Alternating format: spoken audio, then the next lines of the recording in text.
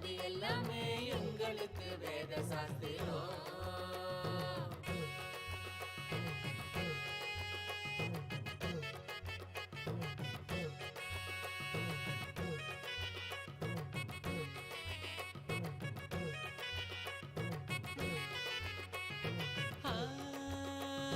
வளருகின்ற எண்ணமோ வாழ்வ சோகமாக்கிடும், ஆழ்ந்து செயல் செய்ய அது மாயமா மறைஞ்சிடும். வளருகின்ற எண்ணமோ வாழ்வ சோகமாக்கிடும், ஆழ்ந்து செயல் செய்ய அது மாயமாய் மறைஞ்சிடும். மீண்டும் உருவாகும் அந்த சக்தி தன்னை தீர்த்திடும், என்ன மறைந்தோட அது ஆன்மீகத்தில் சேர்த்திடும். மீண்டும் உருவாகும் அந்த சக்தி தன்னை தீர்த்திடும், என்ன மறைந்தோட அது ஆன்மீகத்தில் சேர்த்திடும். சக்தி எல்லாம் தேடி வரும், ஞானமும் தான் கூடிவிடும். சக்தி எல்லாம் தேடி வரும், ஞானமும் தான் கூடிவிடும். நித்யானந்தன் சொன்ன சூத்திரம் அது எல்லாமே எங்களுக்கு வேத சாஸ்திரம். நித்யானந்த சொன்ன சூத்திரம் அது எல்லாமே எங்களுக்கு வேத சாஸ்திரம்.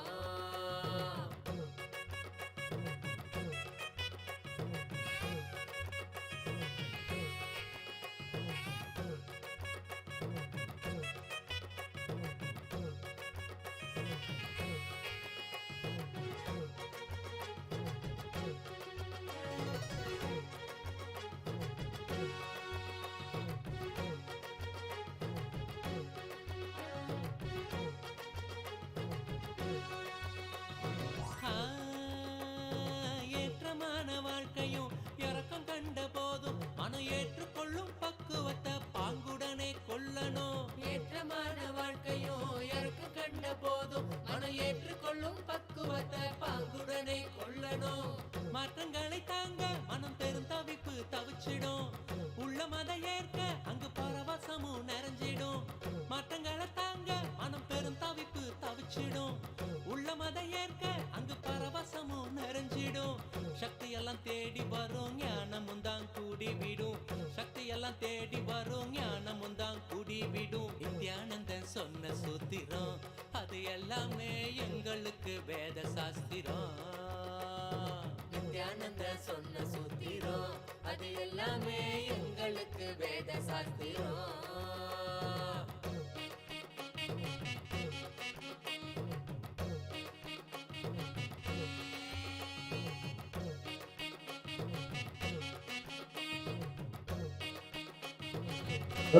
வெளியே முடிக்கணும் சார்.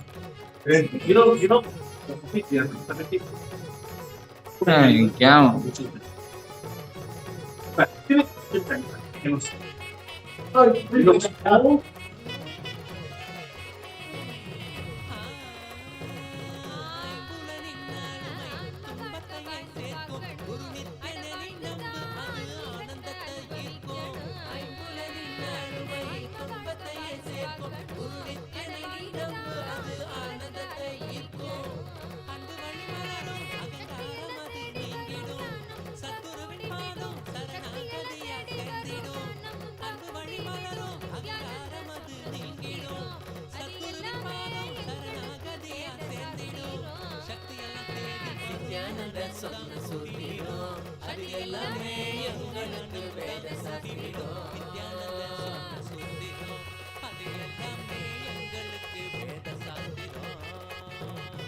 நித்யானந்த சொன்ன சூத்திரம் அது எல்லாமே எங்களுக்கு வேத சாஸ்திரம்.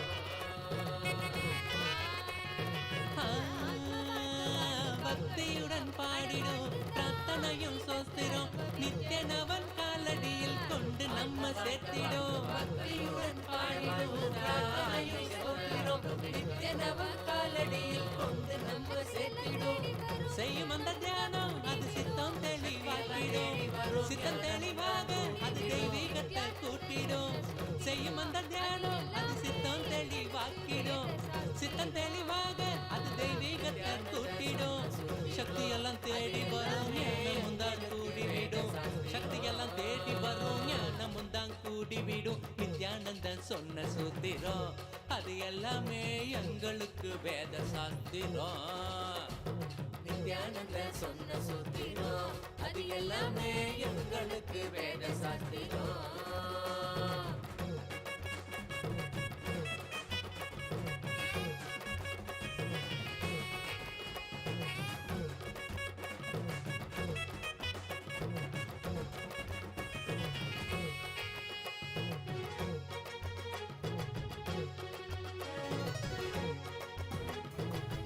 கொண்டிருக்கின்றோம். பகவான் அவர்கள் அவதரித்த சேத்திரமான திருவண்ணாமலையில் இங்கு கைலாசா திருவண்ணாமலையில் இன்றைய தினம் பௌர்ணமி தினத்திற்கு அண்ணாமலையாரை கிரிவலம் சுற்றி வர இருக்கும் பக்தர்கள் ஒவ்வொருவருக்கும் ஔஷத அன்னதானத்தை வழங்குவதற்காக இங்கு கைலாசா திருவண்ணாமலையில் அவர்களுக்கு உணவு சமைத்து வருகின்ற ஒவ்வொரு நபருக்கும் இந்த ஔஷத அன்னதானத்தை தருவதற்காகவே இங்கு மிகவும் சிறப்பான முறையில் அந்த ஏற்பாடுகள் நடந்து கொண்டிருப்பதை நாம் இப்பொழுது கைலாசா திருவண்ணாமலையிலிருந்து நேரலையில் பார்த்து கொண்டிருக்கின்றோம். இங்கு உலகம் முழுவதும் இருந்து பக்தர்கள் இங்கு கைலாசா திருவண்ணாமலைக்கு இங்கு வந்திருந்து அண்ணாமலையாரை கிரிவலம் சுற்றி வருகின்ற பக்தர்கள் ஒவ்வொருவருக்கும் ஔஷத அன்னதான சேவையை வழங்குவதற்காகவே இங்கு உலகம் முழுவதும் இருக்கின்ற கைலாயத்தின் பக்தர்கள் இங்கு ஒன்று கூடியிருக்கின்றனர். கைலாசா மலேசியா நாட்டிலிருந்து வந்திருக்கும் பக்தர்களும் இங்கு திருவண்ணாமலையில் நாளை இந்த அன்னதான சேவை செய்வதற்காகவும் இங்கு முன் ஏற்பாடாக அங்கு வந்திருக்கின்ற ஒவ்வொரு நபர்களையும் வரவேற்று அவர்களுக்கு மிகவும் சிறப்பான முறையில் உணவை சமைத்து தருவதற்காகவே இங்கு ஆனந்த சேவையாளர்கள் இங்கு கூடியிருக்கின்றனர்.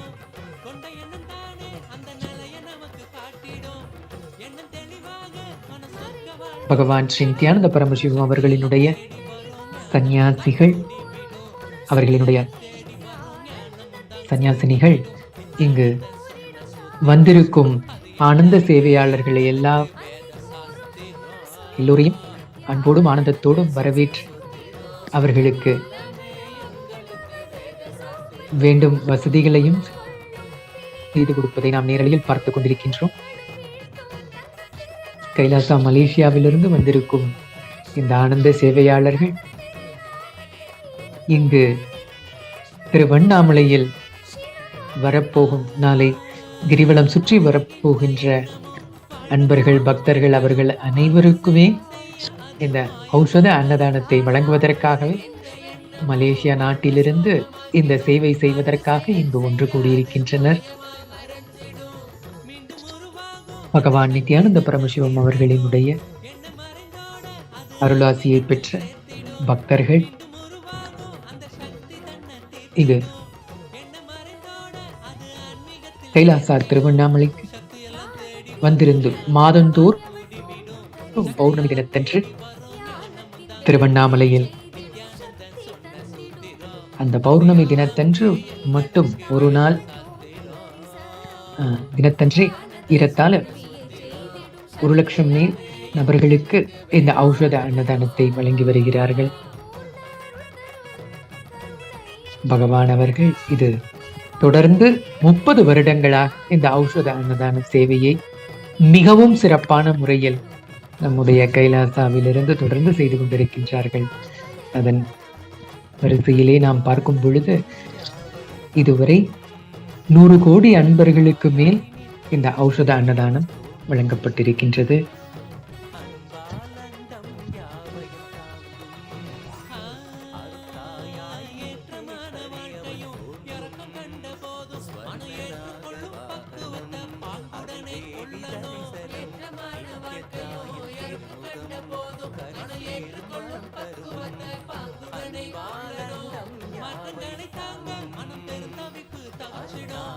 உள்ளமதை ஏற்ற அது பரவசமும் நிறைஞ்சிடும். மற்றங்களை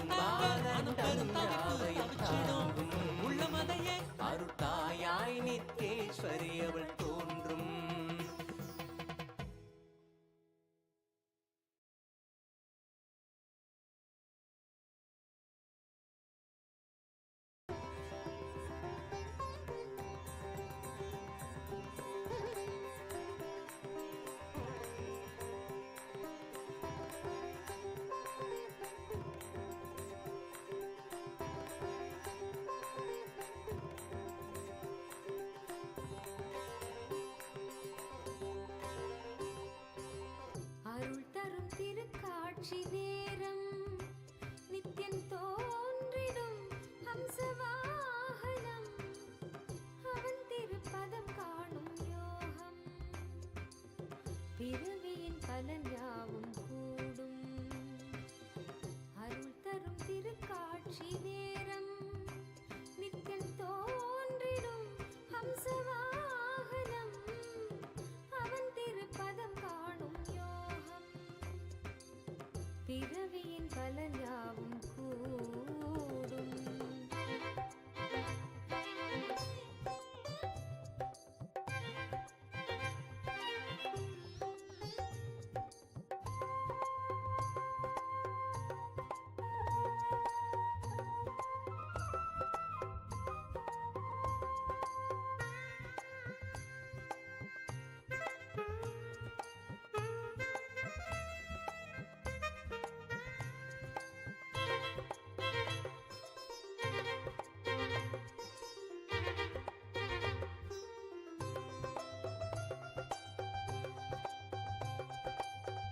கருணை முகம் கொண்டு ஹம்சத்தின் மீதே குருவின் வடிவாய் நித்யன் தோன்றிடும். அழகு திருக்காட்சி புவி மீது கொள்ளும். பிறவி கடல் தாண்ட அருள் தூவிடும். குருவே சரணம் என்று பதம் நாடிடும்.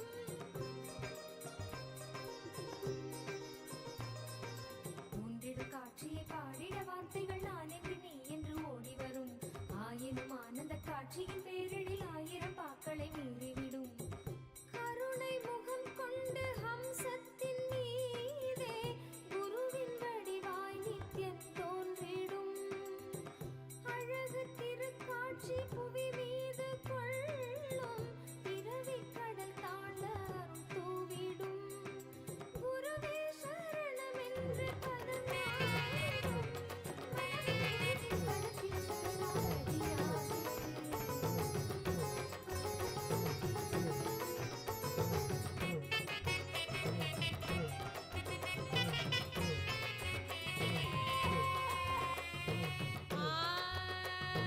ஆன்ம வாழ்க்கை வாழ்ந்து பார்க்கணும். அட வாழ்ந்துதான் நீகத்தை அனுபவிக்கணும். ஆன்ம வாழ்க்கை வாழ்ந்து பார்க்கணும். அட வாழ்ந்துதான் நீகத்தை அனுபவிக்கணும். சக்தியெல்லாம் தேடி வரும் ஞானம் முந்தான் கூடிவிடும். சக்தியெல்லாம் தேடி வரும் ஞானம் முந்தான் கூடிவிடும். நித்யானந்த சொன்ன சூத்திரம் அது எல்லாமே எங்களுக்கு வேத சாஸ்திரம். நித்யானந்த சொன்ன சூத்திரம் அது எல்லாமே எங்களுக்கு வேத சாஸ்திரம்.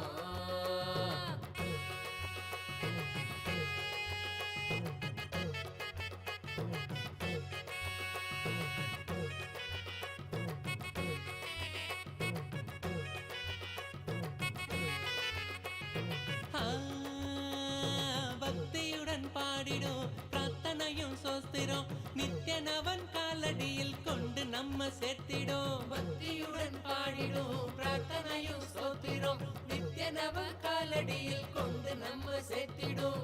செய்யும் அந்த தியானம் அது சித்தம் தெளிவாக்கிடும். சித்தம் தெளிவாக அது தெய்வீகத்தை கூட்டிடும். செய்யும் அந்த தியானம் அது சித்தம் தெளிவாக்கிடும். சித்தம் தெளிவாக அது தெய்வீகத்தை கூட்டிடும். சக்தி எல்லாம் தேடி வரும் ஞானமும் தான் கூடிவிடும். சக்தி எல்லாம் தேடி வரும் ஞானமும் தான் கூடிவிடும். நித்யானந்தன் சொன்ன சூத்திரம் அது எல்லாமே எங்களுக்கு வேத சாஸ்திரம். நித்யானந்தன் சொன்ன சூத்திரம் அது எல்லாமே எங்களுக்கு வேத சாஸ்திரம்.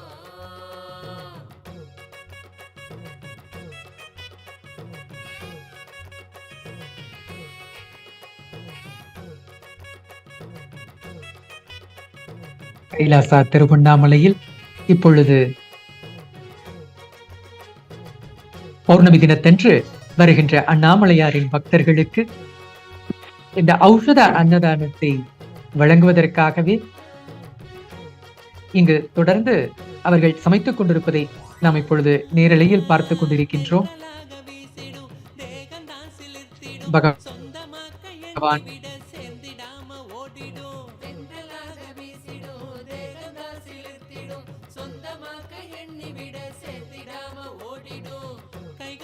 பகவானிடம் நேரடியாக தீட்சை பெற்ற பக்தர்கள் சீடர்கள் இங்கு அவர்களுடைய குரு பக்தியை வெளிப்படுத்தும் விதமாக பகவான் அவர்களுக்கு நன்றி செலுத்தும் விதமாக இங்கு கைலாசா திருவண்ணாமலையில் ஏறத்தாழ 200 நபர்களுக்கு மேல் இங்கு ஒன்று கூடி இங்கு நாளை பௌர்ணமி அன்று வர இருக்கின்ற அண்ணாமலையாரின் பக்தர்கள் ஒவ்வொருவருக்கும் ஔஷத அன்னதானத்தை வழங்குவதற்காகவே இங்கு அவர்கள் தொடர்ந்து சமைத்துக் கொண்டிருப்பதை நாம் இப்பொழுது நேரலையில் பார்க்கின்றோம்.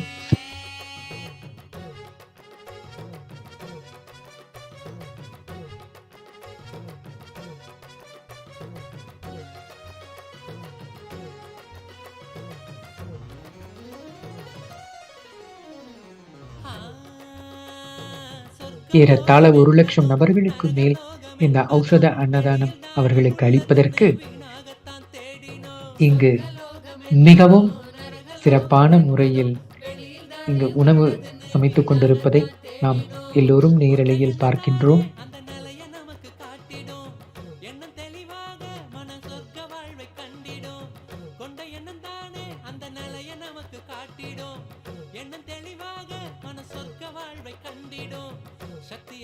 பகவான் அவதரித்த சைத்திரமான திருவண்ணாமலையில் ஒவ்வொரு மாதந்தோறும் பௌர்ணமி தினத்தன்று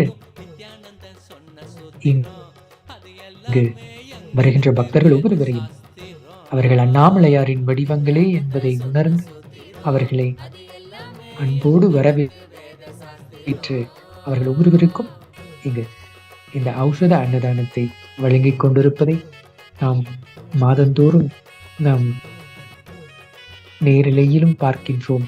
இப்பொழுது அவர்களுக்கு உணவு சமைப்பது இங்கு ஆனந்த சேவையாளர்கள், பகவானின் தீட்சை பெற்ற பக்தர்கள் அவர்களினுடைய ஆனந்தமான இந்த சேவையை நாம் எல்லோரும் நேரலையில் பார்க்கின்றோம்.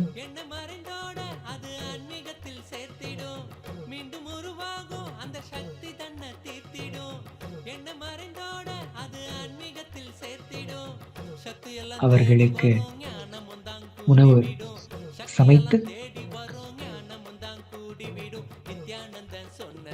வருகின்ற ஒவ்வொரு நபருக்கும் பரிமாறுவதற்காக இப்பொழுது தயாராகி கொண்டிருக்கின்றது.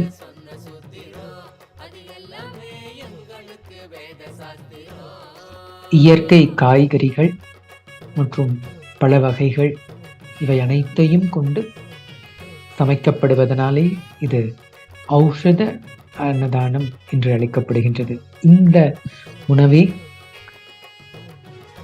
மருந்தாக செயல்படுவதனால் இதை உட்கொள்கின்ற அன்பர்கள் அவர்களுக்கு எல்லா விதமான நோய்களிலிருந்தும் அவர்கள் விடுபட்டு குணமாகி அவர்கள் ஆரோக்கியமான நிலைக்கு வருகின்றார்கள்.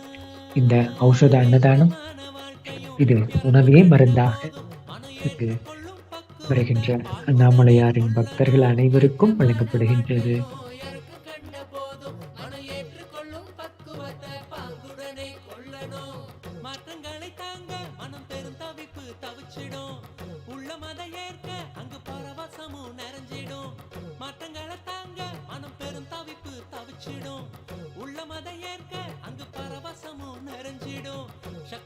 தேடி வரும் ஞானமும் தான் கூடி விடும், சக்தி எல்லாம் தேடி வரும் ஞானமும் தான் கூடி விடும். நித்யானந்தன் சொன்ன சூத்திரம் அது எல்லாம். இந்த ஔஷத அன்னதானம் சமைப்பதற்கான காய்கறிகள் இங்கு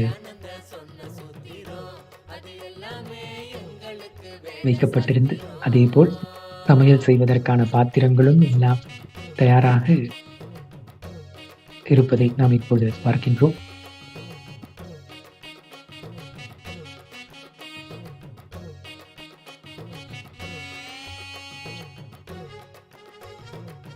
ஔஷத அன்னதானம் செய்வதற்கான காய்கறிகள், கனிகள் இங்கு தூய்மையாக்கப்பட்டு அது சமையலுக்காக இங்கு காய்கறிகளை நறுக்கிக் கொண்டிருக்கின்றனர். இங்கு இன்று இரவு முழுவதும் இந்த ஆனந்த சேவையாளர்களின் அவர்களுடைய அயராத உழைப்பை நாம் நிச்சயமாக பாராட்ட வேண்டும். அவர்களுக்கு நமது நன்றியையும் தெரிவிக்க வேண்டும். ஏனெனில் தொடர்ந்து 24 மணி நேரமும் இடைவிடாது இந்த ஆனந்த சேவையை அவர்கள் செய்வதன் மூலமாகத்தான் 1,00,000 நபர்களுக்கு மேல் இந்த ஔஷத அன்னதானத்தை பெற்று பயன்பெற முடிகின்றது. இவர்களுடைய சேவை நிச்சயம் பாராட்டுதலுக்குரியது. அங்கு பகவானிடம்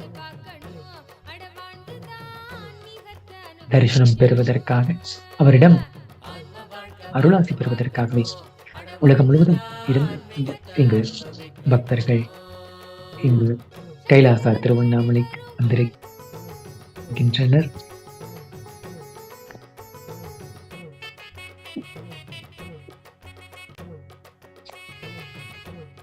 இயற்கை உரங்களிட்டு விளைவிக்கச் செய்த காய்கறிகள் இங்கு உணவு சமைப்பதற்காகவே இங்கு தயாராகி கொண்டிருப்பதை நாம் பார்க்கின்றோம். ஏறத்தாழ 1,00,000 நபர்களுக்கு மேல் நாளை இந்த ஔஷத அன்னதானத்தை பெறப்போகின்றனர்.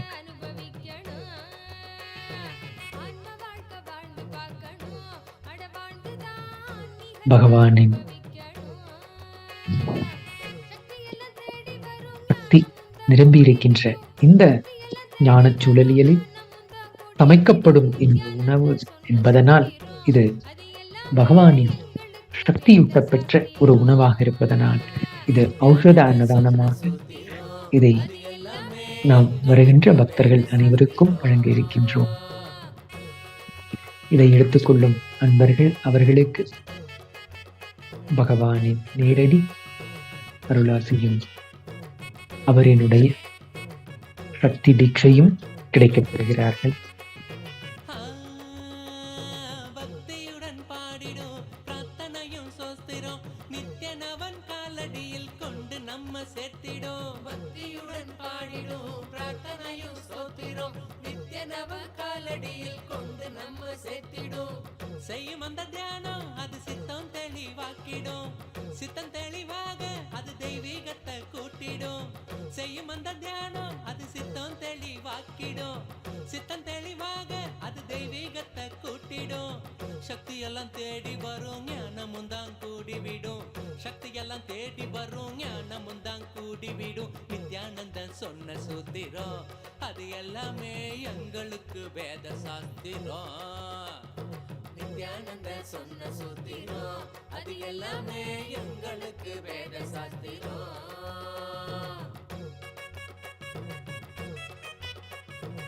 இயற்கை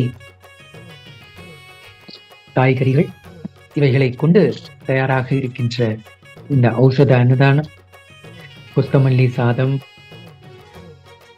புளி சாதம், தூதுவளை, இஞ்சி சட்னி போன்ற இயற்கையான உணவுகள் மக்களுக்கு வழங்குவதனால் இது அவர்களுடைய உடல் ஆரோக்கியத்தை தருகின்ற ஒரு விதமாக இந்த ஔஷத அன்னதானம் இருக்கின்றது. இதனுடைய ஔஷத அன்னதானத்தினுடைய பலன்களை நாம் பார்க்கும் பொழுது வாத, பித்த, கபம் இந்த மூன்றும் சம நிலைக்கு வர செய்கின்றது. இப்பொழுது நாம் நேரலையில் பார்த்து கொண்டிருக்கின்றோம். அங்கு கைலாசா திருவண்ணாமலையில் இந்த ஔஷத அன்னதானத்தை கூடியிருக்கின்ற இங்க ஆனந்த சேவையாளர்கள் அவர்களை திரு கரங்களால் எல்லா விதமான ஏற்பாடுகளையும் அவர்களே செய்கிறார்கள். அவர்கள் மக்கள் வருபவர்களுக்கு தண்ணீர் வழங்குதல், அவர்களுக்கு எல்லா விதமான வசதிகளையும் செய்து கொடுப்பதற்காகவே அவர்களுக்கு மின்சார வசதி மற்றும் அவர்களுக்கு குடிநீர் வசதி தொடர்ந்து 24 மணி நேரமும் அங்கு கிடைக்கச் செய்ய இங்கு ஆனந்த சேவையாளர்கள் இருந்து அவர்களே எலக்ட்ரிக்கல் வேலைகளையும் அதேபோல் பிளம்பிங் வேலைகளையும் மிகவும் ஸ்ரத்தையோடு அவர்களே செய்து கொண்டிருப்பதை பார்க்கின்றோம். இந்த பகவான் ஸ்ரீ நித்யானந்த பரமசிவம் அவர்களின் கடின உழைப்பின் வெளிப்பாடே இந்த கைலாசம். தொடர்ந்து பகவான் அவர்களினுடைய 30 வருடம் கடின உழைப்பின் வெளிப்பாடுதான் இங்கு கைலாசா இப்பொழுது ஒரு மிகப்பெரிய தேசமாக உருவாக்கி இருக்கின்றது. இங்கு திருவண்ணாமலை கைலாயத்தில் பகவான் அவர்கள் உருவாக்கும் பொழுது அதன் நோக்கத்தை பகவான் அவர்கள் சொன்னது, இங்கு திருவண்ணாமலையில் அண்ணாமலையாரை தரிசிக்க வருகின்ற பக்தர்கள் ஒவ்வொருவருமே அண்ணாமலையாரின் வடிவங்களாகவே அவர்களை வணங்கி அவர்களை வரவேற்று அவர்கள் ஒவ்வொருவருக்கும் இந்த ஔஷத அன்னதானத்தை சேவையை அவர்களுக்கு வழங்க வேண்டும் என்றுதான், அதுதான் இந்த கைலாசா திருவண்ணாமலையின் நோக்கம் என்பதை பகவான் அவர்கள் தெரிவித்திருந்தார்கள். அந்த நோக்கம் நிறைவேறும் விதமாக தொடர்ந்து ஒவ்வொரு பௌர்ணமி தோறும் இங்கு கைலாசா திருவண்ணாமலையில் 1,00,000 நபர்களுக்கு மேல் இந்த ஔஷத அன்னதானத்தை பகவான் அவர்கள் வழங்கிக் கொண்டிருக்கிறார்.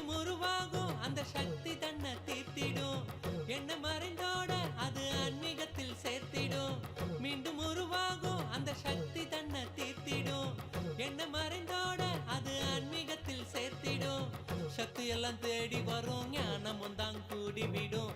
சக்தி எல்லாம் தேடி வரும் ஞானமும் தான் கூடிவிடும். நித்யானந்தன் சொன்ன சூத்திரம் அது எல்லாமே எங்களுக்கு வேத சாஸ்திரம். நித்யானந்தன் சொன்ன சூத்திரம் அது எல்லாமே எங்களுக்கு வேத சாஸ்திரம்.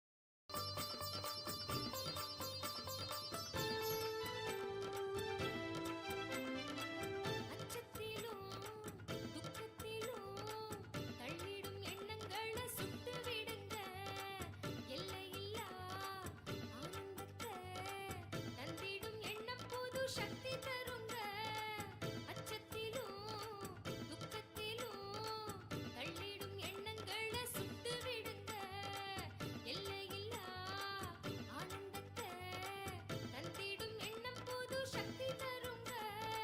நித்ய சொன்னாரு சக்தி தந்தாரு, நித்ய சொன்னாரு சக்தி தந்தாரு. நித்யானந்தன் சொன்ன வேதம் வாழ்வின் நிலை எத்தி விடும். சத்தியத்தை கொஞ்சம் கேளுங்க, அட கேளுங்க, சத்தியத்தை கொஞ்சம் கேளுங்க.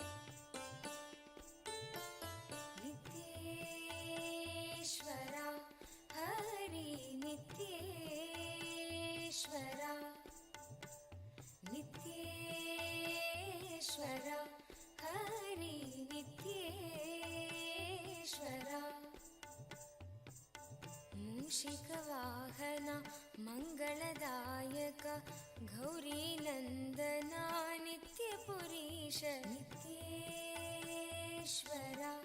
हरि नित्येश्वरा नित्येश्वरा हरि नित्येश्वरा मुक्ति प्रदायका विघ्न विनाशका सिद्धि विनायका नित्य पुरीश नित्येश्वरा हरि नित्येश्वरा नित्येश्वरा हरि नित्येश्वरा गंगाधर हरा हे परमेश्वरा जय जगदीश्वरा नित्य पुरीश नित्येश्वरा हरि नित्येश्वरा नित्येश्वरा हरि नित्येश्वरा शिव शक्तीश्वरा श्रीशैलेश्वरा शंभो शंकरा नित्य पुरीश नित्येश्वरा हरि नित्येश्वरा नित्येश्वरा हरि नित्येश्वरा माधव मुरहरा मधुर मनोहर गिरिधर नागरा नित्य पुरीश नित्येश्वरा हरि नित्येश्वरा नित्येश्वरा हरि नित्येश्वरा अभय प्रदायक आनंददायक भक्त उदायक नित्य पुरीश नित्येश्वरा हरि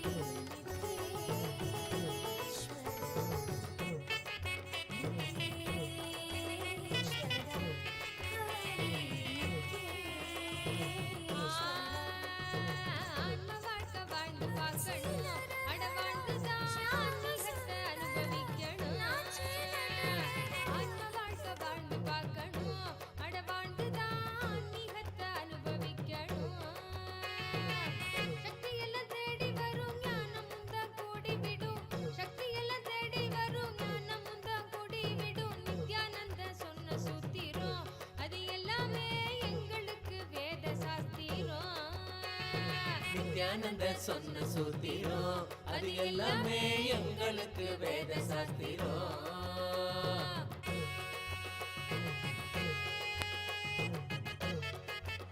கைலாசா திருவண்ணாமலையிலிருந்து இப்பொழுது ஆனந்த சேவையாளர்கள் ஔஷத அன்னதானத்தை தயார் செய்து கொண்டிருப்பதை நாம் இப்பொழுது நேரலையில் பார்த்துக் கொண்டிருக்கின்றோம். இங்கு பகவானிடம் நேரடியாக தீட்சை பெற்ற சன்னியாசிகள், சன்னியாசினிகள் மற்றும் அவருடைய பக்தர்கள், சீடர்கள் அவர்களுடைய பக்தி உணர்வோடும் ஆனந்தத்தில் இங்கு தொடர்ந்து ஔஷத அன்னதானத்தை 10 லட்சம் 1 லட்சம் நபர்களுக்கு மேல் கிடைப்பதற்காக இங்கு மிகவும் சிறப்பான முறையில் சமைத்துக் கொண்டிருக்கிறார்கள். அவர்கள் சமைத்துக் கொண்டிருக்கும் இந்த காட்சி தான் நாம் இப்பொழுது நேரடியில் பார்த்துக் கொண்டிருக்கின்றோம். நாளைய தினம்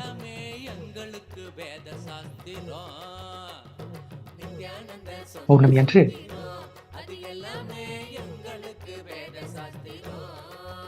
உலகம் முழுவதும் இருந்து வர இருக்கின்ற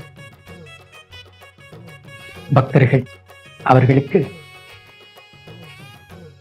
அண்ணாமலையாரை சுற்றி கிரிவலம் வருகின்ற பக்தர்கள் அவர்களுக்கு இந்த ஔஷத அன்னதானத்தை மிகவும் சிறப்பான முறையில் அவர்களுக்கு வழங்க இப்பொழுது அதற்கான சமையல் நடந்து கொண்டு இருப்பதை நாம் இப்பொழுது நேரடி காட்சியாக பார்க்கின்றோம்.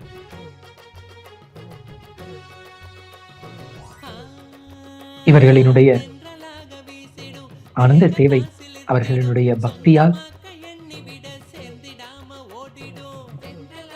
பகவானுக்கு அவர்கள் தெரிவிக்கும் பக்தியே இந்த ஆனந்த சேவை. தொடர்ந்து நாள் முழுவதும் இடைவிடாது அவர்களுடைய கடின உழைப்பு இந்த ஔஷத அன்னதானம் இப்பொழுது தயாராகி கொண்டிருக்கின்றது.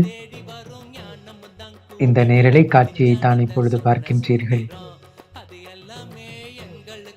இந்த உணவு பகவான் அவர்களினுடைய சாநித்தியத்தில் பகவானிடமிருந்து தீட்சை பெற்ற சன்னியாசிகள் அவர்கள் திருக்கரங்களால் இந்த ஔஷத அன்னதானம் அமைக்கப்படுவதனாலேயே இது மிகவும் சக்தி வாய்ந்த ஒரு உணவாக நம் எல்லோருக்கும் வழங்கிக் கொண்டிருக்கிறார்கள். இவர்களினுடைய தியாகமும் ஸ்ரத்தையான இந்த உழைப்பும் தான் நாளை வருகின்ற பக்தர்கள் எல்லோருக்கும் ஔஷத அன்னதானத்தை வழங்குவதற்கான நிச்சயமாக இவர்களுக்கு நாம் பாராட்டுதல்களையும் நன்றியையும் தெரிவிக்க வேண்டியது நம்முடைய பொறுப்பாகும்.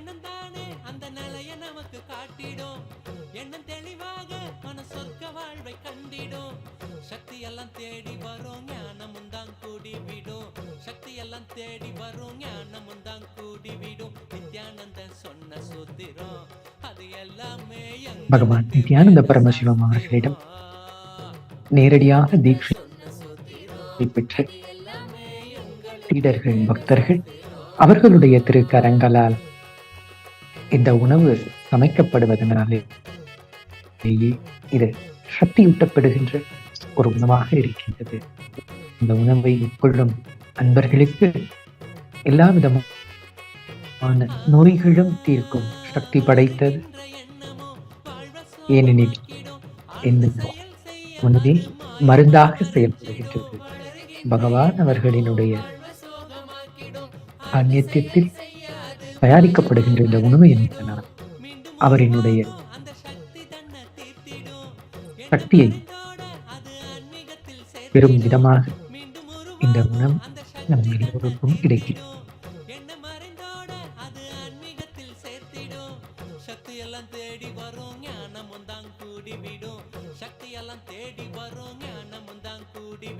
நித்யானந்தன் சொன்ன சூத்திரம் அது எல்லாமே எங்களுக்கு வேத சாஸ்திரம். நித்யானந்தன் சொன்ன சூத்திரம் அது எல்லாமே எங்களுக்கு வேத சாஸ்திரம்.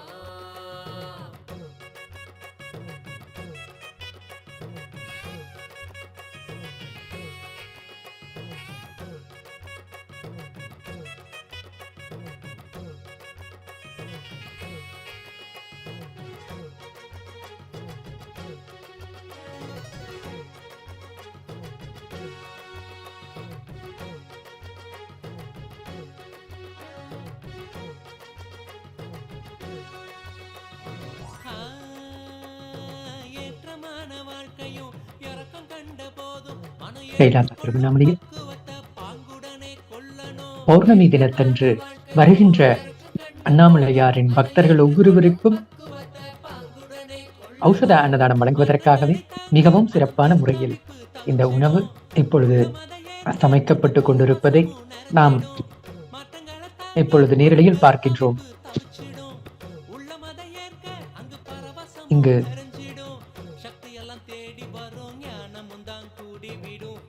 வந்திருக்கின்ற ஆனந்த சேவையாளர்கள் அவர்களினுடைய ஆனந்தமான இந்த சேவை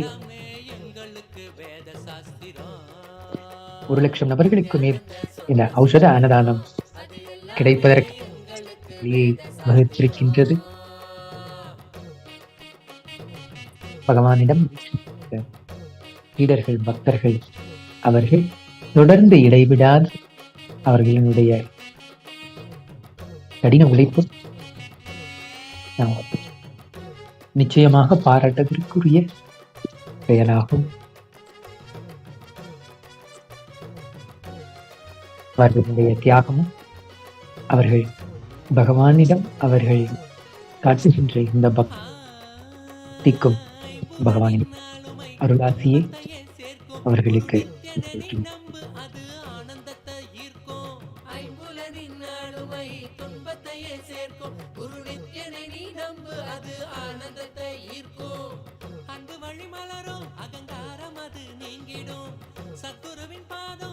ஒவ்வொரு வகையான சாதங்களும் இப்பொழுது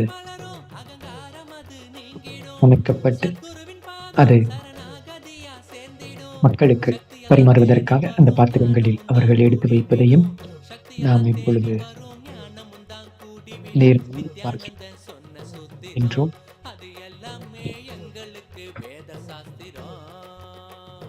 நித்யானந்த சொன்ன சூத்திரம் அது எல்லாமே எங்களுக்கு வேத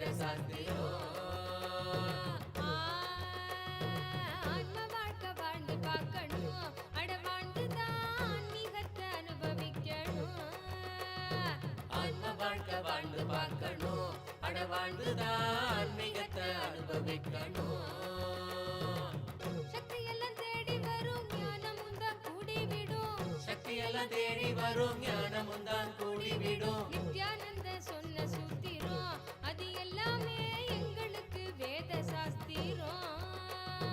நித்யானந்த சொன்ன சூத்திரம் அது எல்லாமே எங்களுக்கு வேத சாஸ்திரம்.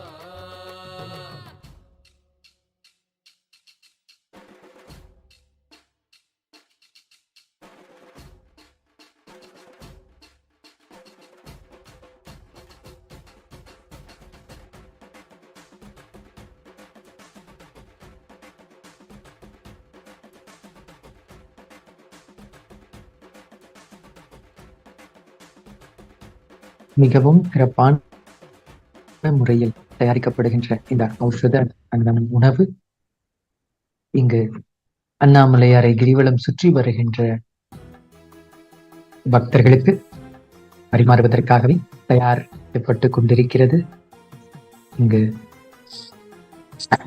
ஆனந்த சேவையாளர்கள் அவர்கள் ஒவ்வொருவரும் மிகுந்த தியாக உணர்வோடும் பக்தி உணர்வோடும் அவர்கள் காய்கறிகளை நறுக்கி உணவை சமைப்பதற்காக தயார் செய்து கொடுக்கின்றனர்.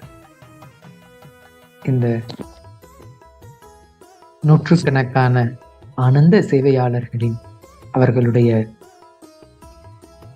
கடின உழைப்புதான் நம் எல்லோருக்கும் நாளைய தினம் பௌர்ணமி தினத்தன்று இந்த ஔஷத அன்னதானம் நமக்கு கிடைக்கச் செய்கின்றது.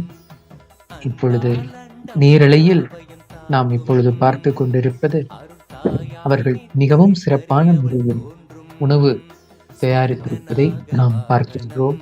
அதில் தேவி தரிசனம் நித்யதாயின் திருமுகம் கரை சேரும் வரம் தரும் அன்பாலண்டம் யாவையும் தாங்கும் அருட்டாயாய் நித்தேஸ்வரி அவள் தோன்றும் அன்பாலண்டம் யாவையும் தாங்கும் அருட்டாயாய் நித்தேஸ்வரி அவள் தோன்றும் ஸ்வர்ண நாகவாகனம் அதில் தேவி தரிசனம் நித்யதாயின் திருமுகம் கரை சேரும் வரம் தரும் அன்பாலண்டம் யாவையும் தாங்கும் அருட்டாயாய் நித்தேஸ்வரி அவள் தோன்றும்.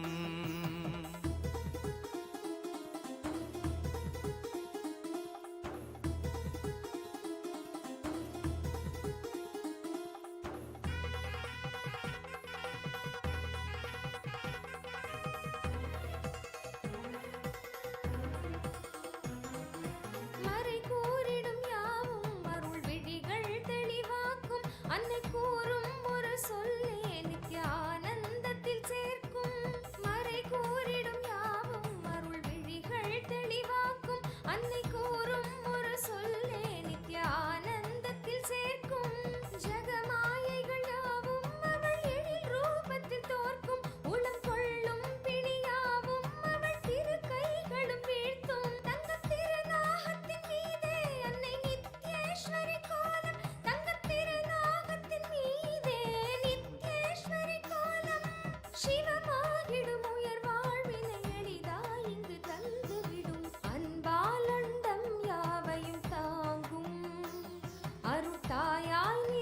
நித்யேஸ்வரி அவள் தோன்றும்.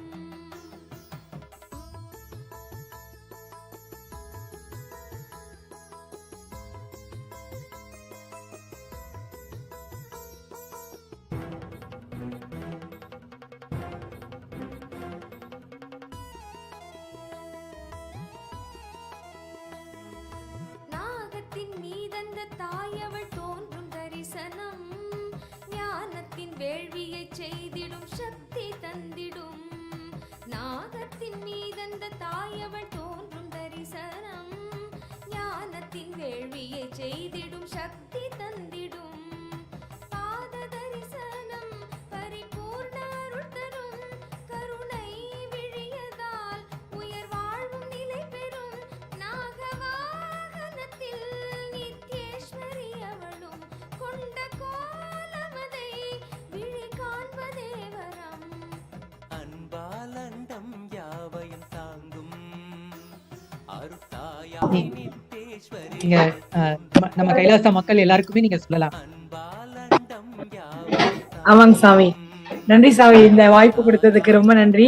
நித்யானந்தம், நான் சென்னையில இருந்து அண்ணன் ஞானானந்தா அம்மா பேசுறேன். நாங்க மாசம் மாசம் பௌர்ணமி சர்வீஸ்க்கு இங்க வந்துருவோம். ரொம்ப ஆனந்தமா இருக்கும். இப்ப இந்த வாட்டி வந்து என்ஜிபில சாமியோட ஜென்மம், சாமி பிறந்த வீட்டுல இந்த இடத்துல நாங்க சேவை செய்யறது எங்களோட மிகப்பெரிய பாக்கியமா நான் நினைக்கிறேன். எப்படி சொல்றது, சாமிஜி வந்து இங்க எங்க கூட இருந்து எங்களுக்கு ஒரு அவங்கதான் இது பண்றாங்க, நாங்க பண்றோம்ன்ற அந்த ஃபீலே இல்லை எங்களுக்கு. நாளைக்கு காலையில பௌர்ணமி ஸ்டார்ட் ஆகுறதுனால நைட்டே மக்கள் நிறைய பேர் வராங்க. காலையில இருந்து அன்னதானம் கண்டினியூவா போயிட்டே தான் இருக்கு. அதே மாதிரி இப்ப நைட்டு மறுபடியும் நாளை காலையில பௌர்ணமி ஸ்டார்ட் ஆகி நாளன்னைக்கு காலையில வரைக்கும் கண்டினியூவா நாங்க அன்னதானம் வந்து சர்வீஸ் பண்ணிட்டே இருக்கோம், கொடுத்துட்டே இருக்கோம். இங்க வந்து நாங்க வெஜிடபிள்ஸ் எல்லாம் கட் பண்ணி கொடுத்துட்டு இருக்கோம். மாசம் மாசம் வந்து இந்த சேவை செய்யறதுனால எங்களுக்கு கிடைச்ச பலன் என்ன அப்படின்னு சொன்னா, ரொம்ப மகிழ்ச்சியா ஆனந்தமா இருக்கும். எந்த விதமான பிரச்சனை இருந்தாலும் அதை வந்து சாமி கிட்ட ஒப்படைச்சிட்டு நாங்க பாட்டு ஆனந்தமா சேவை பண்ணிட்டு இருக்கோம்.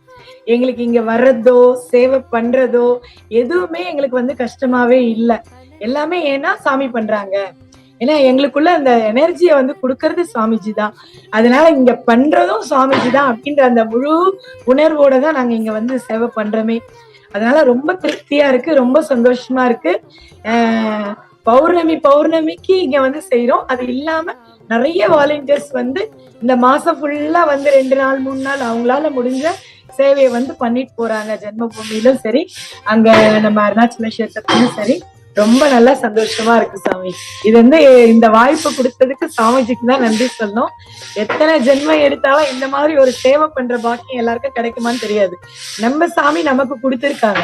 இதை வந்து நாம கரெக்டா பயன்படுத்திக்கணும். எல்லா மக்களும் வந்து இங்க வந்து சேவை செய்யணும். அந்த எனர்ஜி மெயினா வந்து இங்க நாங்க தான் செய்யறோம் அப்படின்ற ஃபீலே இல்லை. சாமி உட்காந்து செய்யறாங்க.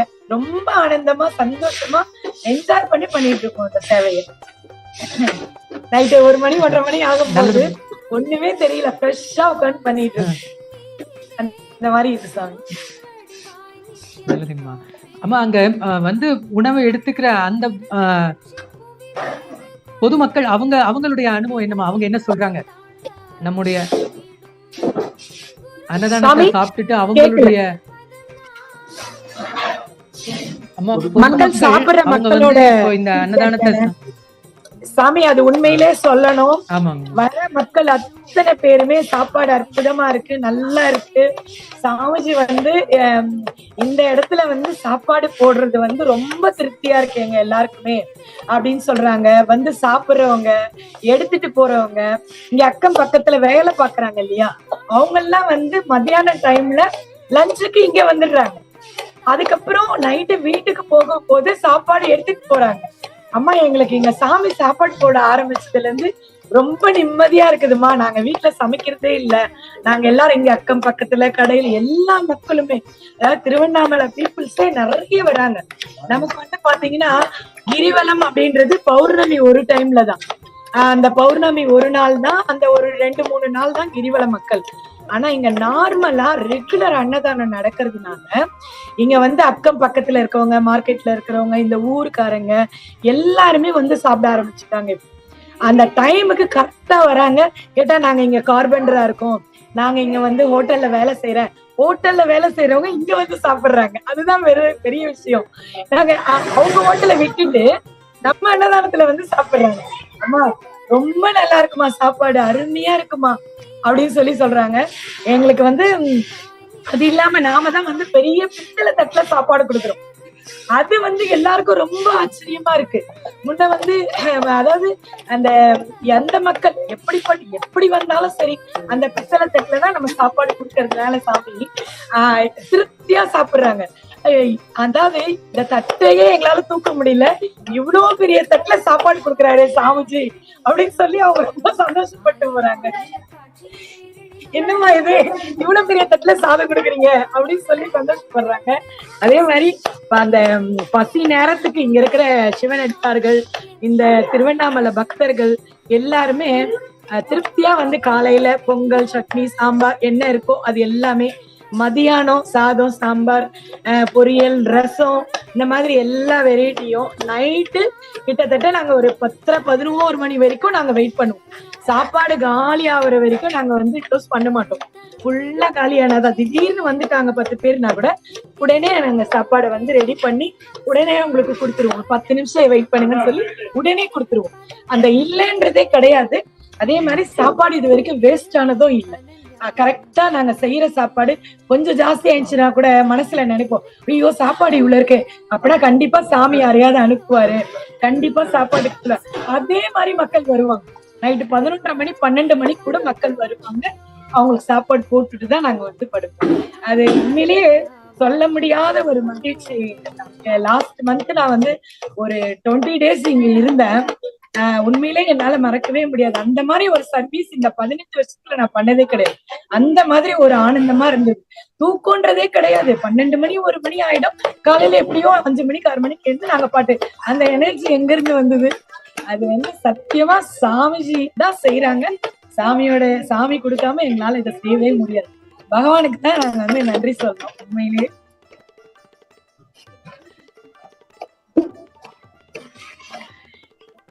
நல்லதுமா. உங்களுடைய அனுபவத்தை பகிர்ந்துக்கிட்டீங்கம்மா, ரொம்ப நல்லது. நம்ம இதே போல இன்னும் தொடர்ந்து நிறைய மக்களுக்கு பகவான் சொல்லுகின்ற இந்த சத்தியத்தையும் நீங்க சொல்லி அவங்களுக்கு இந்த அன்னதானத்தை கொடுக்கும் பொழுது சுவாமிஜி இப்ப உங்களுக்கு எல்லாம் என்ன கொடுத்திருக்காரோ அந்த சத்தியத்தையும் அவர் கொடுக்கிற அந்த தியான சிகிச்சையும் நீங்க தொடர்ந்து செய்வீங்க. அதை பத்தியும் நீங்க இப்ப சொல்லலாமா? ஆமாங்க சாமி. இப்ப சாமிஜி நடத்துற யோகம் வகுப்பு, அதுக்கப்புறமா நம்மளோட ஏஎஸ்பி கிளாஸ், இந்த மாதிரி எங்கெங்க என்னென்ன நடக்குது, ஆன்லைன் கிளாஸுங்க, இத பத்தியும் வந்து மக்கள் கேட்பாங்க. சாமிஜியோட அந்த போட்டோஸ் எல்லாம் மாட்டியிருக்கோம் இல்லையா நம்ம உள்ள, அது எல்லாமே பார்த்துட்டு கேட்பாங்க. அது எல்லாத்துக்குமே வந்து நம்ம மக்கள் எக்ஸ்பிளைன் பண்ணி, அவங்களுக்கு எல்லாமே கெஸ்ட் யார் வந்தாலும் அவங்களுக்கு எல்லாருக்கும் எக்ஸ்பிளைன் பண்ணி, கேட்கறவங்களுக்கு கண்டிப்பா நாங்க அதை சொல்லாம அனுப்ப மாட்டோம், எல்லாருக்கும் சொல்லுவோம். அதை பத்தி நாங்க, அதாவது சிலர் வந்து சாப்பிட்டுட்டு பேசாம போயிடுவாங்க, சிலர் வந்து இது எப்படிமா என்னன்னு கேட்பாங்க. அப்ப அந்த மாதிரி டைம்ல நாங்க வந்து அவங்களோட கான்டாக்ட் நம்பரு எல்லாம் வாங்கி வச்சு அவங்களுக்கு என்ன பதில் சொல்லணுமோ அதை வந்து சாமிஜி கிளாஸ் பத்தி, எல்லாத்தையும் பத்தி, நம்ம பண்ற பூஜைகள் எல்லா பத்தியும் நாங்க வந்து சொல்லி அனுப்போம்.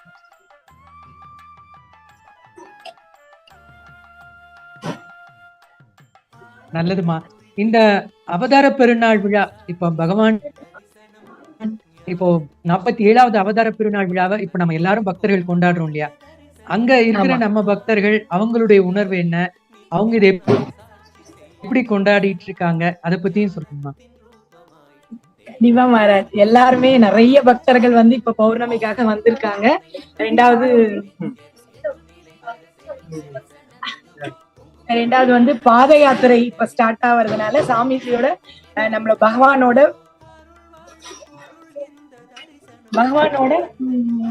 பிறந்த நாளுக்கு இப்ப விழா வர்றது இல்லைங்களா, அதுக்காக மக்கள் எல்லாருமே நிறைய பேர் வந்திருக்காங்க. பாத யாத்திரைக்காக நிறைய பேர் வந்து பாத யாத்திரை பண்ண போறாங்க.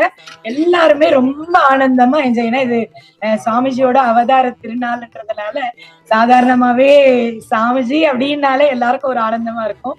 இப்ப சாமிஜியோட பிறந்த நாள் அப்படின்னும் போது இன்னும் அதை ரெட்டிப்பா எல்லாருமே விழா மாதிரி கொண்டாடிட்டு இருக்காங்க. நிறைய பேர் பாத யாத்திரைக்காக வந்திருக்காங்க. அவங்க எல்லாருமே இப்ப பௌர்ணமி சேவா முடிச்சுட்டு பாத யாத்திரை அவங்க எல்லாமே போற மாதிரி இருக்காங்க. நல்லா என்ஜாய் பண்றோம். வேற எல்லாம் வந்திருக்கவங்க அத்தனை மக்களும் உணர்வு ரீதியா எல்லாருமே நல்லா அந்த விழாவை கொண்டாட போறோம், பிறந்த நாள் விழாவை. நல்லதுமா. தொடர்ந்து இப்போ நீங்க நாளைக்கும் இங்கிருந்து சேவை பண்ற பக்தர்கள் அவங்களுக்கு எல்லாத்துக்குமே உங்களுடைய அனுபவத்தை நல்லா பகிர்ந்துக்கணும்மா. நல்லது. நன்றிங்க. ரொம்ப நன்றி. தொடர்ந்து கண்டினியூவா நாளைக்கு நைட் ஃபுல்லா நாங்க சாப்பாடு போட போறோம். நாளன்னைக்கு காலையில பௌர்ணமி. அப்படியே கண்டினியூவா நித்யா சொல்லியிருக்காரு இல்லையா சாமிஜி, அதனால அது அப்படியே நித்திய அன்னதானமா போயிட்டே இருக்கு. அன்னதானம் போயிட்டே இருக்கு.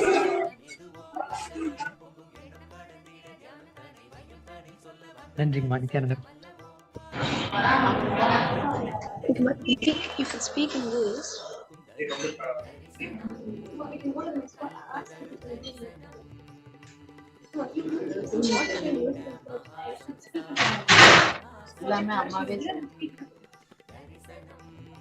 திருவண்ணாமலையிலிருந்து அங்கு ஆனந்த சேவையாளர்கள் அவர்கள் ஆனந்தத்தோடு அவர்கள் தொடர்ந்து சேவை செய்து கொண்டிருப்பதோடும் அங்கு வருகின்ற பக்தர்கள் அவர்கள் அடைந்த அந்த ஞான அனுபவத்தை அவர்கள் மற்ற எல்லோருக்கும் பகிர்ந்து அளித்திருக்கிறார்கள் என்பதை நம்மோடு பகிர்ந்தார்கள்.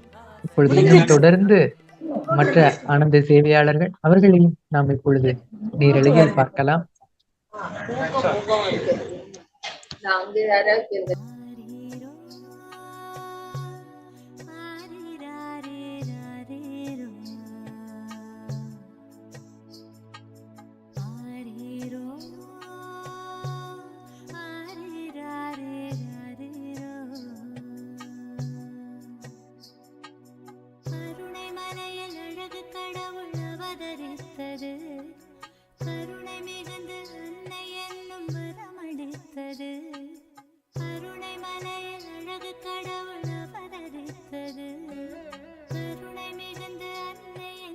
கைலாசா திருவண்ணாமலையில்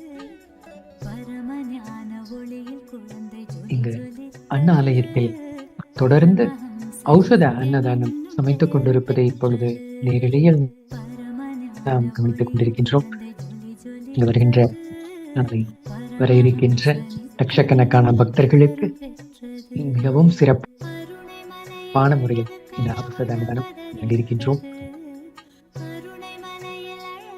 இங்கு கைலாசா திருவண்ணாமலையில் பகவான் அவர்கள் அவதரித்த சேத்திரமான ஸ்ரீ நித்யானந்த ஜென்மபூமியில் பகவான் அவர்கள் உடைய பாதம் பட்டு தொடர்ந்து 17 வருடங்கள் அவருடைய பாதம் பட்டு சக்தியூட்ட பெற்ற ஸ்தலமாக இன்று கைலாயத்தில் இருக்கின்ற நம் எல்லோருக்கும் இது ஒரு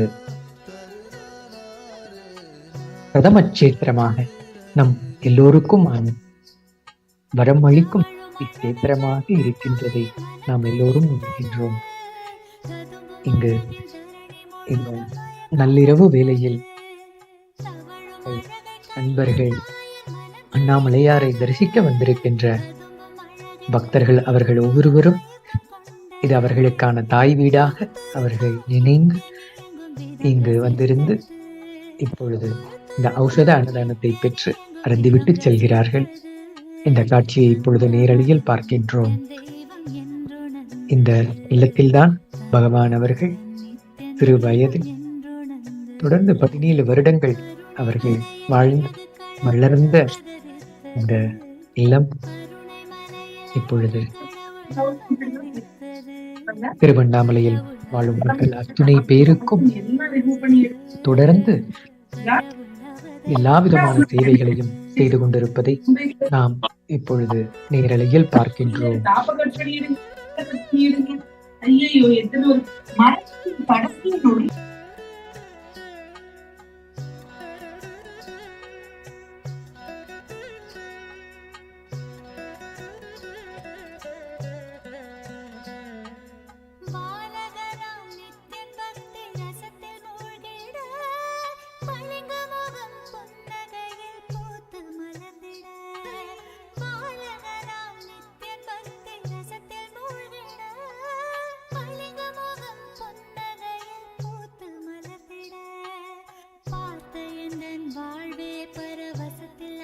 பகவான் நித்யானந்த பரமசிவம் அவர்கள் அவதரித்த சித்திரமாம் திருவண்ணாமலையில்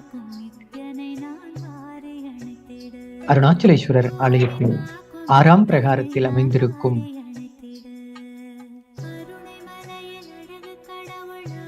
ஸ்ரீ நித்யானந்த ஜென்மபூமி, இங்குதான் பகவான் அவர்கள் பிறந்து அவர்கள் வளர்ந்து வாழ்ந்த இல்லம்.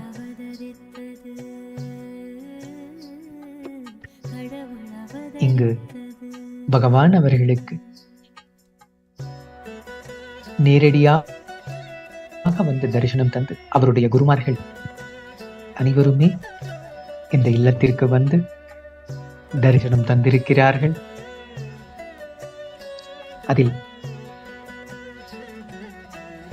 முதன்மையான குருவான் பகவான் ஸ்ரீ நித்யானந்த பரமசிவம் அவர்களின் குருநாதர், நம் எல்லோருக்குமான பரமகுரு, பரமசிவ பரம்பொருளின் வடிவான அருணகிரி யோகீஸ்வர பெருமான் அவர்கள் பகவான் அவர்கள் 9 வயதில் அவர்களுக்கு தரிசனம் தந்து இங்கு வந்திருந்ததால் தினந்தோறும் திருவண்ணாமலை ஆலயத்தில் கர்ப்ப மந்திருக்கு பின்புறம் இருக்கும் அருணகிரி யோகீஸ்வரர் மண்டபத்தில் எழுந்தருளி பகவானுக்கு தரிசனம் தந்தார்கள். அந்த இடத்தில் தரிசனம் தந்து 9 மாதங்கள் தொடர்ந்து பகவான் அவர்களுக்கு எல்லா விதமான சக்திகளையும் தீட்சைகளையும் அளித்தார்கள். அவர் இங்கு நேரிலே வந்திருந்து பகவான் பிறந்த இல்லமான ஸ்ரீ நித்யானந்த ஜென்மபூமிக்கு வந்திருந்து தரிசனம் தந்திருக்கின்றார். இந்த ஸ்ரீ நித்யானந்த ஜென்மபூமியில் பகவானினுடைய குருமார்கள் அனைவருமே வந்திருந்து இங்கு பகவானுக்கு தரிசனம் தந்து அவர்களுக்கு எல்லா விதமான பயிற்சிகளையும் அளித்திருக்கிறார்கள்.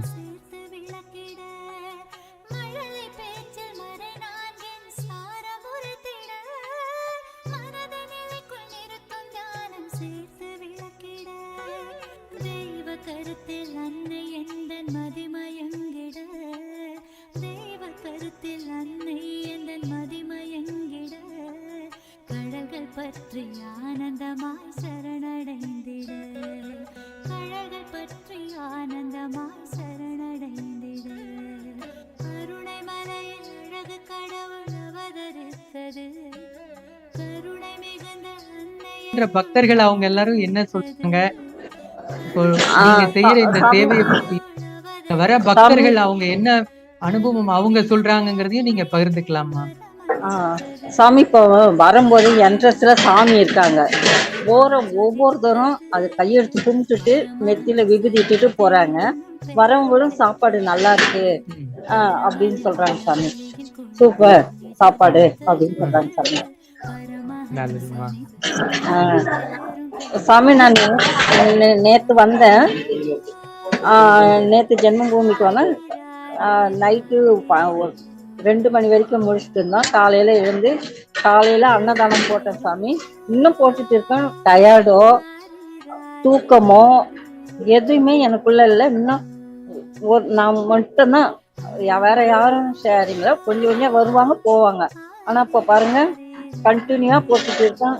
எந்த ஒரு டயர்டு சோர்வோ எதுவுமே இல்லை. ஆனா எனர்ஜி இருந்துகிட்டே இருக்கு. இன்னும் சாப்பாடு போடணும் அந்த உணர்வு இருந்துகிட்டே இருக்கு. படுக்கவே அந்த தூக்கமே வரல சாமி. சாமி கேக்குதுங்களா? நல்லதுமா, ரொம்ப நல்லதுமா. நீங்க செய்யற இந்த சேவை கட்டாயமா பகவான் அவர்களுடைய நிச்சயமா அவருடைய அருளாசி கட்டாயம் இருக்குமா உங்களுக்கு? நன்றி சாமி. சாமிஜியினுடைய ஆசீர்வாதம் உங்களுக்கு முழுமையா கிடைக்குமா? நன்றி சாமி, நன்றி. இப்போ உங்களுக்கு சுவாமி கிட்ட இருந்து உங்களுக்கு கிடைச்ச அனுபவத்தையும் சொல்லலாம். நீங்க பகவான்கிட்ட தியானம் வகுப்பு அட்டன் பண்ணி இருப்பீங்க. ஆமா சாமி. அதன் மூலமா உங்களுக்கு கிடைச்ச அனுபவம்? சாமி நான் கம்ப்ளீட் பண்ணிக்கிறேன் சாமி. சாப்பாடு போட்டுட்டு இருக்கேன்னா அதனால சாமி வந்து இப்ப அதாங்கம்மா நான் இப்போ அவங்களுக்கு நம்ம இப்ப சேவை பண்றது ஆனந்த வேதம் எங்க நித்யானந்தன் சொன்ன வேதம் ஞானத்தையும் தந்து விடுங்க தந்து நம்ம தெய்வீகமா மாத்தி விடுங்க நித்யானந்தன் சொன்ன வேதம் வாழ்வின் நிலை ஏத்தி விடும் சத்தியத்தை கொஞ்சம் கேளுங்க அட கேளுங்க சத்தியத்தை கொஞ்சம் கேளுங்க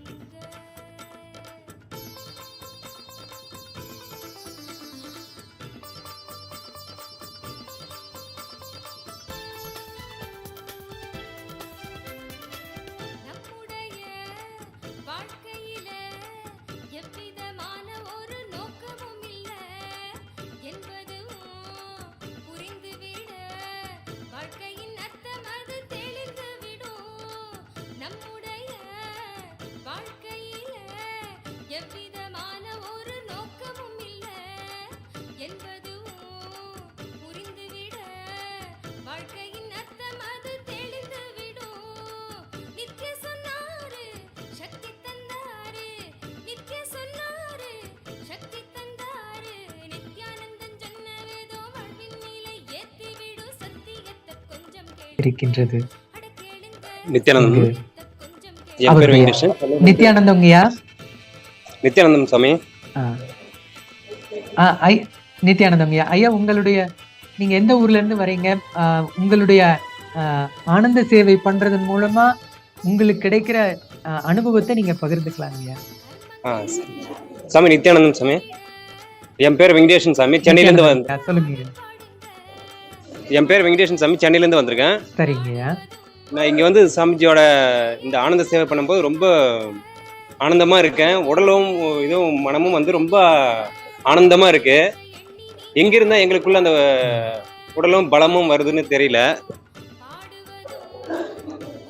அது மாதிரி வரக்கிற பக்தர்கள் எல்லாரையும் வந்து அண்ணாமலையாரையே பார்க்க முடியுது.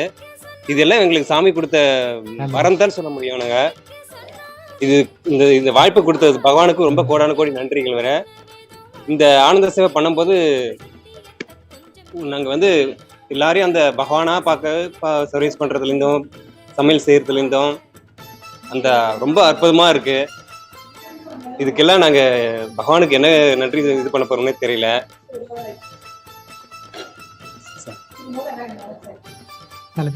ஐயா, நீங்க அங்க வீட்டுல இருக்கும் போது வேலை செய்யறதுக்கும் இங்க வந்து சேவை பண்ணும் போது உங்களுக்கு என்ன வீட்டுல ஒரு சொம்பு டம்ளர்ல தண்ணி கூட நான் கூட பண்ண மாட்டேன் சாமி.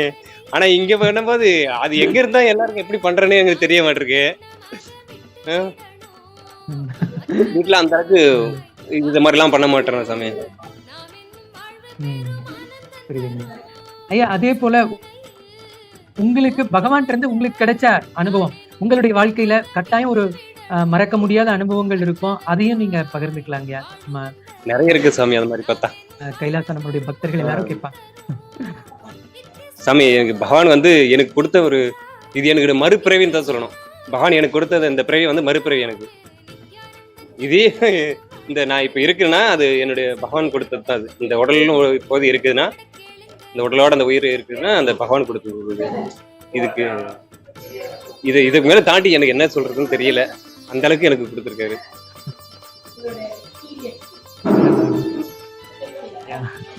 உங்களுடைய ஃபேமிலிங்க, உங்களுடைய குழந்தைங்க அவங்க எல்லாரும் என்னவா இருக்காங்க? எல்லாம் ஆனந்தமா இருக்காங்க சாமி. எல்லாம் பகவானோட ஆசீர்வாதம் தான். அதுக்கப்புறம் இந்த மாதிரி ஆனந்தம். இதுக்கு முன்னாடிலாம் நான் வந்து என்னுடைய வாழ்க்கைய இதுக்கு முன்னாடி பகவானை பார்க்கறதுக்கு முன்னாடி பார்த்தீங்கன்னா பெரிய போராட்டம், மன கஷ்டம், சூசைட் பண்ணிக்கிற லெவல், சூசைட் பண்ணி அட்டன் பண்ணிட்டே இருந்துட்டு டைம்ல தான் பகவானை எனக்கு தற்செயலா ஒரு டிவியில நான் பார்த்தேன். அதுவும் ஆட்டோ டிவில போட்டு விட்டுட்டு டிவியை வந்து ஆட்டோ சர்ச்சில் போட்டு விட்டுட்டு இது பண்ணிட்டு இருந்தேன். ஆனா டியூன் 6 சேனல்ல வந்து ஆட்டோ அப்படியே நின்று அப்படியே ஓடிட்டே இருந்தது. அடுத்த சேனலே மாறல. அதுவே மிராக்கல் தான், பெரிய மிராக்கல். அப்போ பகவான் அந்த பேசிட்டே இருக்கும்போது அப்பதான் அந்த அதெல்லாம் நிப்பாட்டிட்டு என்னடா அது இப்போ நமக்கு ஒவ்வொன்றும் நமக்கே சொல்றாரு எல்லாத்தையும் அப்படின்ற இது தோணுது. நான் அந்த இருந்த டாட்ல அந்த இதுல நினைப்பலாம், என்னடா எனக்கே ஒவ்வொரு விஷயமா எனக்கே சொல்லிங்கிறாரு. அந்த வேற யாருக்குமே சொல்ல மாதிரியே தெரியல. எனக்கு என் கூடல இருந்து பக்கத்துல இருந்து அவரு தான் சொல்லிங்கிறாரு. அப்பவே எனக்கு வேற மாதிரி ஒரு புத்துணர்ச்சி வந்துருச்சு வாழ்க்கையில இருந்து ஒரு இது.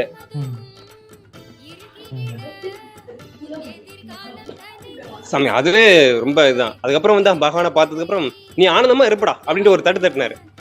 நீ அவ்வளவுதான். அதுக்கப்புறம் எனக்கு எங்கன்னு ஆச்சுன்னே தெரியல. அந்த அளவுக்கு ஆனந்தம் தான். இது வரைக்கும் அந்த ஒரு இதுவே இல்ல. ரொம்ப ஃபேமிலியில இருந்து எவ்வளோ டிஃப்ரெக்ஷன்லயோ வருத்தத்துலயோ ரொம்ப இதா இருந்தனோ அதை அப்படியே புரட்டி போட்டு காமிச்சிட்டாரு பகவான். நன்றி சாமிஜி. நல்லது நல்லதுங்கய்யா. அதே போல வருகின்ற பொதுமக்கள், அவங்க அன்பர்கள், அவங்க எல்லாம் என்ன சொல்றாங்கய்யா இப்ப நம்மளுடைய இந்த ஔஷத அன்னதானத்தை? ரொம்ப நல்லா இருக்கு, இந்த மாதிரி எங்கேயுமே கிடைக்கல அப்படின்னு தான் சொல்றாங்க சாமிஜி. இந்த மாதிரி உணவுலாம் எங்கேயும் அந்த மாதிரி போட மாட்டிருக்காங்க. எப்ப வந்தாலும் கிடைக்குது, எந்த டைம்ல இருந்தாலும் இங்க அன்னதானம் இங்க. அது பக்தர்கள் எல்லாமே சொல்றாங்க, அங்க போனா நித்யானந்த சாமிஜி ஆசிரமத்துக்கு போனா எப்ப போனா சாப்பாடு இருக்கும்பா, நம்பி போலாம்பா அப்படின்ற மாதிரி வராங்க. அது அவங்களே சொல்றாங்க, ரொம்ப கோடானு கோடி நன்றி, உங்க சாமி இதெல்லாம் பண்ணிட்டு இருக்காரு அப்படின்ட்டு சொல்லிட்டு இருக்காங்க. ஐயா, சுவாமி பிறந்த இல்லமான இந்த நித்யானந்த ஜென்ம பூமியில இப்ப நீங்க இருக்கீங்க இல்லையா? ஆமா சாமி. அதனுடைய ஃபீலிங் எப்படி இருக்கு உங்களுக்கு? ரொம்ப அற்புதமா இருக்கு சாமி. இந்த இடத்துல அங்க கூட நான் ஆசிரமத்துல சேவை பண்ணும்போது கொஞ்சம் அப்படி தோல்வி ஆடுவேன், ஆனா இங்க எனக்கு அந்த தோல்வே இல்ல. அதுதான் இங்க எப்படிதான் இருக்குன்னே தெரியல, அது தானாவே எங்க வருதுன்னே தெரியல அந்த இது எனர்ஜி ஃபீல்ட் எல்லாம். அந்த அளவுக்கு பகவான் அவர் வந்து 17 வருடம் நீங்க இப்ப நின்னுட்டு இருக்கிற இந்த இடத்துலதான் அவர் வாழ்ந்தது இடம்யா. அதாவது இந்த இடம் முழுக்க பகவான் நடத்து 17 வருஷம் அவரு வாழ்ந்த அந்த இடங்கிறதுனால முழுவதும் அவருடைய சக்தி நிரம்பி இருக்கின்ற இடம் அந்த இடம்.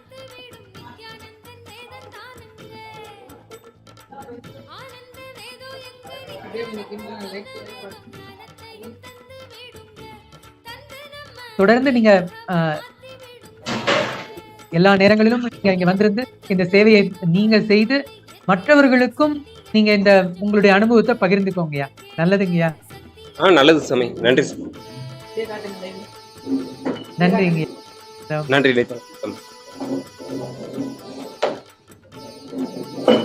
சேஷன் ஐயா போன்று தொடர்ந்து பகவானிடம் இங்கு தீட்சை பெற்ற பக்தர்கள் அவர்கள் ஒவ்வொருடைய வாழ்க்கையிலும் பகவானை பார்த்ததுக்கு அப்புறம் அவங்க வாழ்க்கையவே மாற்றி இருக்கின்ற ஒரு அனுபவத்தை தான் இப்போ நம்ம எல்லாருமே கேட்டோம்.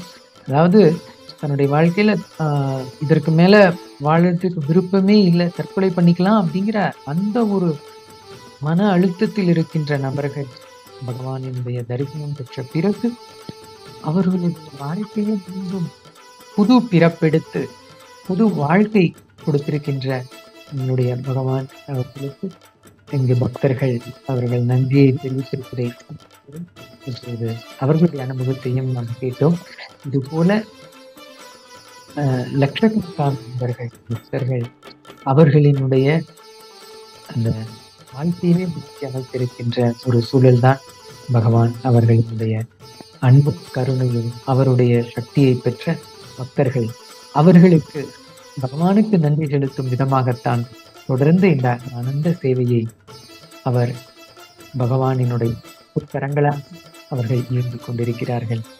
பகவான் அவர்கள் இங்கு திருவண்ணாமலை கைலாயத்தை பற்றி சொல்லும் பொழுது அவர் உருவாக்கியதன் நோக்கமாக இங்கு அண்ணாமலையாரை தரிசிக்க வருகின்ற பக்தர்கள் ஒவ்வொருவரும் அவர்கள் அண்ணாமலையாரின் வடிவங்களே என்பதை உணர்ந்து வருகின்ற ஒவ்வொரு நபருக்கும் அவர்களுக்கு அன்போடு அவர்களுக்கு இந்த ஆனந்த தேவையான இந்த ஔஷத அன்னதானத்தை வழங்க வேண்டும் என்று பகவான் அவர்கள் கூறிய இந்த வாக்கிற்கு ஏற்ப இங்கு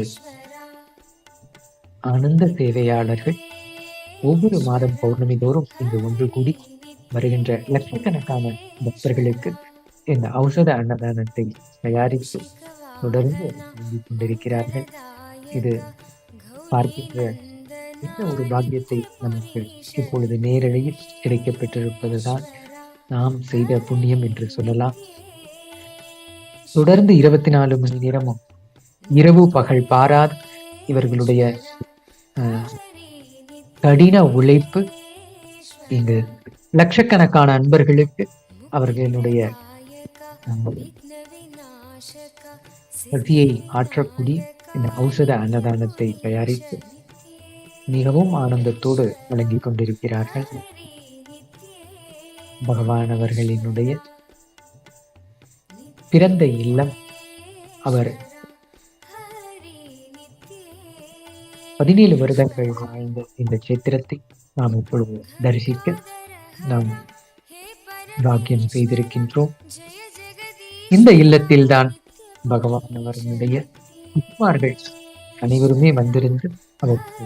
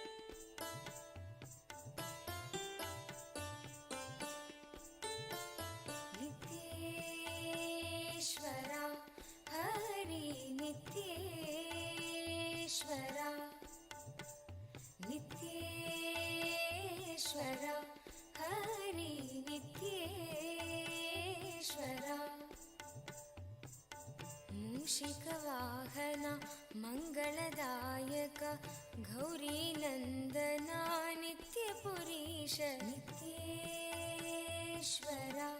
हरि नित्येश्वरा।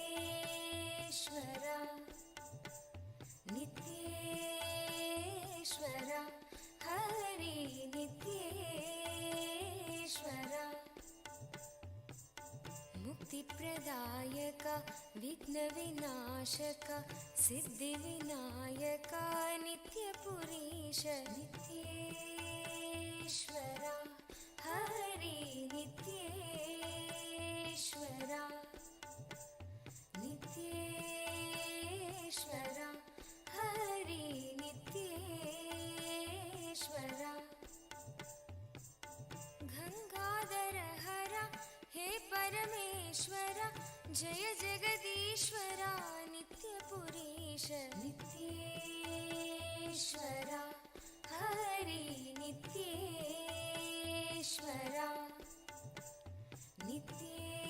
नित्येश्वरा हरि नित्येश्वरा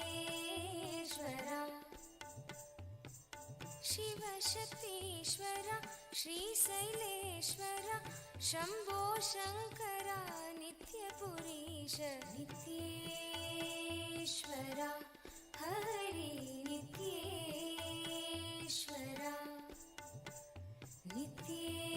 नित्येश्वरा हरि नित्येश्वरा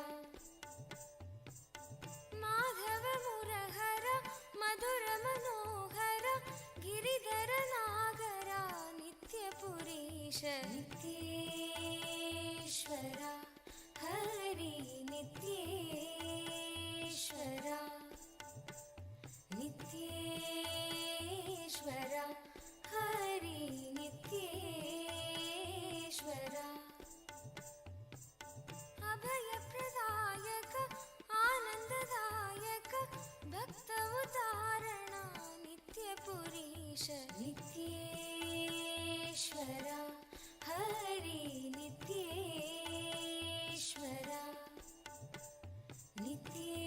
नित्येश्वरा हरि नित्येश्वरा बंसीधर हरा श्याम सुंदर नाचे नटवरा नित्यपुरीश नित्येश्वरा हरि नित्येश्वरा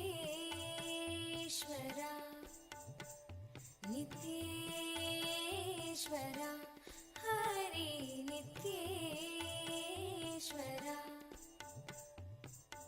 हे मधुसूदना भवभयभञ्जना मंगल पावना नित्यपुरीश नित्येश्वरा हरि नित्येश्वरा नित्येश्वरा हरि नित्येश्वरा नर्दन सुंदर नटन मनोहर करुणा सागर नित्यपुरीश नित्येश्वरा हरि नित्येश्वरा नित्येश्वरा हरि नित्येश्वरा जगदोदारण कृष्ण जनार्दन परमदयागन नित्यपुरीश नित्येश्वरा हरि नित्येश्वरा नित्येश्वरा हरि नित्येश्वरा सत्य सनातना नित्य निरंजन भक्त परायणा नित्यपुरीश नित्येश्वरा हरि नित्येश्वरा नित्येश्वरा हरि नित्येश्वरा चंद्रकलाधरा गौरी मनोहरा परम कृपाकरा नित्यपुरीश नित्येश्वरा हरि नित्येश्वरा नित्येश्वरा हरि नित्येश्वरा गोकुलनन्दना गोपी मनोहर हरि नारायण नित्य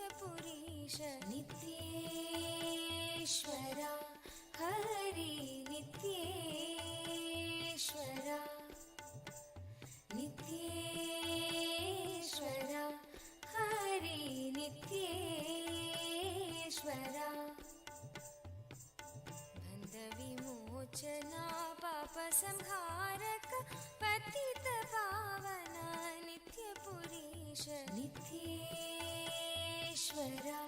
हरि नित्येश्वरा नित्येश्वरा हरि नित्येश्वरा चन्द्रशेखरा पन्नगभूषण निखिललोचना नित्यपुरीश नित्येश्वरा हरि नित्येश्वरा नित्येश्वरा हरि नित्येश्वरा माता पिता गुरु देव महेश्वर दीनदयाभर नित्यपुरीश नित्येश्वरा हरि नित्येश्वरा नित्येश्वरा हरि नित्येश्वरा नित्येश्वरा हरि नित्येश्वरा नित्येश्वरा हरि नित्येश्वरा नित्येश्वरा हरि नित्येश्वरा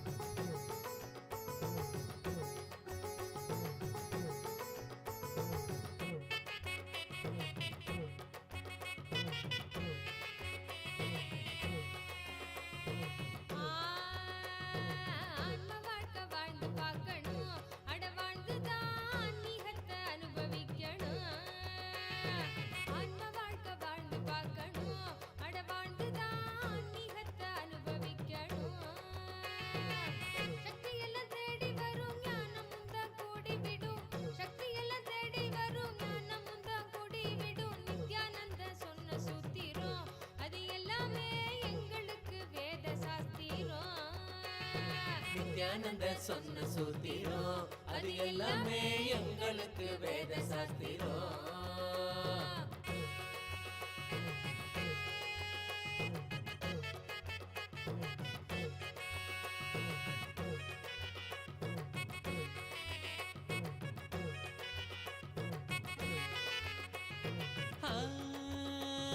பக்தியுடன் பாடிடும் பிரார்த்தனையும் சோஸ்திரம் நித்யனவன் காலடியில் கொண்டு நம்ம சேர்த்திடும். பக்தியுடன் பாடிடும் பிரார்த்தனையும் சோத்திரம் நித்யனவன் காலடியில் கொண்டு நம்ம சேர்த்திடும். செய்யும் அந்த தியானம் அது சித்தம் தெளிவாக்கிடும். சித்தம் தெளிவாக அது தெய்வீகத்தை கூட்டிடும். செய்யும் அந்த தியானம் அது சித்தம் தெளிவாக்கிடும். சித்தம் தெளிவாக அது தெய்வீகத்தை கூட்டிடும். சக்தி எல்லாம் தேடி வரும் ஞானமும் தான் கூடிவிடும். சக்தி எல்லாம் தேடி வரும் ஞானமும் தான் கூடிவிடும். நித்யானந்த சொன்ன சூத்திரம் அது எல்லாமே எங்களுக்கு வேத சாஸ்திரம். நித்யானந்த சொன்ன சூத்திரம் அது எல்லாமே எங்களுக்கு வேத சாஸ்திரம்.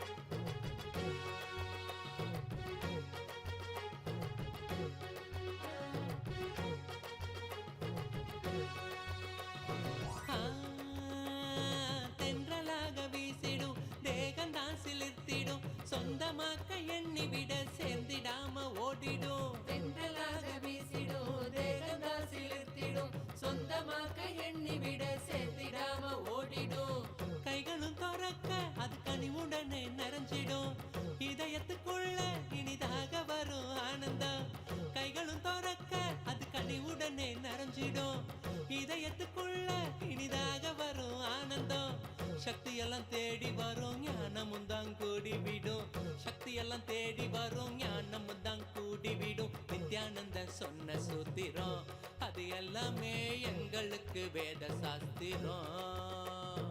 நித்யானந்தன் சொன்ன சூத்திரம் அது எல்லாமே எங்களுக்கு வேத சாஸ்திரம்.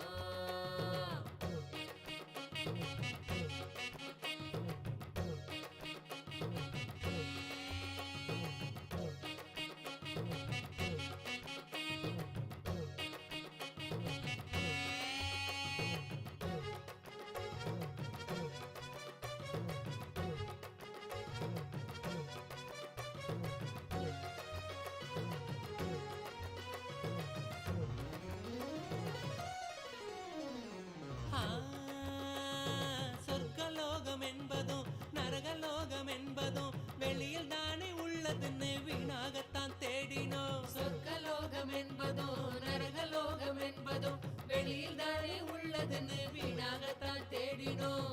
கொண்ட எண்ணம் தானே அந்த நிலைய நமக்கு காட்டிடும். எண்ணம் தெளிவாக மன சொர்க்க வாழ்வை கண்டிடும். கொண்ட எண்ணம் தானே அந்த நிலைய நமக்கு காட்டிடும்.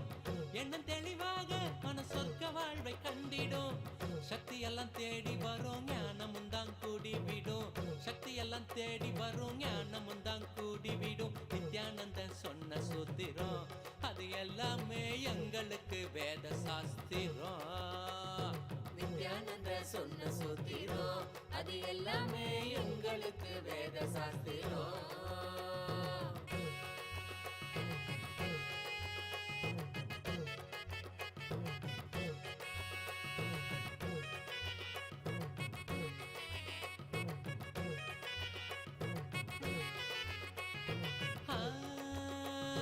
வளருகின்ற எண்ணமோ வாழ்வ சோகமாக்கிடும். ஆழ்ந்து செயல் செய்ய அது மாயமா மறைஞ்சிடும். வளருகின்ற எண்ணமோ வாழ்வ சோகமாக்கிடும். ஆழ்ந்து செயல் செய்ய அது மாயமாய் மறைஞ்சிடும். மீண்டும் உருவாகும் அந்த சக்தி தன்னை தீர்த்திடும். என்ன மறைந்தோட அது ஆன்மீகத்தில் சேர்த்திடும். மீண்டும் உருவாகும் அந்த சக்தி தன்னை தீர்த்திடும். என்ன மறைந்தோட அது ஆன்மீகத்தில் சேர்த்திடும். சக்தி எல்லாம் தேடி வரும் ஞானமும் தான் கூடிவிடும்.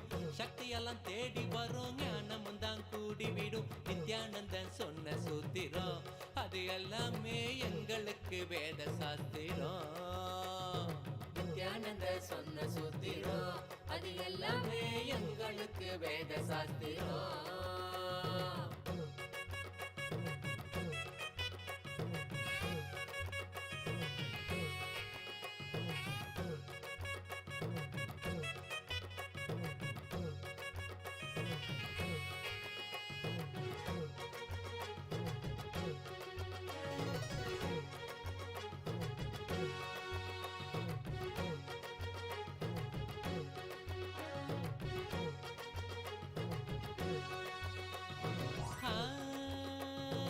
ஏற்றமான வாழ்க்கையும் இறக்கம் கண்ட போதும் மனம் ஏற்றுக்கொள்ளும் பக்குவத்தை பாங்குடனே கொள்ளணும். ஏற்றமான வாழ்க்கையும் இறக்கம் கண்ட போதும் மனம் ஏற்றுக்கொள்ளும் பக்குவத்தை பாங்குடனே கொள்ளணும். மாற்றங்களை தாங்க மனம் பெரும் தவிப்பு தவிச்சிடும். உள்ள மத ஏற்க அங்கு பரவசமும் நிறைஞ்சிடும். மாற்றங்களை தாங்க மனம் பெரும் தவிப்பு தவிச்சிடும். உள்ள மத ஏற்க அங்கு பரவசமும் நிறைஞ்சிடும். சக்தி எல்லாம் தேடி வரும் ஞானமும் தான் கூடிவிடும். சக்தி எல்லாம் தேடி வரும் ஞானமும் தான் கூடிவிடும். நித்யானந்தன் சொன்ன சூத்திரம் அது எல்லாமே எங்களுக்கு வேத சாஸ்திரம். நித்யானந்தன் சொன்ன சூத்திரம் அது எல்லாமே எங்களுக்கு வேத சாஸ்திரம்.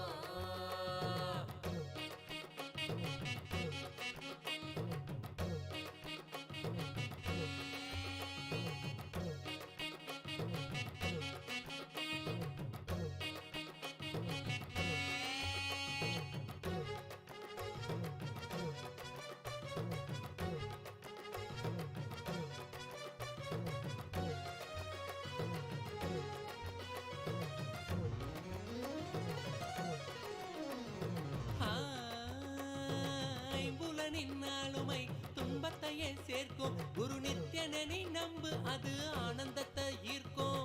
ஐம்புலனின் ஆளுமை துன்பத்தையே சேர்க்கும். குரு நித்யனை நீ நம்பு அது ஆனந்தத்தை ஈர்க்கும்.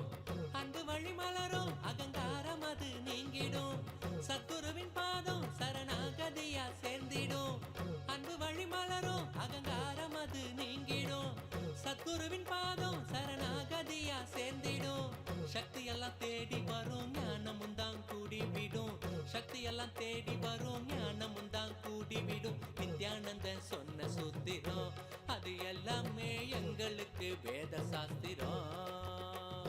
நித்யானந்த சொன்ன சூத்திரம் அது எல்லாமே எங்களுக்கு வேத சாஸ்திரம். ஆன்ம வாழ்க்கை வாழ்ந்து பார்க்கணும், அட வாழ்ந்துதான் ஆன்மீகத்தை அனுபவிக்கணும். ஆன்ம வாழ்க்கை வாழ்ந்து பார்க்கணும், அட வாழ்ந்துதான் ஆன்மீகத்தை அனுபவிக்கணும். சக்தி எல்லாம் தேடி வரும் ஞானமும் தான் கூடிவிடும். சக்தி எல்லாம் தேடி வரும் ஞானமும் தான் கூடிவிடும். நித்யானந்த சொன்ன சூத்திரம் அது எல்லாமே எங்களுக்கு வேத சாஸ்திரம். நித்யானந்த சொன்ன சூத்திரம் அது எல்லாமே எங்களுக்கு வேத சாஸ்திரம்.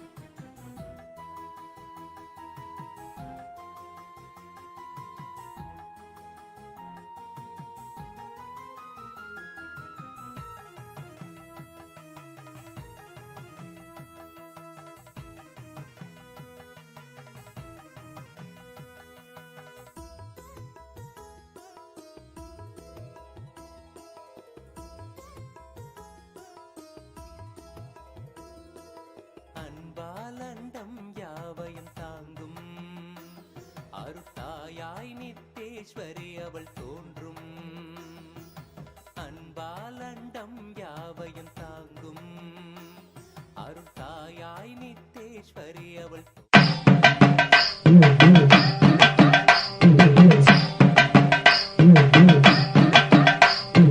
அன்னமிடும் அன்னையும் நீ ஆனந்தேஸ்வரி நித்ய ஆனந்தேஸ்வரி ஆதிசக்தி நாயகியே ஆனந்தேஸ்வரி நித்ய ஆனந்தேஸ்வரி. அன்னமிடும் அன்னையும் நீ ஆனந்தேஸ்வரி நித்ய ஆனந்தேஸ்வரி ஆதிசக்தி நாயகியே ஆனந்தேஸ்வரி நித்ய ஆனந்தேஸ்வரி. கண்ணமிடும் கருமங்களை மாற்றி இங்கு கருணையுடன் வாழ்வை கரையேற்றுகிறாய் ஆனந்தேஸ்வரி. ஆனந்தேஸ்வரி நித்ய ஆனந்தேஸ்வரி உயிர்க்கெல்லாம் உணவளிக்கும் ஆனந்தேஸ்வரி நித்ய ஆனந்தேஸ்வரி. ஆனந்தேஸ்வரி நித்ய ஆனந்தேஸ்வரி உயிர்க்கெல்லாம். In a world filled with hunger and need, where people struggle for their next meal, there is a beacon of hope, a timeless tradition. Annadhanam. Annadhanam, the sacred practice of feeding the hungry, where each meal is a gift of compassion and love. अन्ना भवन्ति भूतानि पर्जन्यात् अन्नसम्भवः. It's a cosmic engine fueling generosity and abundance.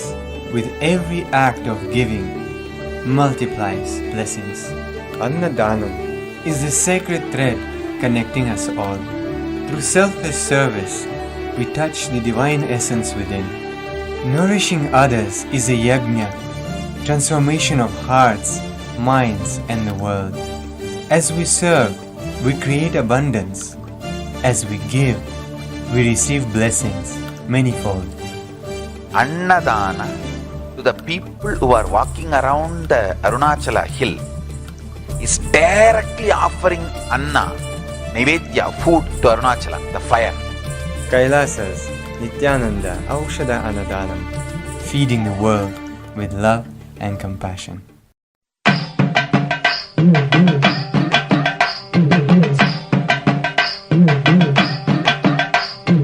அன்னமிடும் அன்னையும் நீ ஆனந்தேஸ்வரி நித்ய ஆனந்தேஸ்வரி ஆதிசக்தி நாயகி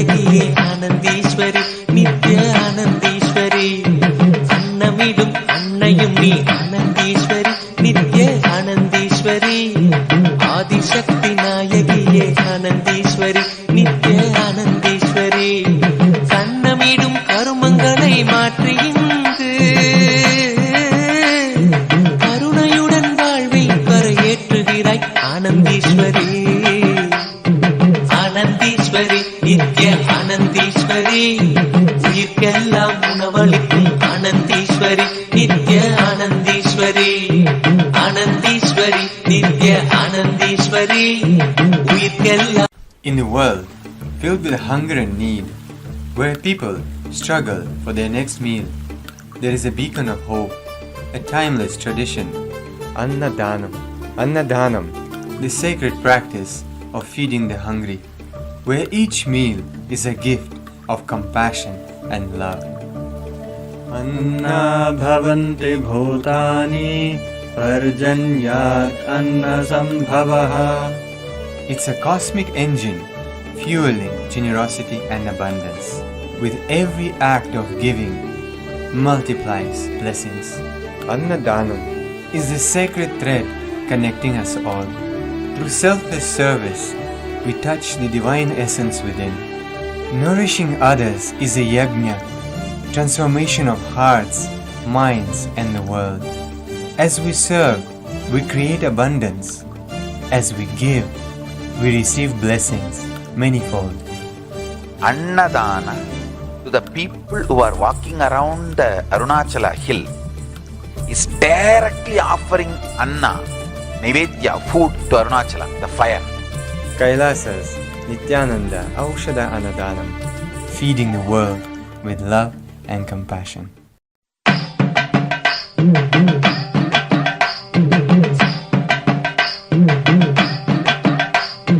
அன்னமிடும் அன்னையும் நீ ஆனந்தீஸ்வரி நித்ய ஆனந்தீஸ்வரி ஆதிசக்தி நாயகியே ஆனந்தீஸ்வரி நித்ய ஆனந்தீஸ்வரி அன்னமிடும் அன்னையும் நீ ஆனந்தீஸ்வரி நித்ய ஆனந்தீஸ்வரி ஆதிசக்தி நாயகியே ஆனந்தீஸ்வரி நித்ய ஆனந்தீஸ்வரி கண்ணமிடும் கருமங்களை மாற்றி இங்கு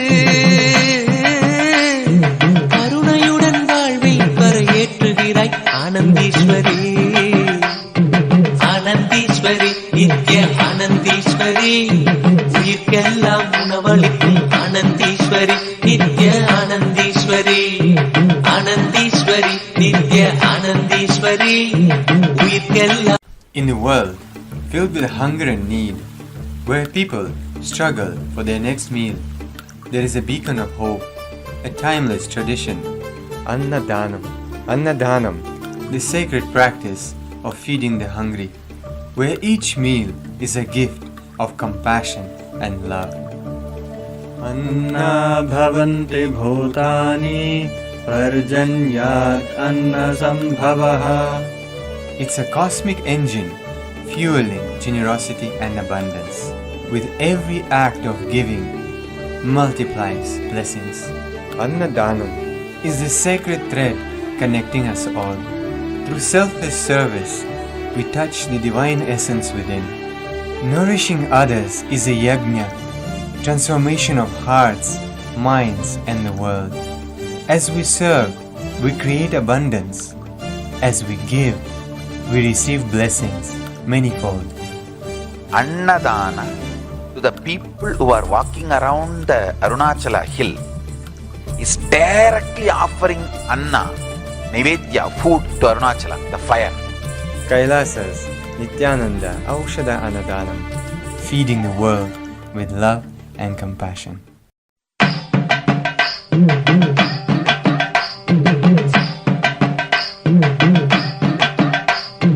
அன்னமிடும் அன்னையும் நீ ஆனந்தீஸ்வரி நித்ய ஆனந்தீஸ்வரி ஆதிசக்தி நாயகியே ஆனந்தீஸ்வரி நித்ய ஆனந்தீஸ்வரி அன்னமிடும் அன்னையும் நீ ஆனந்தீஸ்வரி நித்ய ஆனந்தீஸ்வரி ஆதிசக்தி நாயகியே ஆனந்தீஸ்வரி நித்ய ஆனந்தீஸ்வரி கண்ணமிடும் கருமங்களை மாற்றி இங்கு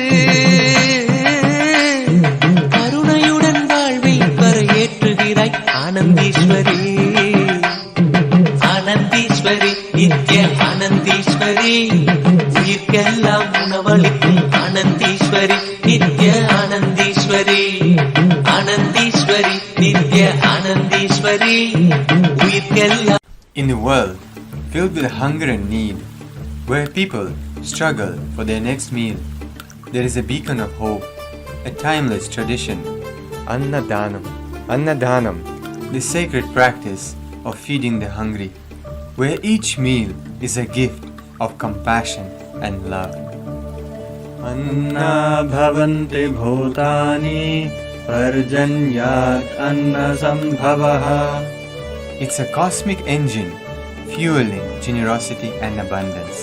With every act of giving multiplies blessings.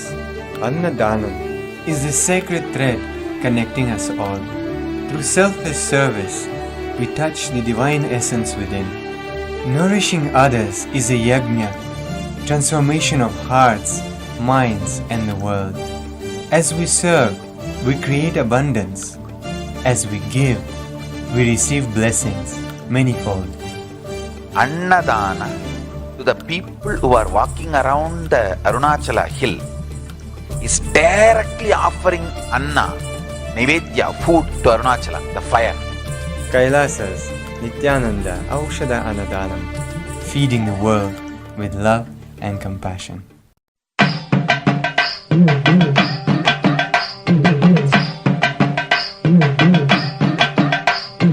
அன்னமிடும் அன்னையும் நீ ஆனந்தீஸ்வரி நித்ய ஆனந்தீஸ்வரி ஆதிசக்தி நாயகியே ஆனந்தீஸ்வரி நித்ய ஆனந்தீஸ்வரி அன்னமிடும் அன்னையும் நீ ஆனந்தீஸ்வரி நித்ய ஆனந்தீஸ்வரி ஆதிசக்தி நாயகியே ஆனந்தீஸ்வரி நித்ய ஆனந்தீஸ்வரி கண்ணமிடும் கருமங்களை மாற்றி இங்கு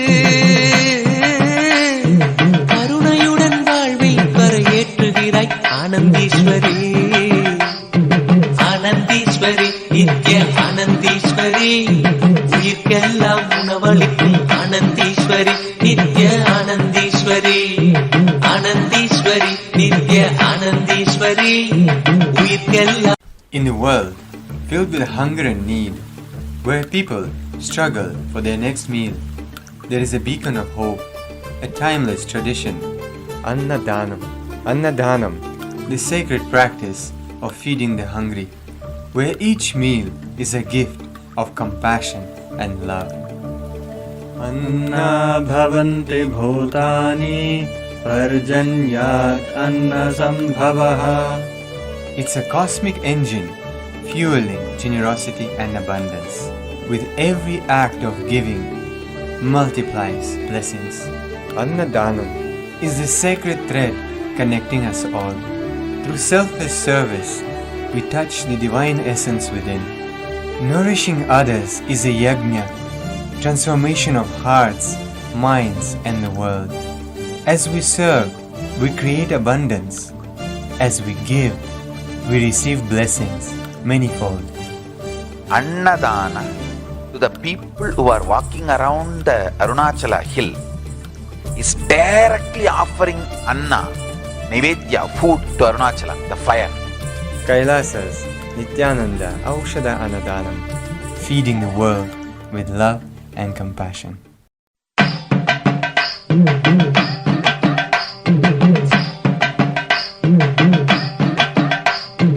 அன்னமிடும் அன்னையும் நீ ஆனந்தீஸ்வரி நித்ய ஆனந்தீஸ்வரி ஆதிசக்தி நாயகியே ஆனந்தீஸ்வரி நித்ய ஆனந்தீஸ்வரி அன்னமிடும் அன்னையும் நீ ஆனந்தீஸ்வரி நித்ய ஆனந்தீஸ்வரி ஆதிசக்தி நாயகியே ஆனந்தீஸ்வரி நித்ய ஆனந்தீஸ்வரி கண்ணமிடும் கருமங்களை மாற்றி இங்கு கருணையுடன் வாழ்வில் கரையேற்றுகிறாய் ஆனந்தீஸ்வரி ஆனந்தீஸ்வரி நித்ய ஆனந்தீஸ்வரி உயிர்க்கெல்லாம் உணவளிக்கும் ஆனந்தீஸ்வரி நித்ய ஆனந்தீஸ்வரி ஆனந்தீஸ்வரி நித்ய ஆனந்தீஸ்வரி உயிர்க்கெல்லாம். In the world filled with hunger and need, where people struggle for their next meal. There is a beacon of hope, a timeless tradition. Annadhanam. Annadhanam, the sacred practice of feeding the hungry, where each meal is a gift of compassion and love. अन्ना भवन्ति भूतानि पर्जन्यात् अन्नसम्भवः. It's a cosmic engine fueling generosity and abundance. With every act of giving multiplies blessings. Annadhanam is the sacred thread connecting us all. Through selfless service, we touch the divine essence within. Nourishing others is a yajna, transformation of hearts, minds, and the world. As we serve, we create abundance. As we give, we receive blessings manifold. Annadhana, to the people who are walking around the Arunachala hill, is directly offering Anna, Nivedya, food to Arunachala, the fire. KAILASA's Nithyananda Aushadha Annadhan, feeding the world with love and compassion.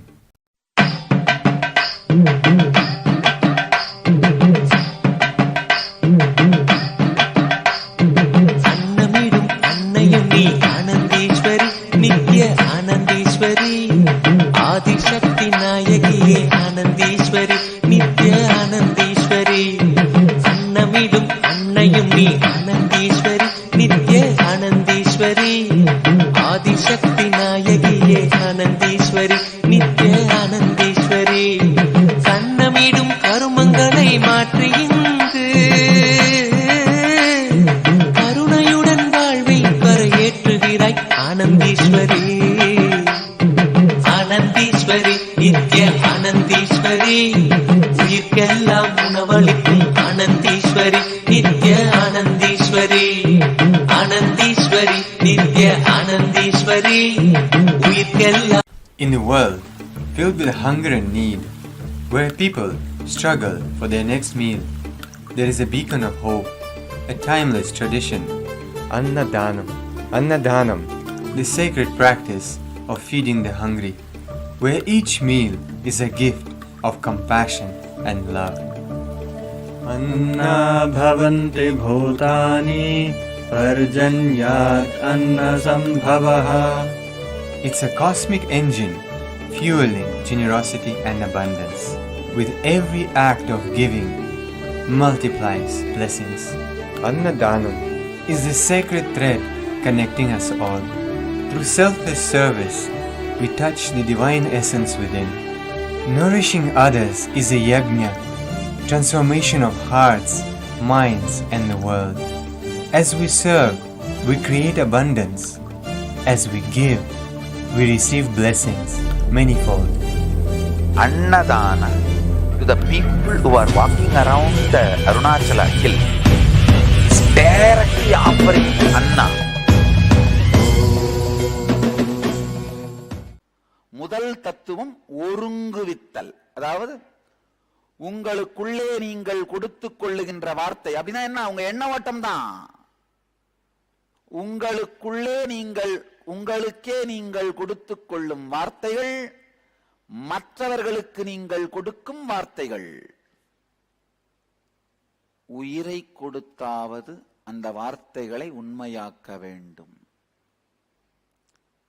எத்தனை பேரு ஆமா சாமி இந்த ஒரு விஷயத்தை இதுல நான் week, இந்த இன்டெகிரிட்டியில நான் வீக்கு, என்னை இன்டெகிரேட் பண்ணிக்கணும்னு ரொம்ப நாளா நினைச்சேன், ஆனா செய்யாமலே இருந்தேன் அப்படின்னு நினைக்கிறவங்க, இதுக்கு மேல செஞ்சிடறது சாமி, என்ன பாடுபட்டாலும் செஞ்சிடறது அப்படின்னு நினைக்கிறவங்க கை தூக்குங்க. சரி செய்யறது இல்லை அப்படின்றவங்க கை தூக்குங்க. ஆழமா புரிஞ்சுக்கோங்க. ஒரு விளையாட்டு மைதானத்துல ஒரு குரூப் பாத்தீங்கன்னா அப்படியே சேர் போட்டு நம்ம சுத்தி உட்கார்ந்துட்டு ஆட்டத்தை பார்த்துட்டு இருக்கோம்.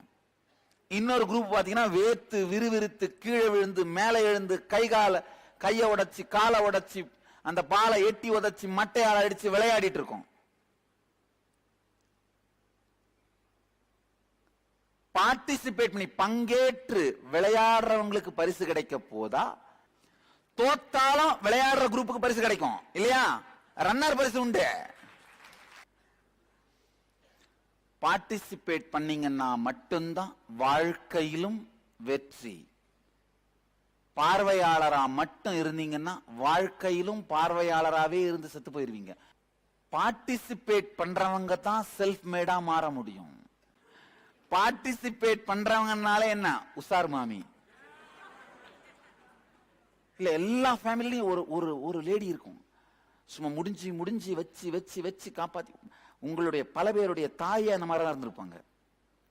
வச்சு வச்சு இந்த டப்பால வச்சு வச்சு காப்பாத்தி காப்பாத்தியே உங்களை படிக்க வச்சிருப்பாங்க, உங்களை மேல எடுத்துட்டு வந்திருப்பாங்க, உங்க லைஃபுக்கு சப்போர்ட்டா நின்று இருப்பாங்க.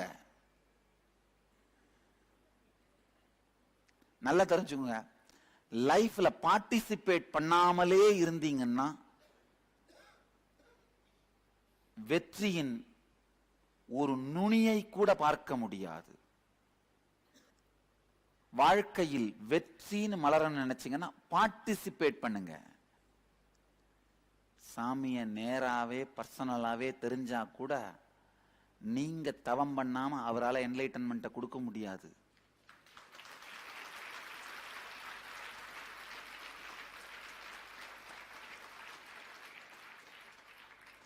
நீங்க தவம் பண்ணாம அவரால் ஒண்ணும் பண்ண முடியாது.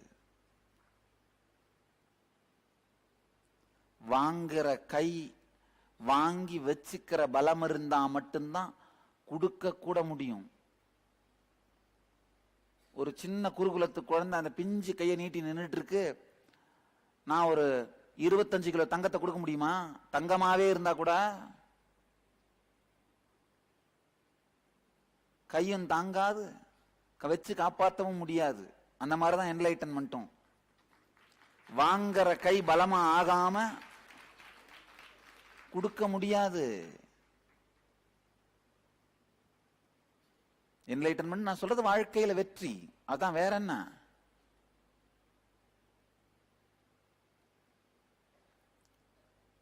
எத்தனை பேர் இன்டெகிரிட்டியா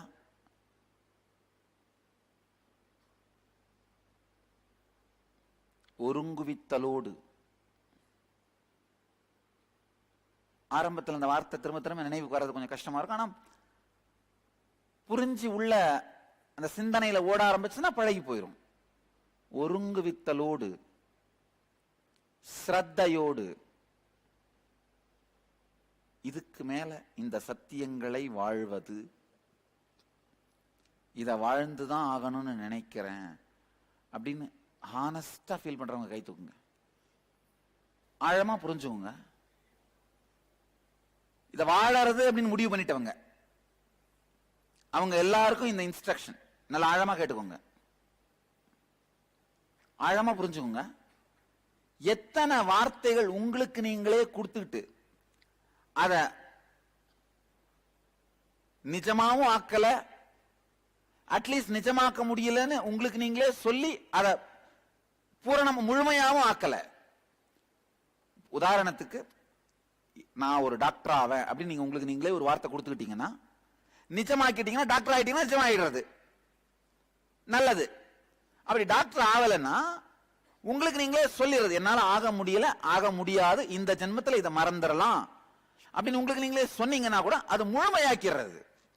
நிஜமாக்காவிட்டாலும் முழுமையாக்கிட்டா போதும். இந்த மாதிரி உங்களுக்கு நீங்களே கொடுத்துக்கிட்ட வார்த்தைகள் நிஜமும் ஆக்காம முழுமையும் ஆக்காம அப்படியே ஆக்கியும் ஆக்காமலும் பாதி வெந்தும் வேகாமலும் தொக்கி உங்களுக்குள்ள இருக்கிற உங்களுடைய வாக்குறுதிகள் எத்தனை உட்கார்ந்து எழுதுங்களேன். 5 நிமிஷம் நல்லா கேட்டுக்கோங்க. இப்ப உங்களுக்கு நீங்களே கொடுத்த வாக்குறுதியை மட்டும்தான் எழுத சொல்றேன், மற்றவங்களுக்கு கொடுத்தது இப்ப எழுத வேண்டாம், அது அடுத்த ப்ராசஸ். உங்களுக்கு நீங்களே நீங்க ஏதாவது யோசனை பண்ணி முடிவு பண்ணிருப்பீங்க, 10 கோடி சம்பாரிச்சிடணும்பா அப்படின்னு உங்களுக்கு நீங்களே வாக்கு கொடுத்திருப்பீங்க. ஒரு தியான பீடம் கட்டிடுறதுப்பா அப்படின்னு உங்களுக்கு நீங்களே வாக்கு கொடுத்திருப்பீங்க. இல்ல எனக்கு வாக்கு கொடுத்திருந்தீங்க, இல்ல மத்தவங்களுக்கு வாக்கு கொடுத்திருந்தா இப்ப எழுதாதீங்க, உங்களுக்கு நீங்களே மட்டும் வாக்கு கொடுத்திருப்பீங்க. ஆனால் அதை வாழ்ந்திருக்க மாட்டீங்க. ஃபர்ஸ்ட் லிஸ்ட் எழுதி முடிச்சிட்டீங்க. ரெண்டாவது, அடுத்தவர்களுக்கு என்னெல்லாம் வார்த்தை கொடுத்திருக்கீங்க, நிறைவேற்றவில்லை அல்லது முழுமையாக்கவில்லை. நல்லா புரிஞ்சுக்கோங்க. லிசன், கேளுங்க. உதாரணத்துக்கு ஒருத்தருக்கு நீங்க வாக்கு கொடுக்கறீங்க, 50,000 ரூபாய் உங்களுக்கு நான் கடன் கொடுக்கறேன்னு. கொடுத்தீங்கன்னா அதை நிறைவேற்றுறீங்க. கொடுக்கலனாலும் அட்லீஸ்ட் அவர்கிட்ட என்னால கொடுக்க முடியாதுப்பா, நீ வேற யார் எங்கேயாவது தேடிக்கோ அப்படின்னு சொல்லிட்டீங்கன்னா அது முழுமையாக்கிறது. நிறைவேற்றி இருந்தாலும் சரி, முழுமையாக்கி இருந்தாலும் சரி, நல்லது. ஆனா ரெண்டுமே செய்யாமல், கொடுத்து நிறைவும் ஏற்றாமல் செய்யாமலும் விட்ட அந்த வாக்குறுதிகள், வாக்குகள், அதெல்லாம் இப்ப லிஸ்ட் பண்ணுங்க. யாருக்கா வேணா இருக்கலாம். உங்க அம்மாவை கொடுத்திருப்பீங்க, வாக்கு கொடுத்திருப்பீங்க. என்ன பண்ணிருப்பீங்க? உன்னை நல்ல கடைசி காலத்துல நல்லபடியா வச்சு பாத்துக்கிறேன்னு வாக்கு கொடுத்திருப்பீங்க, பாத்துருக்க மாட்டீங்க. இந்த மாதிரி பல்வேறு எத்தனை பேர் இந்த லீகலா மாத்திக்கிறேன்னு சொல்லி ஸ்பிரிச்சுவல் நேம் வாங்கிட்டு போய் மாத்தாம இருக்கவங்க. நல்லா ஆழமா புரிஞ்சுக்கோங்க. குருவுக்கு கொடுத்த வாக்குறுதியை நிறைவேற்றாத பொழுது குரு என்ன ஆசீர்வாதம் பண்ணாலும் அந்த சக்தி உங்களை ரீச் ஆகாது. நடுவில் பிரேக்கேஜ் ஆயிருது.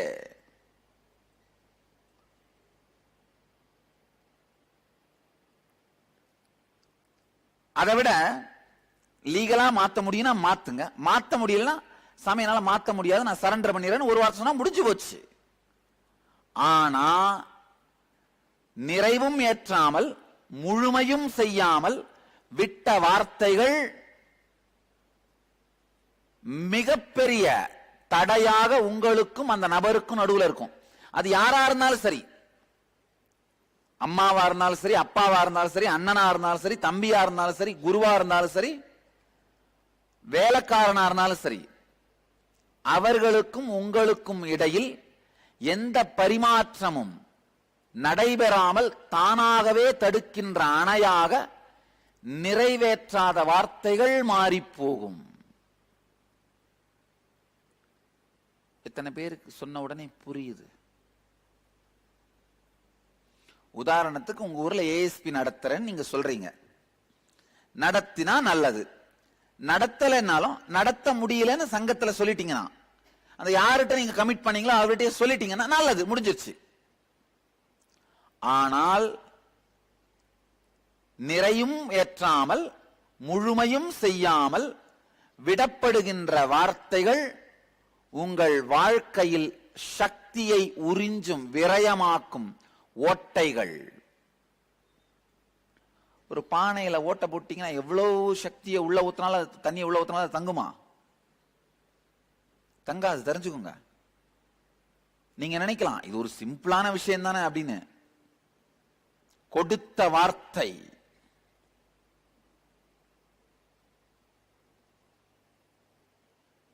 வார்த்தை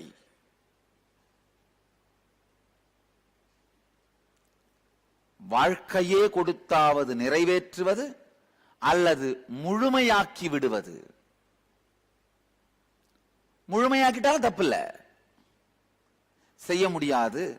அதனால தயவு செஞ்சு நீங்க வேற யாரையாவது பார்த்து நீங்க கடனை வாங்கிக்கோங்க, இல்ல வேற யாரையாவது வச்சு இந்த வேலையை செஞ்சுக்கோங்க. முழுமையாக்கிட்டாலும் என்ன, நீங்க அதுல இருந்து விடுபட்டுறீங்க, அதுவும் இன்டெகிரிட்டி தான். ஆனா ரெண்டும் செய்யாம அப்படியே திறந்து விட்டுருக்கீங்க இல்லையா, அது என்ன ஆகும்னா உங்கள் வாழ்க்கையை வெறுமையாக்குகின்ற. நான் சொன்ன வார்த்தை ஷாக்கிங்கா இருக்கும்னு நினைக்கிறேன். பேர் வாங்கிட்டு லீகலா மாத்தாம இருக்கவங்க, நான் என்ன உங்களுக்கு ஆசீர்வாதம் பண்ணாலும் அது வராதுன்னு. உண்மையை பயமாக இருந்தாலும் நேரில் பார்த்து விட வேண்டும்.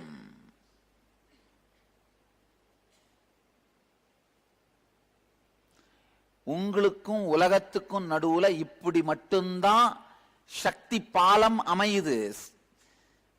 ஐயா, 2 பேர் ஒன்னா மெடிக்கல் காலேஜ்ல படிச்சு டாக்டரா முடிச்சுட்டு வெளியில வருவாங்க. ஒருத்தர் என்ன பண்ணுவாரு, கடைசி காலம் வரைக்கும் அதே ஊர்ல 10 ரூபா ஊசி போடுற ஒரு கிளினிக்கை வச்சுட்டு பழைய ஹிந்து பேப்பரை கண்ணாடியை வச்சு உத்து உத்து காலையிலிருந்து ராத்திரி வரைக்கும் படிச்சுட்டு இருப்பாரு. ஒரு 10 வருஷம் கழிச்சு கம்பவுண்டர் தனியா கடைய ஆரம்பிச்சு வந்துட்டு இருந்த 10 பேஷண்ட் அங்க போயிரும். இவர் அப்படியே உட்கார்ந்து கம்பவுண்டர் திட்டிட்டே காலத்தை கழிச்சிட்டு இருப்பாரு. இன்னொருத்தர் பாத்தீங்கன்னா ஒரு செயின் ஆஃப் ஹாஸ்பிட்டல்ஸ் ஆரம்பிச்சு நடத்தி ஒரு செயின் ஆஃப் ஹாஸ்பிட்டல்ஸோட ஹெட்டா இருந்துட்டு இருப்பாரு. 2 பேரும் ஒன்னா படிச்சிருப்பாங்க. என்ன டிஃபரன்ஸ்? பில்கேட்ஸ் அவர் பயோகிராஃபில எழுதியிருக்காரு. பயோகிராஃபியில் ஆர்டிகிளான்னு தெரியல, இன்டர்நெட்ல படிச்சேன். என் ஃப்ரெண்ட் ஒருத்தர் எல்லா சப்ஜெக்ட்லயும் பாஸ் பண்ணார் இன்ஜினியரிங், நான் ஃபெயில் ஆயிட்டேன். அவர் என் மைக்ரோசாஃப்ட்ல இன்ஜினியரா ஒர்க் பண்றாரு, நான் ஓனரா இருக்கேன் அப்படின்னாரு.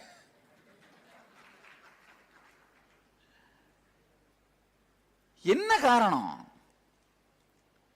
என் கூட படிச்சு என்னோட நிறைய மார்க் எடுத்த பல டிப்ளமோ பசங்க ஒரு என்ஜினியரா 4000 ரூபாய்க்கு சம்பளம் வாங்கிட்டா இல்ல 10,000 ரூபாய்க்கு சம்பளம் வாங்கிட்டு ஒர்க் பண்ணிட்டு இருக்காங்க. ஆனா நான் உட்கார்ந்து ஒரு சாம்ராஜ்யத்தை உருவாக்கி வச்சிருக்கேன். எஞ்சனது போக மிஞ்சனதே ஒரு சாம்ராஜ்யம். நல்லா தெரிஞ்சுக்கோங்க.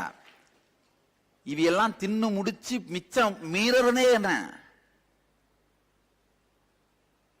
பெருமைக்கோ அகங்காரத்துக்கோ சொல்லல, உண்மைதானே, ஃபேக்ட் தான் சொல்றேன். என்ன காரணம்? சக்தி விரயம் ஆயிட்டு இருக்கிற ஓட்டைங்களை முதல்ல அடைங்கய்யா.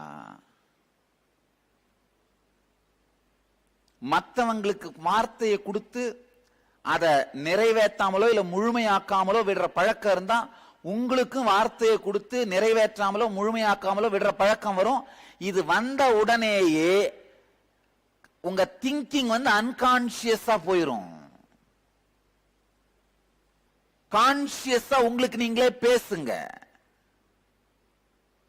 மத்தவங்களுக்கு கேட்டவனு தப்பு இல்ல, அவருக்கு தெரியும் அவர் அவர்கிட்ட பேசிட்டு இருக்கா, நீங்க உங்ககிட்ட பேசிட்டு இருக்கீங்கன்னு. இந்த இன்டெகிரிட்டி உங்களுக்கு கொடுத்த வார்த்தை எதெல்லாம் முழுமையாக்க போறீங்க, எதெல்லாம் நிறைவேற்ற போறீங்க, ரெண்டுத்துக்கு டிஃபரன்ஸ் தெரிஞ்சுக்கோங்க. நிறைவேற்ற போகிறீர்கள் அப்படிங்கறத அதை செய்ய போறீங்க, அதை டிக் பண்ணிடுங்க. நிறைவேற்ற முடியாது அப்படின்னு தெளிவா உங்களுக்கு நீங்களே சொல்லி கம்ப்ளீட் பண்ணிடுறது, அதெல்லாம் உங்களுக்கு நீங்களே சொல்லி முடிச்சுட்டு அழிச்சிருங்க. அதே மாதிரி அடுத்தவங்களுக்கு கொடுத்திருக்கிற வார்த்தைங்க, அதுல எதெல்லாம் இப்ப நிறைவேற்ற போறீங்க அதை டிக் பண்ணிடுங்க. உதாரணத்துக்கு இந்த பேர் லீகலா மாத்துறேன்னு சொல்லி ஸ்பிரிச்சுவல் நேம் வாங்கியிருந்தீங்கன்னா இப்ப மாத்த போறேன்னா டிக் பண்ணிடுங்க. மாத்த முடியாதுன்னு நினைச்சீங்கன்னா லைனை கட் பண்ணிட்டு யார்கிட்ட சொல்லணுமோ அதை சொல்லிருங்க, கம்ப்ளீட் பண்ணிடுங்க. வாழ்க்கையில எதையுமே கம்ப்ளீட் பண்ணாத முனையா விட்டுட்டு போகாதீங்க. நல்லா புரிஞ்சுக்கோங்க. அருமையான ஒரு ஜென் தத்துவம் இருக்கு. உள்ள போன மூச்சு வெளியில வராம அப்படியே போயிருச்சுன்னா கூட வாழ்க்கை கம்ப்ளீட்டா இருக்கணும், நம்ம கணக்கு கம்ப்ளீட்டா இருக்கணும். உலகத்தோட செய்யறேன்னு சொல்லதை செஞ்சு முடிச்சிருக்கணும், முடியாததை செய்ய முடியாதுன்னு சொல்லிட்டு இருக்கணும். உள்ள போன மூச்சு வெளியில வராம அப்படியே போயிருச்சுன்னா கூட எல்லாமே கணக்கு கம்ப்ளீட்டா இருந்தா இன்னொரு தடவை உடம்பு எடுக்க வேண்டிய தேவை இருக்காது. ஒரு கணக்கு முடிக்காம மிச்சம் வச்சுட்டு போயிருந்தீங்கன்னா திரும்ப வர வேண்டி இருக்கும்.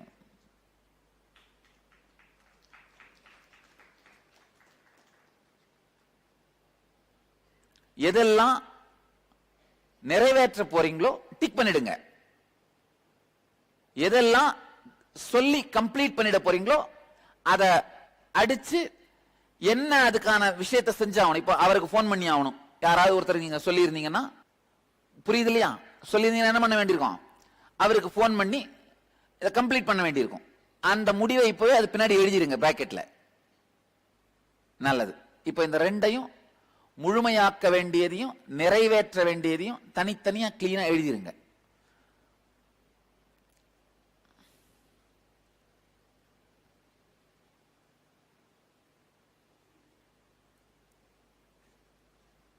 ஒரு உதாரணம் வேணா யாரையாவது படிச்சுக்காம சொல்லட்டுமா? கிளினிக்ல ஒரு புது மெஷின், அல்ட்ராசவுண்ட் மெஷின் வாங்குறதா பிளான் பண்ணியிருந்தேன். பட் பணம் இல்லாத காரணம் I decided not to do it. நான் வாங்க போகிறது இல்லை.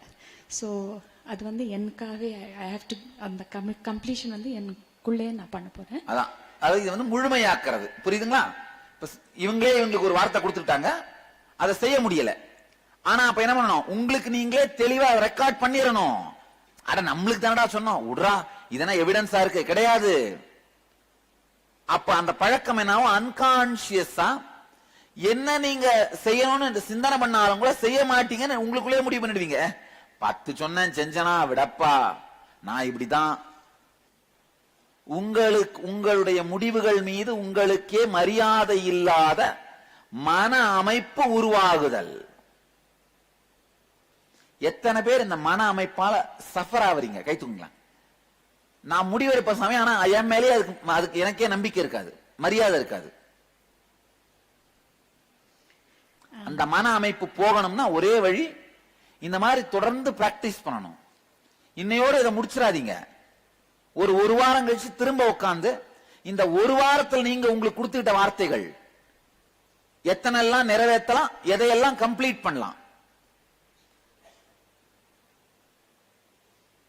ஒரு வாரத்துக்கு ஒரு முறையாக கம்ப்ளீட் பண்ணிக்கிட்டே இருக்கணும். அதாவது உங்களுக்குள் நீங்கள் முழுமையாகவே இருக்க வேண்டும். உங்களுக்கு நீங்க கொடுத்த வார்த்தைங்க நிறைவேற்றாமலும் முழுமையாக்காமலும் விட்டதுதான் ஒரு தொடர்ந்த ஒரு குறையாகவே உங்களுக்குள்ள இருக்கும். ஏன்னே தெரியல சாமி, மனசுக்குள்ள ஆனா ஒரு வெறுமையா இருக்கு, குறையா இருக்கு. எத்தனை பேர் அந்த மாதிரி ஃபீல் பண்றீங்க? கை தூக்குங்க. இதுதான் காரணம், தெரிஞ்சுக்கோங்க. இதுதான் காரணம். உங்களுக்கு நீங்களே கொடுத்துக்கிட்ட வார்த்தைங்க நிறைவேற்றவும் இல்ல, கம்ப்ளீட் பண்ணவும் இல்ல. கம்ப்ளீட் பண்ணீங்கனாலே அந்த வெறுமை போயிரும். தொடர்ந்து திரும்ப திரும்ப ஒரு 2 நாளைக்கு 3 நாளைக்கு ஒரு முறை உட்கார்ந்து ஒரு 10 நிமிஷம் எழுதி பார்த்துறது. இன்னைக்கே எல்லா கமிட்மெண்ட்டும் உங்களுக்கு ஞாபகம் வராது. 10 வயசுல டாக்டர் ஆகணும்னு நினைச்சிருந்து நீங்க ஞாபகம் வந்திருக்காது. நாளைக்கு உட்கார்ந்து எழுதும் போது ஞாபகம் வந்துடும், நினைவுல வந்துடும். 15 வயசுல உங்களுக்கு நீங்களே ஒரு வாக்குறுதி கொடுத்திருப்பீங்க, அது நடந்திருக்காது. அப்போ அதெல்லாம் இப்ப நினைவுகளுக்கு வராது. உட்கார்ந்து யோசிச்சு பாத்தீங்கன்னா நினைவுக்கு வரும். அப்ப என்ன பண்ணணும்? உங்களுக்கு நீங்களே அதை பூர்த்தி பண்ணிக்கிறது. அதுதான் நான் நினைச்சேன், ஆனா பல்வேறு சூழ்நிலை காரணமா அது நடக்கல.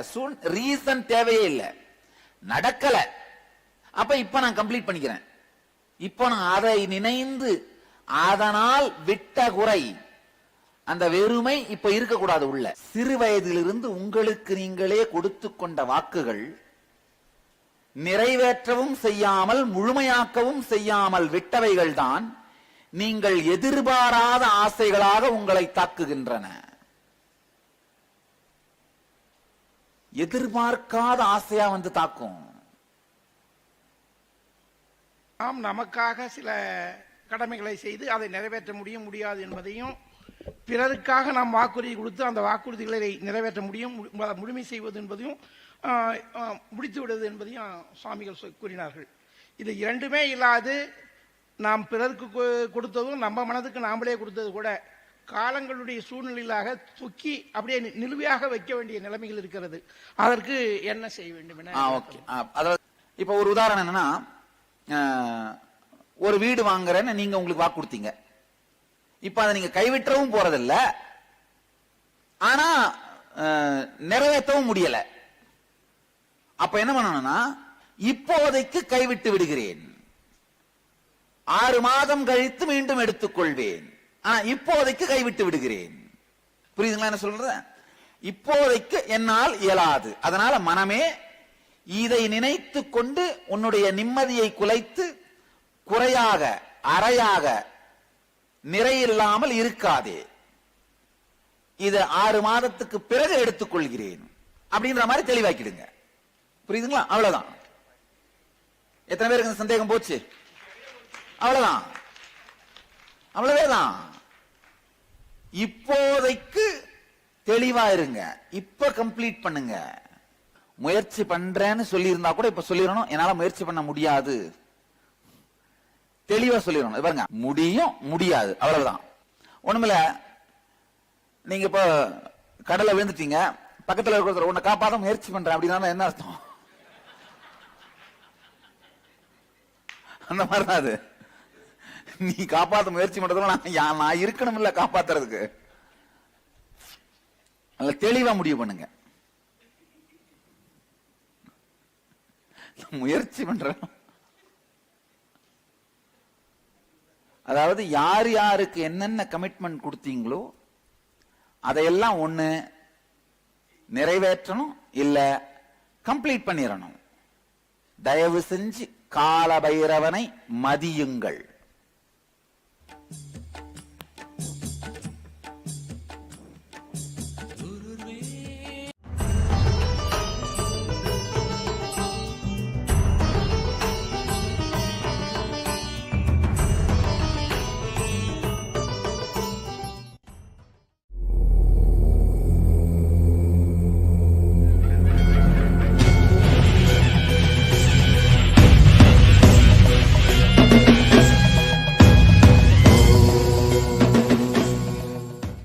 முதல் தத்துவம் ஒருங்குவித்தல். அதாவது உங்களுக்குள்ளே நீங்கள் கொடுத்துக் கொள்ளுகின்ற வார்த்தை அப்படின்னா என்ன? உங்க எண்ண ஓட்டம் தான்.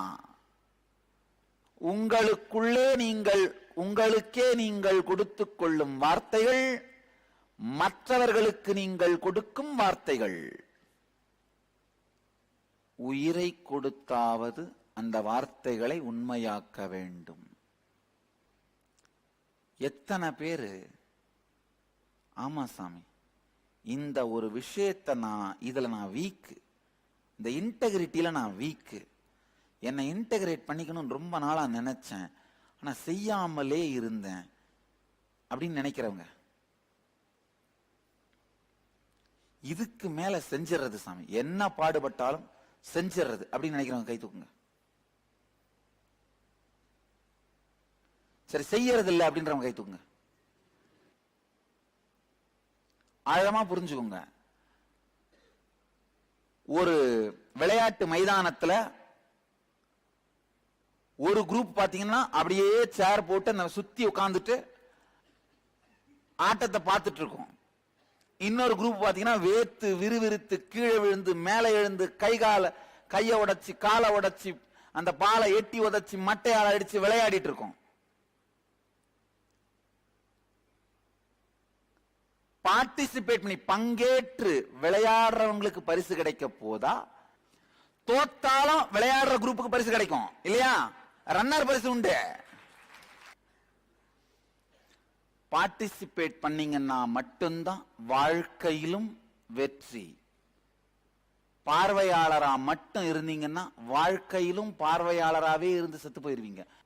பார்ட்டிசிபேட் பண்றவங்க தான் செல்ஃப் மேடா மாற முடியும். பார்ட்டிசிபேட் பண்றவங்கனால என்ன? உசார் மாமி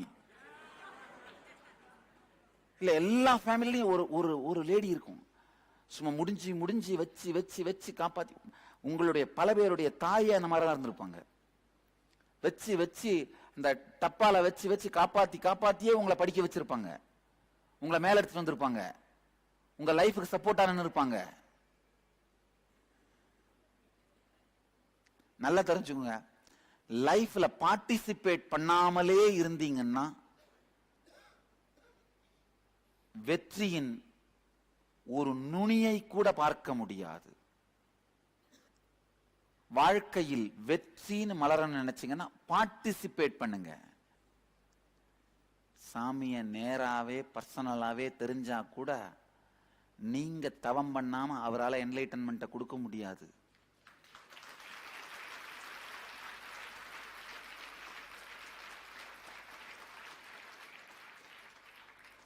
நீங்க தவம் பண்ணாம அவரால் ஒண்ணும் பண்ண முடியாது. வாங்குற கை வாங்கி வச்சுக்கிற பலம் இருந்தா மட்டும்தான் கொடுக்க கூட முடியும். ஒரு சின்ன குருகுலத்து குழந்தை அந்த பிஞ்சு கையை நீட்டி நின்றுட்டு இருக்கு, நான் ஒரு 25 கிலோ தங்கத்தை கொடுக்க முடியுமா? தங்கமாவே இருந்தா கூட கையும் தாங்காது, வச்சு காப்பாற்றவும் முடியாது. அந்த மாதிரிதான் என்லைட்டன்மெண்ட்டும். வாங்குற கை பலமா ஆகாம கொடுக்க முடியாது. என்லைட்டன்மெண்ட் நான் சொல்றது வாழ்க்கையில வெற்றி, அதான் வேற என்ன.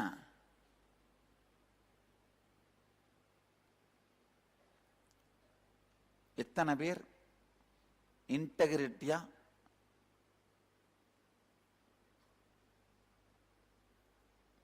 ஒருங்குவித்தலோடு, ஆரம்பத்தில் அந்த வார்த்தை திரும்ப திரும்ப நினைவுக்கு வர்றது கொஞ்சம் கஷ்டமா இருக்கும், ஆனா புரிஞ்சு உள்ள அந்த சிந்தனையில ஓட ஆரம்பிச்சுன்னா பழகி போயிடும். ஒருங்குவித்தலோடு ஸ்ரத்தையோடு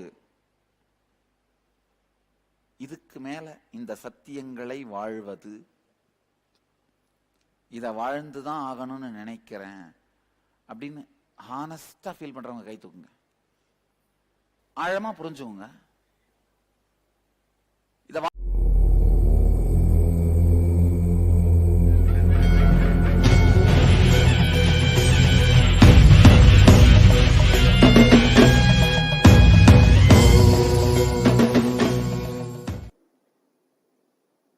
some of the amazing things I should describe is extraordinary passions,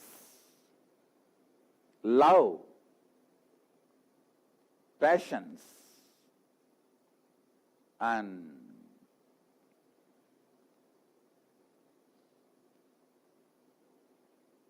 the way he was teaching, committed to transmitting the experience. I think I went through in such a multi-dimensional, packed, emotional relationship. So every layer when I peel, so much is coming out. It is like I am peeling my own self and opening it and showing. See, whatever you go through with so much of passion gets settled in you so much. How many ever times you narrate that you will not be tired or bored?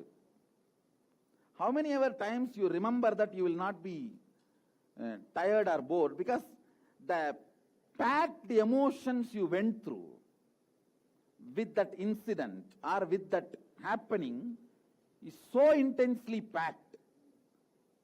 See, if I have to tell you, it is like a 100 gunny bag of cotton. He rolled it into this gunny bag. Like he is 100 gunny bag cotton. He rolled himself, packed himself into this one gunny bag.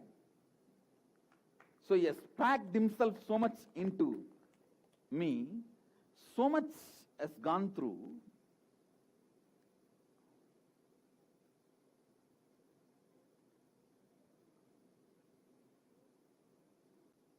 See, one, the dimension, the way he was teaching. And the second, the dimension, how he was educating me by his behavior. See, teaching is different, educating is different.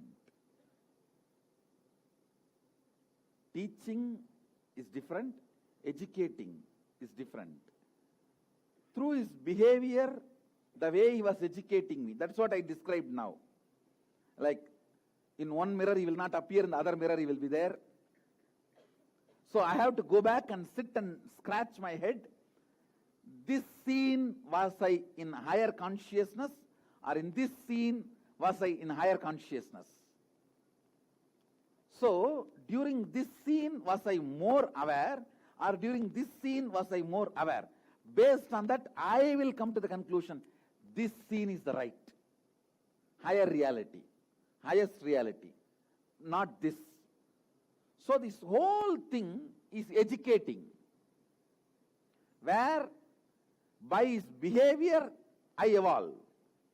Teaching is like a sharing certain idea, certain truth, and then the next level is sharing the experience, putting me into the experience directly. Every day,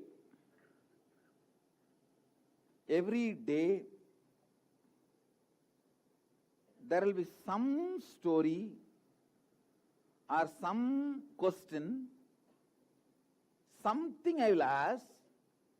When he answers, I will see that very clearly. It just becomes reality in front of me. It is just reality.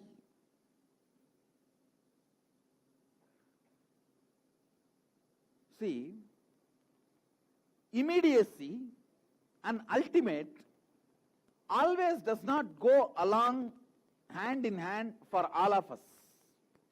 If something is ultimate, it cannot be immediate.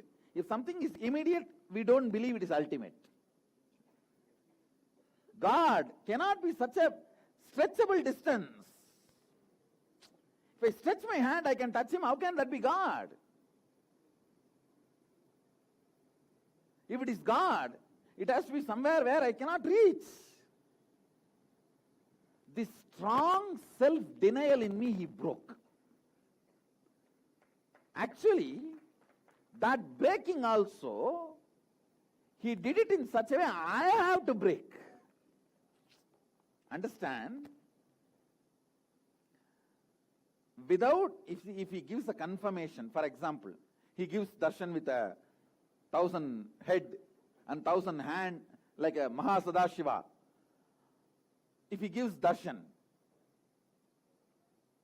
and then me breaking the idea, oh, he is God only and he is immediate, I don't think that is ever practical, because even after seeing Vishwarupa, when Krishna became the normal form, that 6 feet, 2-hand form, Arjuna lost the impact of that Vishwarupa on him.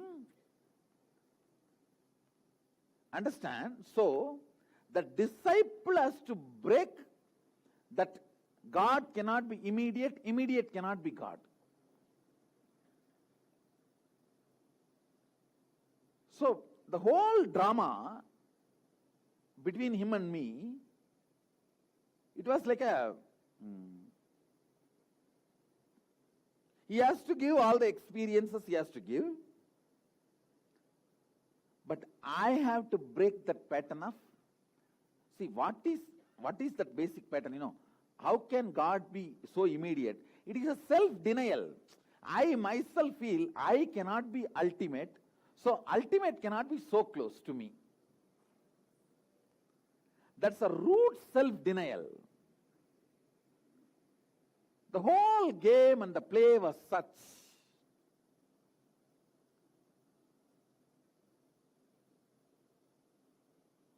He, without confirming, but by his tremendous love, I should literally say romance. Actually, I tell you guys, my relationship between him and me was never psychological. It was literally physical.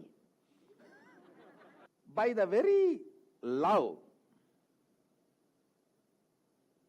the courage I gained, or he made me gain, the Vatavarana, the ambience he created. Vatavarana means the atmosphere. Ambience he created was such, I myself broke that self-denial, that how can ultimate be immediate? See, if you understand, how many of you understand you have that pattern? How can ultimate be immediate? If you see, the root of it is nothing but self-denial. You believe strongly, you are, I am my immediate and I am not ultimate. So same way, anything my immediate will not be ultimate. That self-denial denies the highest possibility. And the atmosphere he created was so beautiful. The Vatavarana he created was so beautiful. He made me courageously break that self-denial pattern. Yes, it is ultimate and immediate. I'll describe when he made me break that. Another one biggest thing is, we have our own scales and methods and convictions to measure, which miserably fails. Understand? Miserably fails. And that miserable failure of our scales and cognitions and perceptions, fortunately in me, when I miserably failed, I decided to celebrate it. I was not terrified about it. See, when I miserably failed, by the time I failed itself, I felt the love layer of him, I only felt when I fell on his lap, not somewhere else. So I was enjoying about it. After 2-3 times, I myself started losing faith on my scales. That scale cannot be mixed or matched or fixed. That is not the scale with which I should be measuring this. Wrong scale, like for example, if it is a cloth, you can measure it with a meter, centimeter distance. Can you measure the cloth in liter? Can you measure the milk in centimeter and meter? So the exchange of the units of physics being used for units of chemistry, or the units of chemistry being used on the units of biology.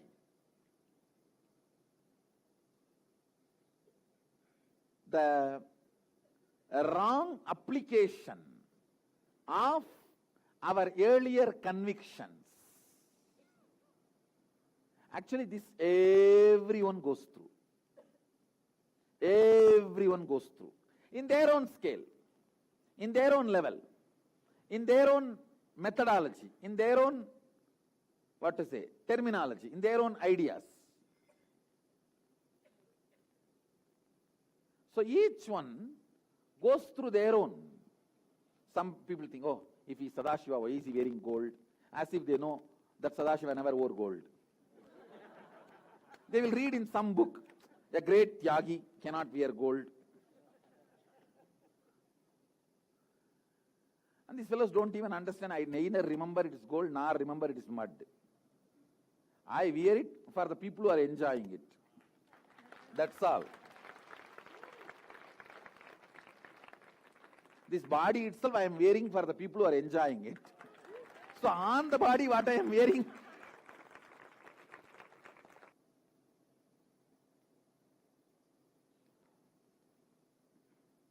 the way he teaches,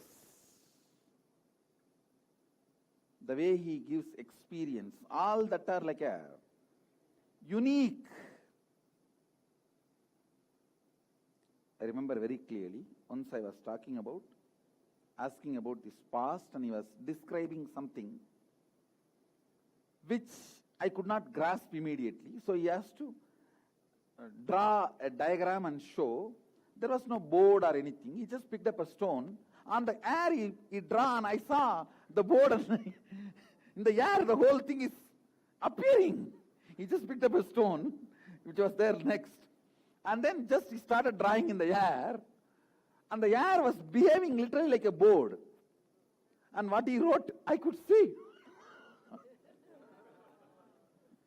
And he was describing about past, and then very casual way, he just cut that where he wrote like a past, present, future. He just cut where he wrote past, and I saw very clearly it is opening up, and I could see the past flowing. It's literally like a touchscreen Photoshop.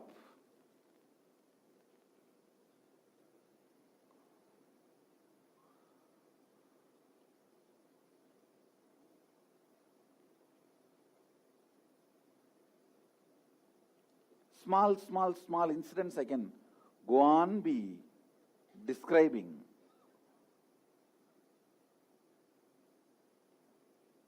Once he was talking about an agama, and a very beautiful description he was giving about a concept. I was hearing, but I was thinking, wow, not only I understood, I wanted to explain the same way to others. The moment I had this thought, he asked me to stretch my tongue, and he had a small trishul. He took it out of his vibhuti bag, and he just wrote something on my tongue and said, I give you my walk. And still I can say, there is no concept which can't roll in this tongue and come out as a clear whatever may be the principle, philosophy, whether it is physics or neuroscience or cosmology or physiology or medicine or anything, any concept, any theory, engineering or architecture, any theory, any philosophy, if it just comes in this tongue and the tongue rolls and when it opens, that's all. Not for any pride I am saying. And you see what I am talking, you don't need a separate witness. Listen to anyone's satsang.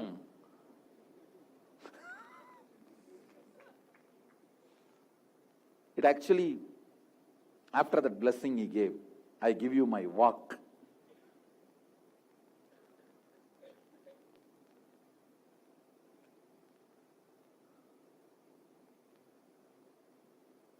Once I was admiring his eyes and the way he was sitting. We finished lunch, and after the lunch, he's such a clean person, hygiene person. After lunch, he will never let me sit without washing that vessels. That 2-3 vessels I am having, two, and in the two there will be 3 cup with that covering. In one it will be sambar, in one it will be poriyal, means the vegetable, and in one it will be pickle, and in small paper there will be salt. So if more salt is needed, so he will make sure I go to the temple tank and wash all that and come back and keep, only then I can continue to sit with him and talk. So after lunch he was sitting and I went, washed the vessels, and I was ran, and from distance itself I saw the beautiful way he was sitting and the sun shining on him. It was noon. He was not sitting on the sun, he was sitting in the shade, but I could see the sun falling on him, and and he was chewing the betel leaf, pan. After the lunch he was having pan, and I was admiring the whole form, the way he was sitting, and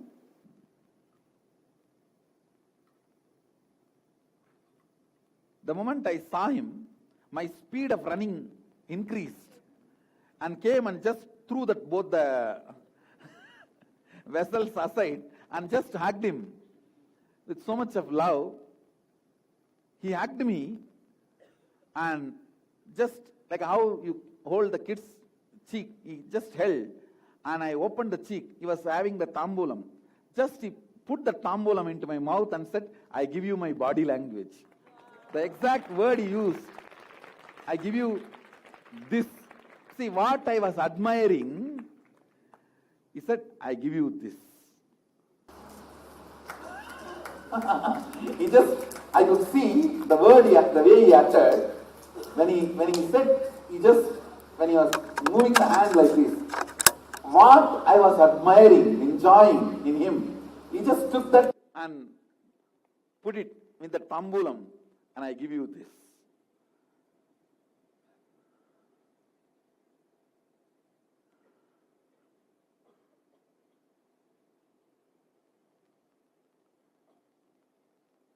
The way he gave me, I can say at least 98 times, if he has given 100 things to me, 98 times, I only wanted, never asked. Maybe maximum 2 times I asked, opening my mouth. 98 times, literally every time, I only wanted but did not ask, even if I admire. You see, what you admire? You admire only what you want. Admiration is nothing but secret crush that you want. So the moment I admired, he just knows.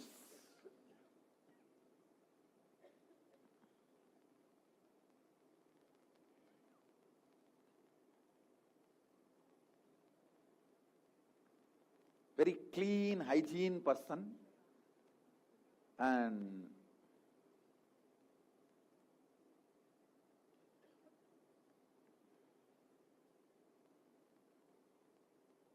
but will not bow down in front of deities and all. How I bow down in front of deities?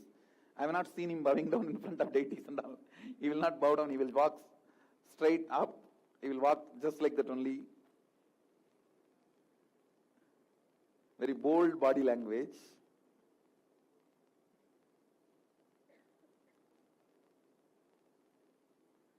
Simple, but I have never seen him humble. Humbleness is not, I have not seen him, humble means bowing down. Those things I have not seen in him. How you guys see me, I'll bow down in front of every deity. That, at least I have not seen. I don't want to say whether it is there or not and all that. I have not seen.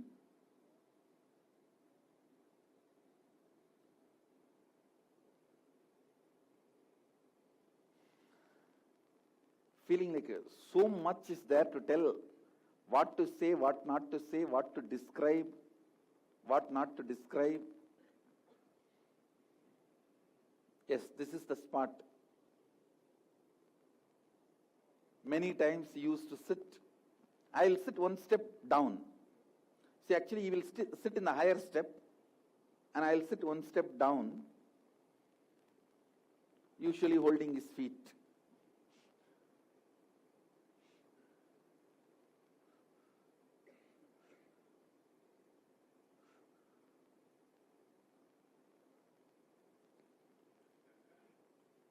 That's a little shade area near the Arunagiri Ishwara's Mandapam only.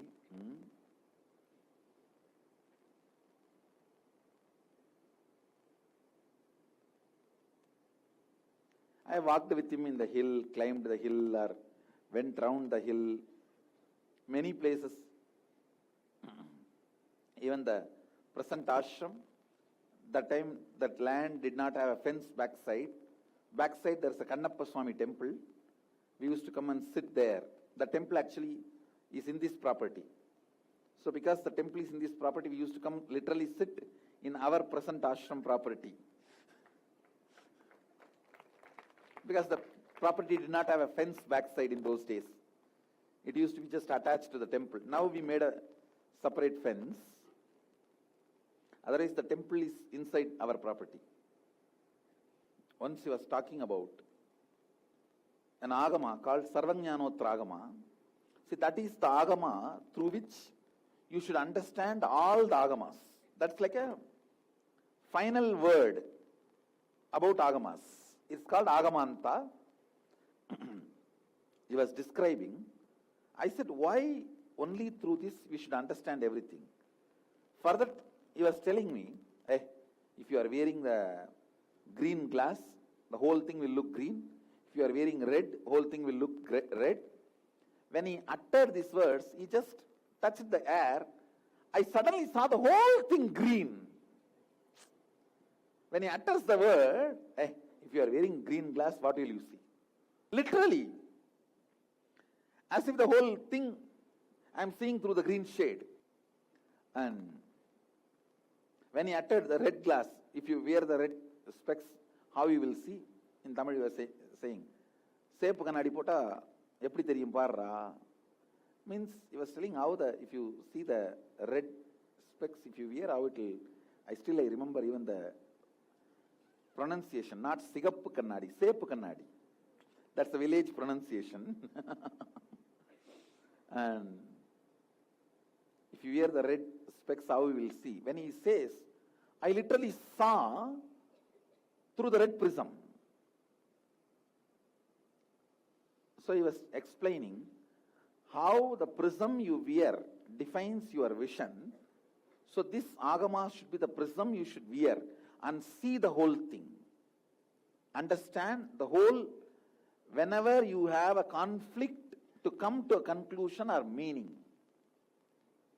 Come on, now let's come to the real story. So one day I asked him,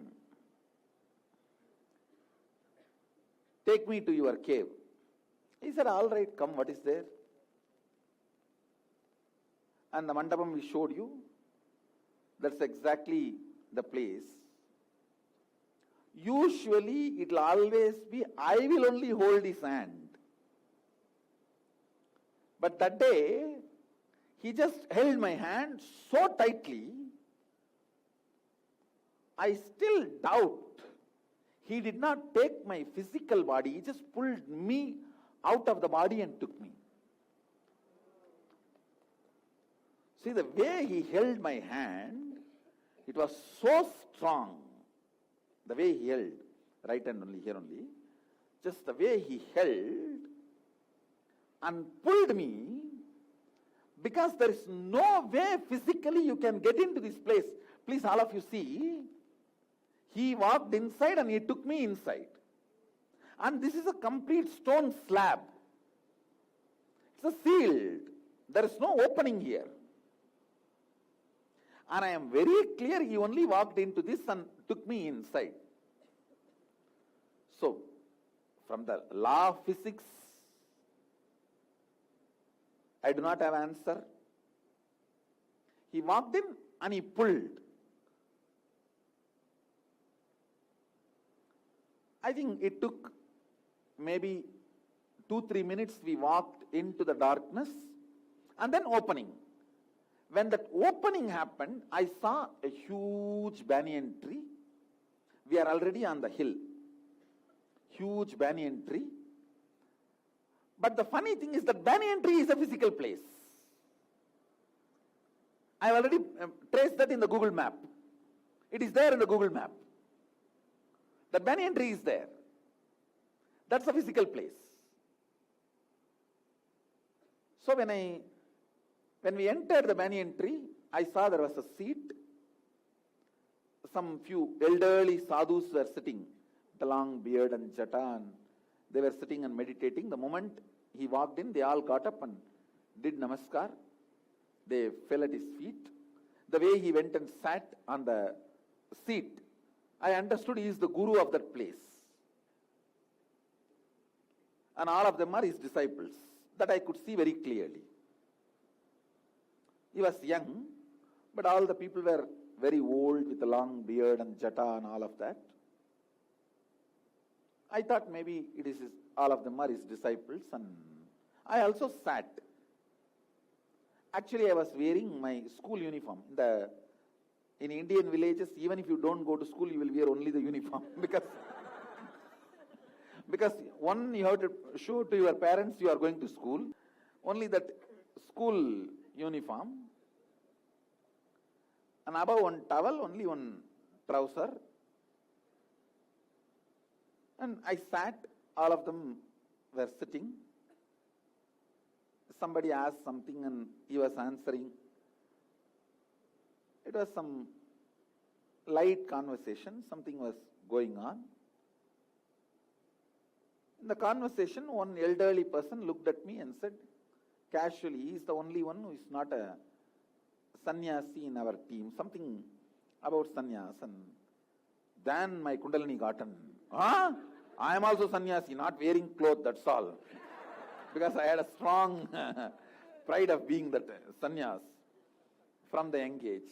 In the villages, always these uncles will teach swimming for the kids. So when my uncles wanted to teach, they put all the kids into the well with that bottle gourd. Bottle gourd, they will tie it on the hip and just push them into the well. Then kids will learn swimming. When they wanted to teach swimming, I said, no, I am a sannyasi. Sannyasi cannot learn swimming. There is a tradition.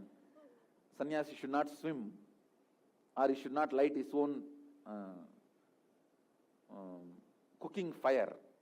Like this, there are a few things. Nowadays, we don't, because we started crossing the ocean. Those days, all these rules were made because sannyasis were a very small number. They were not allowed to do any risky things. So, because the small number, they wanted to be, they should be protected. So that is why all risky things like crossing the ocean, lighting your own fire, cooking, and swimming, all these were banned, not to do. Anyhow, so that time itself I said, no, I am a sannyasi, I will not learn. So immediately I said, I am also sannyasi, I am not wearing the cloth. Then Arunagiri Ishwara smiled and said, you want to wear, you want to have clothes also. I said, if you give. Then he looked, and one elderly person, sannyasi, he ran somewhere and got one set. This is the cloth. This cloth is the witness for the whole thing.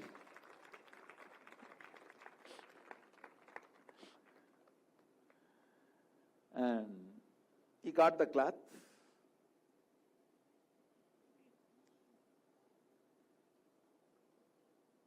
I remember as 2 pieces. Now we are having only one. I do not know where the other bit has gone, but I remember it was 2 pieces. And when the cloth came, he was about to give. Immediately I just removed my clothes and threw it and came. Naked. I ran to him, and he himself tied the cloth around my hip. The dhoti he himself tied and just inserted. And then the towel he put it on my shoulder. I remember, that is why I am saying it is 2 pieces. It's like one like a dhoti, this piece, and he just tied it and inserted. And then the towel he just stretched and put it on my shoulder. Of course, only now when I studied Sannyas Patati, I read that you are supposed to go naked and receive the sannyas cloth. That's the way the sannyas is received. That's a tradition even now. In Akada andal, even now, whoever takes sannyas, they have to walk naked from the river.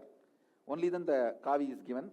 We, because of the we have become a social organization, so they just take dip and come with a wet cloth and I give the cloth. But in Akadas, even now, this is what is followed. Anyone has to walk naked in public. And that is the way the cloth is given, whether male or female, anybody. And even now, female Nagas, thousands walk naked during the Shahi Snan. Not only male, even female Nagas walk. This Kumbh Mela also they walked, Ujjaini. This time also. It's a tradition. And later on only I came to know, that time when I did not know. This was the Padakas, which I gave and he used and returned. He put the feet on it. I made it with a village carpenter, the local village carpenter. That time, now how many full gold 1,000 padakas we may make, but nothing can equate this. I still remember 2.5 rupee was the salary and 10 rupee was the wood. Wood cost was 10 rupee, 2.5 rupee was the salary the carpenter took to make this. In those days. And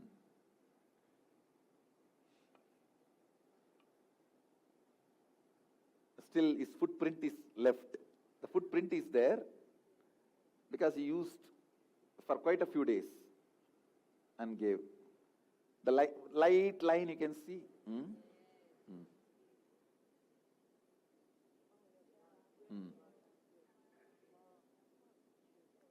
Actually, because that line is there only, I did not want to cover this in gold.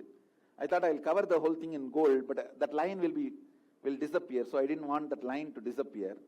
That's why I didn't cover it in gold. I just left it as it is. It's made, and this also, this I took it and gave, and then he used for a few days and blessed and gave.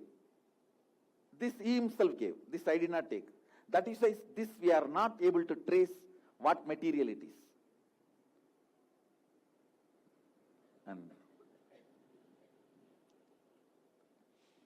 this is the banyan tree we traced in the Google map. See, that whole thing is a single tree. That whole thing is a single tree.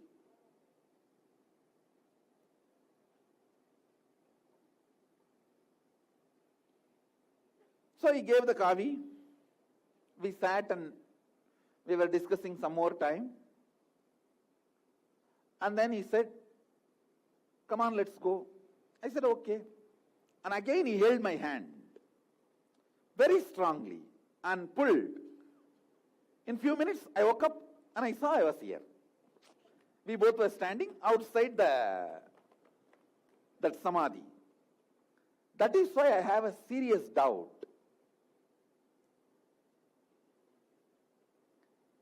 The place banyan tree was physical, but the cave was not physical. He pulled me out and took me into Turiya, means different plane, and again brought me back to Jakrat in the cave, in the banyan tree. And when he brought me back, he took me to Turiya and again brought me back to Jakrat. So I don't think this body moved through that cave, but this body was taken to the banyan tree. It's like he took me and transported the body and put me again into that body. And then he took me, transported the body and put me again back into the body. Body came in U-Haul service. Because the way, no way through this way my physical body has gone. But the banyan tree is physical. Even after all this, after the Sangha has happened, everything, at least 2-3 times I went and saw the tree. And even after this incident and everything, when I described it to Raghupati Yogi and Kuppammal, we were all able to go to the tree and see the tree. Yes, it is in Tiruvannamalai. Exact same place, same, even the steps, means the seat on which he sat was exact shape. It was not different. Everything was physical. So it was I think the play between Turiyadita, Turiya and Jakrat, the 3 states of consciousness, and how many ever times I tried to take the other people to that banyan tree. They can all see, but nobody can go near because there's an intense frequency around that banyan tree. If people try to go down that valley, they will fall sick, vomit, collapse and come back. They will not be able to go. I will casually walk near the tree. The people who come with me will never be able to walk. That valley is the only area, that valley is the boundary where human beings are allowed. Nobody else can walk in. You can see, but you can't walk in. I tried multiple times. Multiple times. Ramana Maharshi says even he tried. He is not able to take anybody. Ramana Maharshi talks about this tree. He talks about this tree. He went. But none of his disciples could go. Still the tree exists.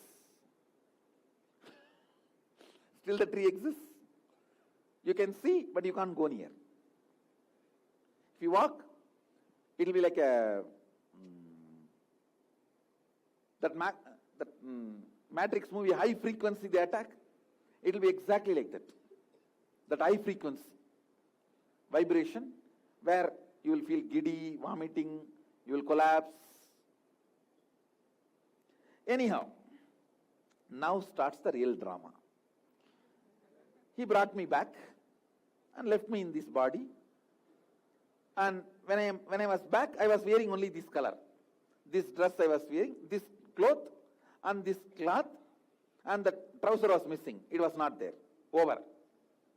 I was wearing only this. I was just in ecstasy. Overwhelming ecstasy. He earlier told me once very casually, don't tell anybody, don't talk about this, not even don't tell, don't talk about it. It is like not a big instruction, but idea was conveyed not to speak about it to anyone and everyone. So I never used to speak about what I am going through with him or what I am seeing and everything to anybody. Even my small plans are such a way that I don't speak much to that. Even to that watchman, I will not speak much. I'll say, you just do this much, that's all. And I'll not explain anything detailed and all that. Because he's uncle and he also did this like a favor.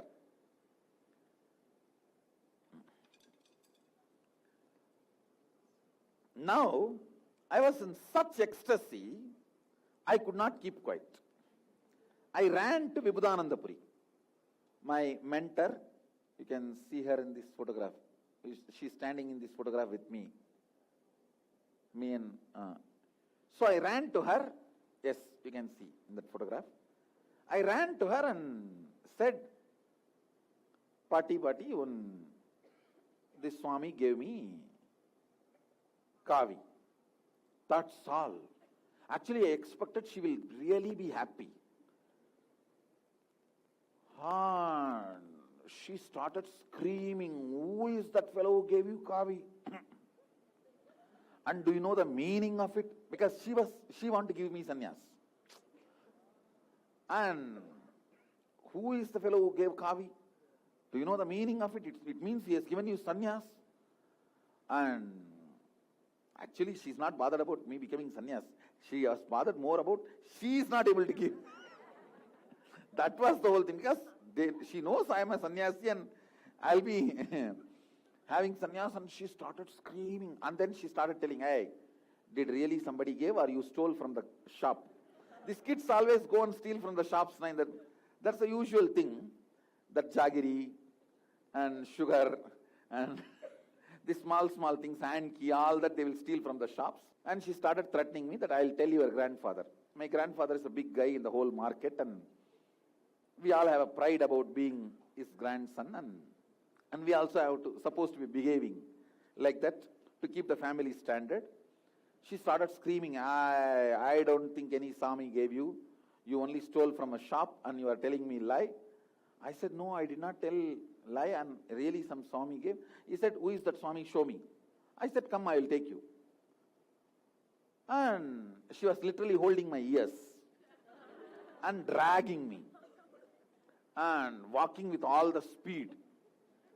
And I was screaming, leave my ears, but she was so angry, she was holding my ears, and then she was dragging, and I was showing the way, and finally we reached in front of the Sarvanagiri Yogeshwara's cave. Always, never I need to call third time. It's only Swami, that's all, he will come out. Never I called him third time. By second time he will be out. And now I am calling Swami, and he is not coming out.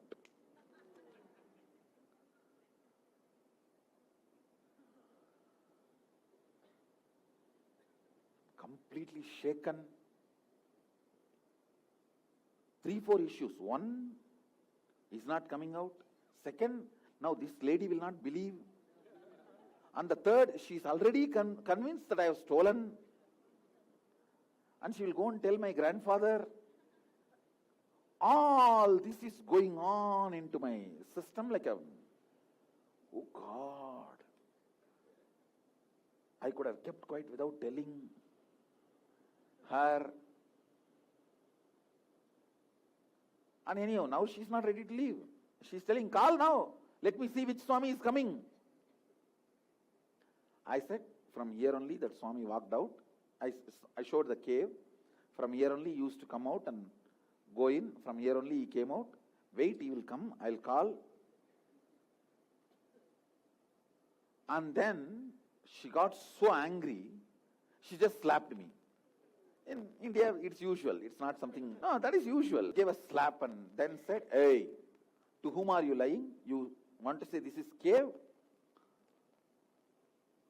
And then she sat and went into that pillar and dragged my head and hit my head literally on that wall.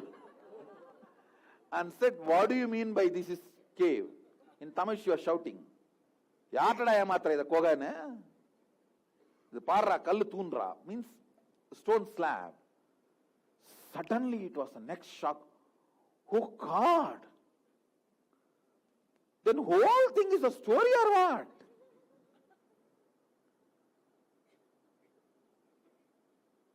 It was like a literally reeling.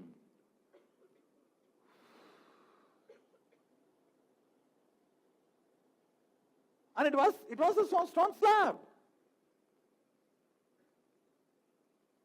There's no opening. That is his deity, Arunagiri Ishwara's deity. There was no opening. How many of you have seen that? There is no opening. Go and see. It's a complete structure. That's it.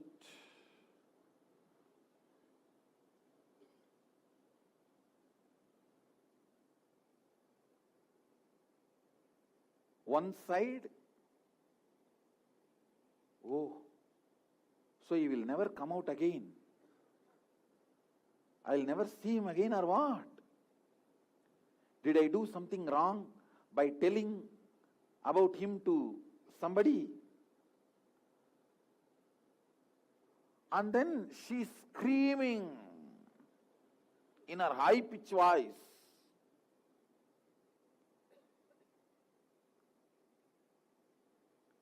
She's screaming. And she's telling, now tell from which shop you have stolen. She's standing on that argument only. I have to tell your grandfather. And at one situation I understood, I cannot handle this anymore. So I just looked at her and said, in Tamil I said, இந்த சாமி மேல இந்த மலை மேல ஓம் மேல அவர் மேல M மேல சத்தியம் பண்ணி சொல்றேன் அவர் தான் வந்தாரு அவர் தான் கொடுத்தாரு means I told in Tamil on Arunachala, on the Arunachala hill, and on you, on him, on me, I promise he only came and he only gave. I just took her hand and put my hand on her hand and promised. I think that's the first energy session. When I just slapped my hand on her hand and promised, something happened in her. Afterwards, she was not able to deny my words anymore. She just collapsed. She just fell on her knees. Now in her eyes, no more doubt. No more doubt. She asked, Yaruda, peravadu solra, peravadu ketiyada. She asked in Tamil, at least tell me his name. Did you ask his name to him? Now, I have come back to my innocence. I don't have to have the load of proving, so I can be in my integrity. I can be in my original space. Because she is in the listening space. I said in Tamil, Arunagiri Yogeshwara Sonnaru Paati. Means Arunagiri Yogeshwara is the name he told me that as his name. That's all. She could not doubt or deny. She just fell at my feet. And she said in Tamil, Unmeliye vada, avara paakradhukku naangallam thavam pandrameda, thenom vandu pesunarada. She was asking, we are all just praying, doing tapas to see him. Did he really come and talk to you? Did he come every day? And she falling at my feet was too much. And when she said, we are all praying, doing tapas to have his darshan, and he himself came, and he himself came every day, I know for sure at that moment, he is Arunagiri Yogeshwara, and he was Sadashiva. He is Sadashiva.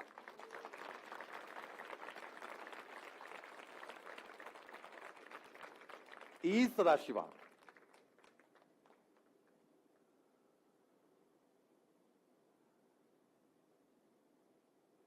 It did not stop. Now the extreme pain that he may not come again. The extreme joy, he himself came and taught me. The joy that with whom I was relating, who did all this with me, is Sadashiva himself.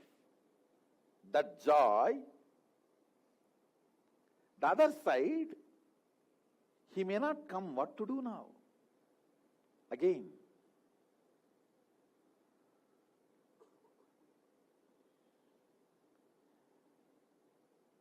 It's a space of Dvaita.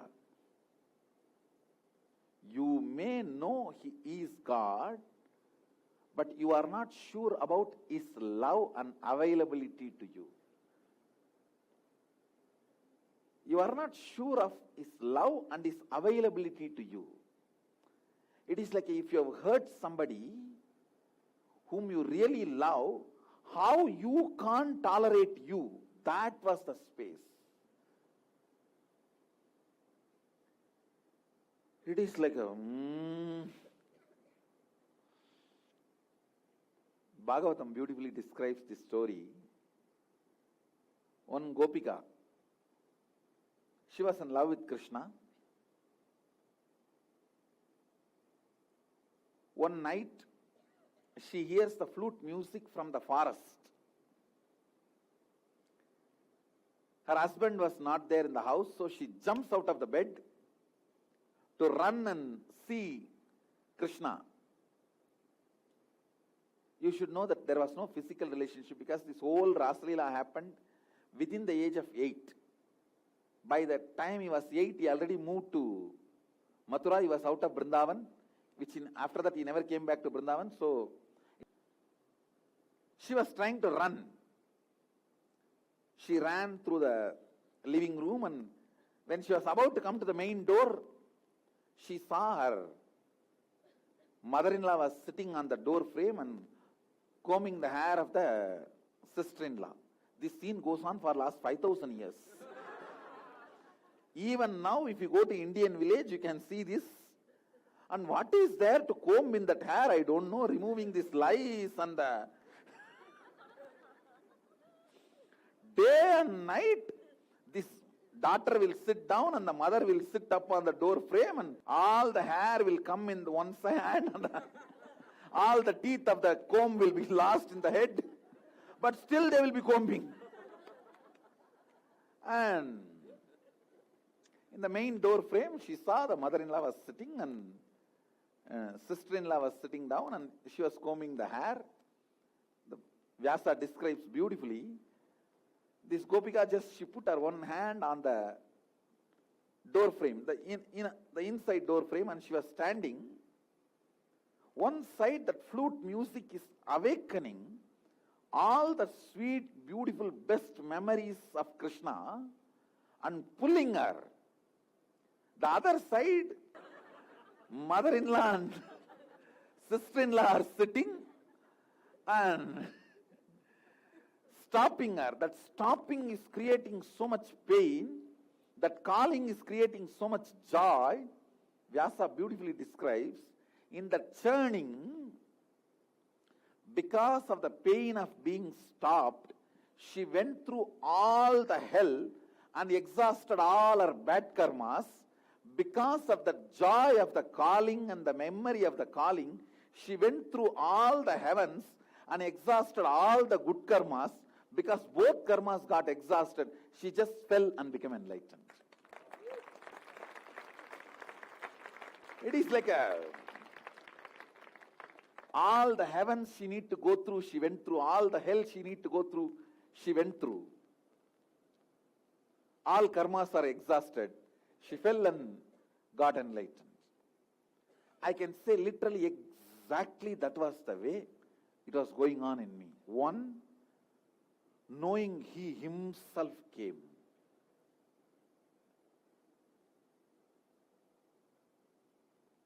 and I literally chewed his tongue and took the tambulam.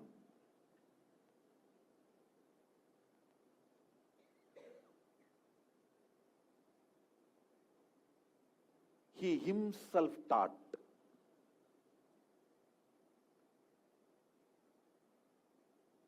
The other side, he's not coming now. He's not coming now. So did I hurt him that he is not coming, or is he not going, is he never going to come again? It was not crying, but the tears were rolling. Literally, the body was getting churned by the extreme joy and extreme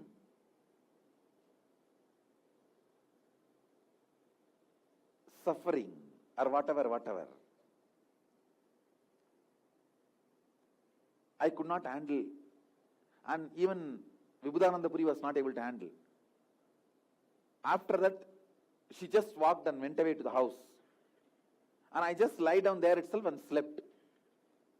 I should say whether I slept or fell into some space. I just lie down there. This happened maybe roughly around 8:30. By 11:30, the watchman, they came to clean up that place. They usually have that long hose pipe. They will connect it with a pipe and hold that pipe. And usually I'll be the volunteer for them. I'll hold the pipe and I'll walk in the behind, and they will be cleaning and going in the front. And then behind me, one more person with a broomstick. You see, first they will sweep, and then I will to pour water. Then on the water they will clean. They will spread the water. So the watchman came with a pipe and he started pouring the water, and he shouted at me saying, "Hey, go to the temple. They are going to put the deity to the bed. Go and have darshan and come back and hold the pipe for me." He was screaming in Tamil. "Hey, poda palli iraikkira time aachu po. Sami kumbittu vandu pipe pudi." I used to be volunteering. So he was telling, "Run to the temple. They are going to put the deity to bed, have darshan and come back and hold the pipe for me." So when I heard that sound, I woke up and I know something, that I am fresh and new. I ran to the Garbha Mandir. Those days, not much crowd, and sometimes even Shivacharyas won't be there. The whole thing will be completely empty. I ran, I saw no Shivacharya was there, and the deity, they have not taken the deity to the bedroom. And sometimes Shivacharyas will tell me, "Hey, you go and bring," because only one person will be there. He has to bring Devi and then Sadashiva both. So he will tell me, "You go and bring Sadashiva," because that's a short distance. Devi, he has to go to the other shrine and bring from there. And so they will tell, "Go and bring that." It's a small Utsav Murti to Shivameru. I'll go and carry that and bring. And of course, that day, no Shivacharya spoke to me. Only the watchman said, "Go and have darshan and come and hold pipe for me." So I ran and I saw nobody is there. I ran to near the Garbha Mandir to have darshan and see whether the deity has been taken to the bed. When I ran near the Garbha Mandir, I lifted my eyes and he was sitting there. He was sitting there on the Shivalinga. It was not physical body this time. It was shining light with all its glory, as we describe how he was in Kailasa, and shining light with his powerful presence and wide smile. The moment I saw,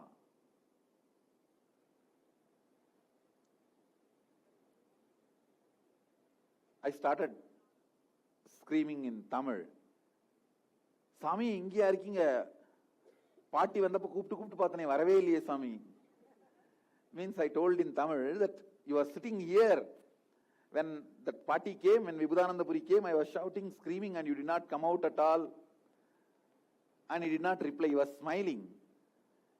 I was screaming and I was running. The more closer and closer and closer I came, I saw this person is getting slowly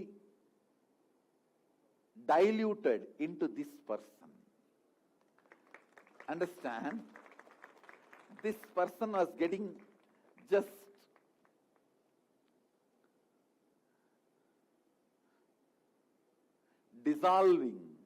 getting dissolved. So by the time I finished uttering the word, you didn't come at all, that I started dissolving. I still remember, I ran into the Garbha Mandir, stretching the hand. I could see is being stretched and touched me. The moment it touched,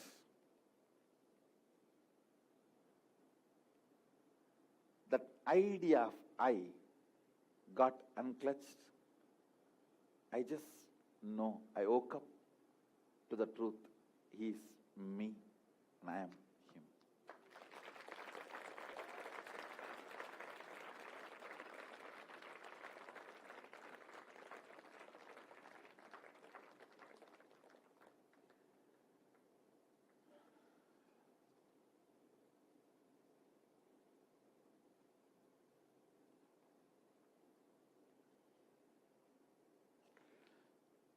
After that, never I saw him separately, nor I missed him ever. I have never seen him separately after that, nor I felt missing him.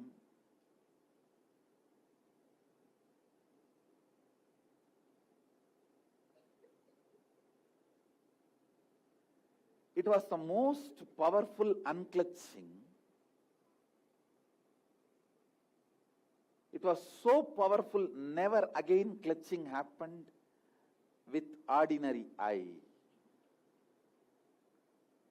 The ordinary I got dissolved into the space of irretrievable.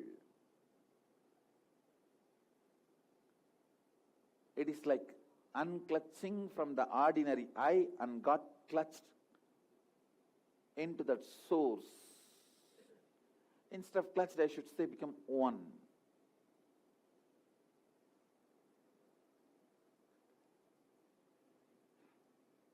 Literally, I saw this entered into that and that entered into this.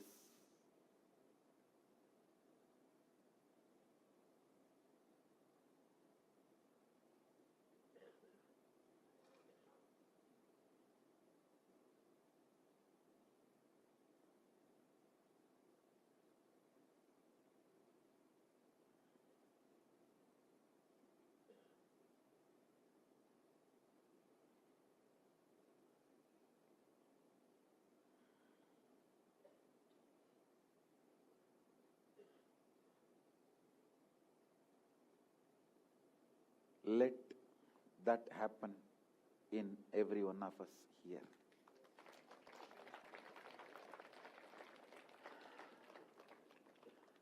What happened? That very same thing, I'm going to reverberate now into all of you and bring that same space. The temple Garbha Mandir, what happened between me and him? The same thing I'm going to reverberate now. Please sit straight. Everyone is ready? Please put your Atmalinga on your third eye.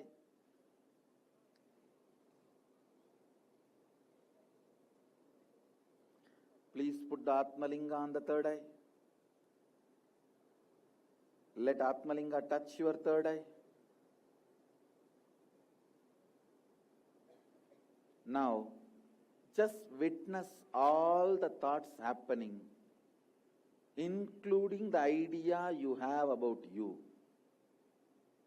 Even the idea you have about you is a thought current. Witness everything. I will do the unclutching, you just witness.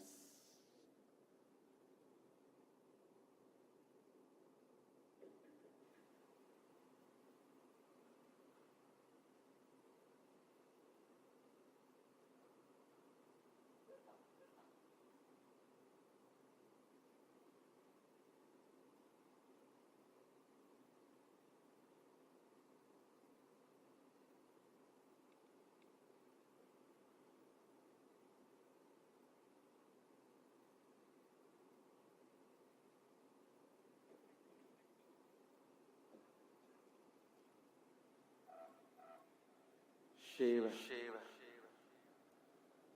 सदाशिवोऽहम्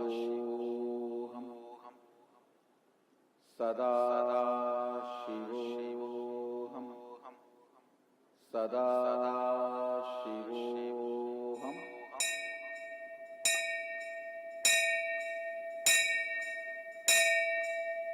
सदाशिवोऽहम्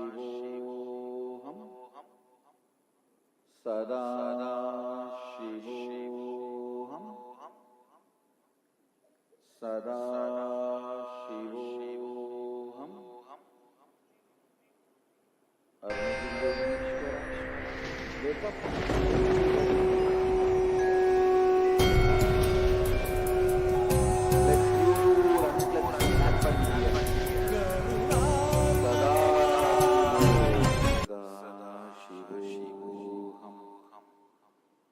सदाशिवोऽहम् सदाशिवोऽहम् अरुणगिरियोगी जयते सदाशिवोऽहम्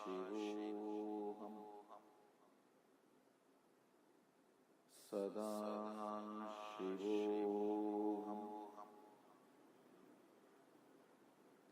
सदाशिवोऽहम् सदाशिवोऽहम्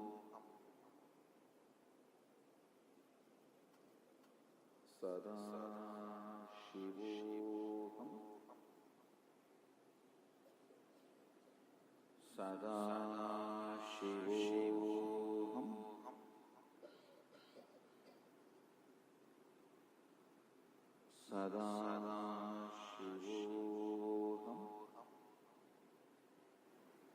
सदाशिवोऽहम् सदाशिवोऽहम्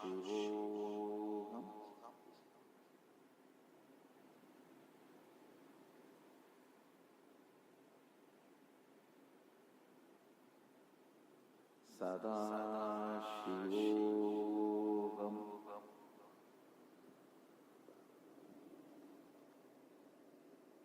relax. You can open your eyes.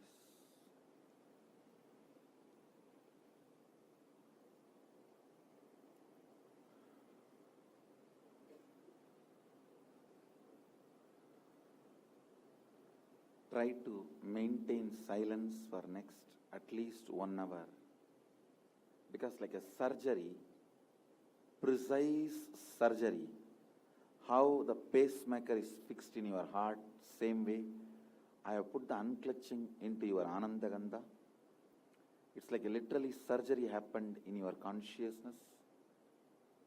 If you speak any words, they can delay this unclutching settling into your being.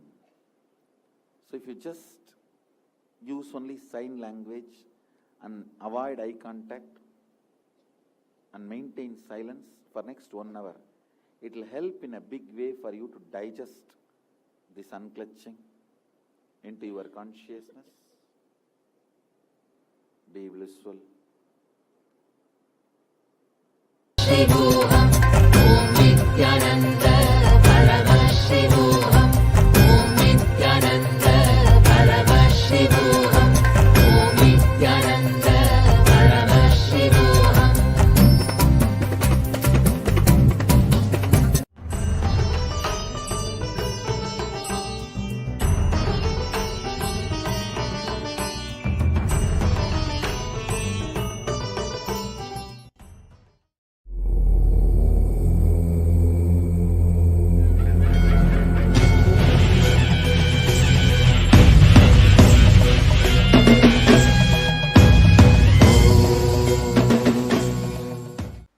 முதல் தத்துவம் ஒருங்குவித்தல். அதாவது உங்களுக்குள்ளே நீங்கள் கொடுத்துக் கொள்ளுகின்ற வார்த்தை அப்படின்னா என்ன? உங்க எண்ண ஓட்டம் தான். உங்களுக்குள்ளே நீங்கள் உங்களுக்கே நீங்கள் கொடுத்துக் கொள்ளும் வார்த்தைகள் மற்றவர்களுக்கு நீங்கள் கொடுக்கும் வார்த்தைகள். உயிரை கொடுத்தாவது அந்த வார்த்தைகளை உண்மையாக்க வேண்டும். எத்தனை பேரு ஆமா சாமி, இந்த ஒரு விஷயத்தை இதுல நான் வீக்கு, இந்த இன்டெகிரிட்டியில நான் வீக்கு, என்னை இன்டெகிரேட் பண்ணிக்கணும்னு ரொம்ப நாளா நினைச்சேன், ஆனா செய்யாமலே இருந்தேன் அப்படின்னு நினைக்கிறவங்க, இதுக்கு மேல செஞ்சிடறது சாமி, என்ன பாடுபட்டாலும் செஞ்சிடறது அப்படின்னு நினைக்கிறவங்க கை தூக்குங்க. சரி, செய்யறது இல்லை அப்படின்றவங்க கை தூக்குங்க. ஆழமா புரிஞ்சுக்கோங்க. ஒரு விளையாட்டு மைதானத்துல ஒரு குரூப் பாத்தீங்கன்னா அப்படியே சேர் போட்டு சுத்தி உட்கார்ந்துட்டு ஆட்டத்தை பார்த்துட்டு இருக்கோம். இன்னொரு குரூப் பாத்தீங்கன்னா வேத்து விறுவிறுத்து கீழே விழுந்து மேலே எழுந்து கையை உடைச்சு காலை உடைச்சு அந்த பாலை எட்டி உதைச்சு மட்டையால அடிச்சு விளையாடிட்டு இருக்கோம். பார்ட்டிசிபேட் பண்ணி பங்கேற்று விளையாடுறவங்களுக்கு பரிசு கிடைக்க போதா, தோத்தாலும் விளையாடுற குரூப்புக்கு பரிசு கிடைக்கும் இல்லையா? ரன்னர் பரிசு உண்டு.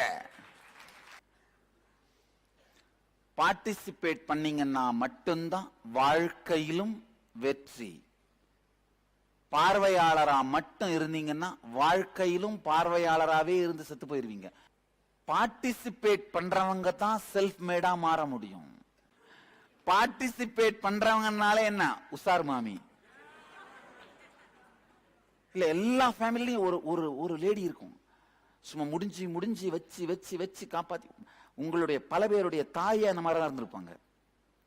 வச்சு இந்த டப்பால வச்சு காப்பாத்தியே உங்களை படிக்க வச்சிருப்பாங்க, உங்களை மேல எடுத்துட்டு வந்திருப்பாங்க, உங்க லைஃபுக்கு சப்போர்ட்டா நின்று இருப்பாங்க. நல்லா தெரிஞ்சுக்கோங்க, லைஃப்ல பார்ட்டிசிபேட் பண்ணாமலே இருந்தீங்கன்னா வெற்றியின் ஒரு நுனியை கூட பார்க்க முடியாது. வாழ்க்கையில் வெற்றின்னு மலரன்னு நினைச்சீங்கன்னா பார்ட்டிசிபேட் பண்ணுங்க. சாமிய நேராவே பர்சனலாவே தெரிஞ்சா கூட நீங்க தவம் பண்ணாம அவரால் என்லைட்டன்மெண்ட்டை கொடுக்க முடியாது.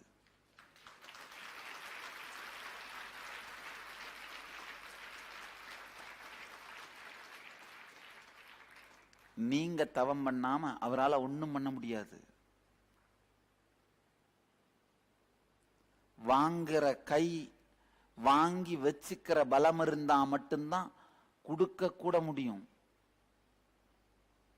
ஒரு சின்ன குருகுலத்து குழந்தை அந்த பிஞ்சு கையை நீட்டி நின்றுட்டு இருக்கு, நான் ஒரு 25 கிலோ தங்கத்தை கொடுக்க முடியுமா? தங்கமாவே இருந்தா கூட கையும் தாங்காது, வச்சு காப்பாற்றவும் முடியாது. அந்த மாதிரிதான் என்லைட்டன்மெண்ட்டும். வாங்குற கை பலமா ஆகாம கொடுக்க முடியாது.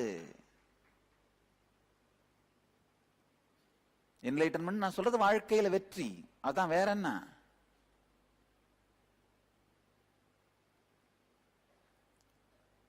எத்தனை பேர் இன்டெகிரிட்டியா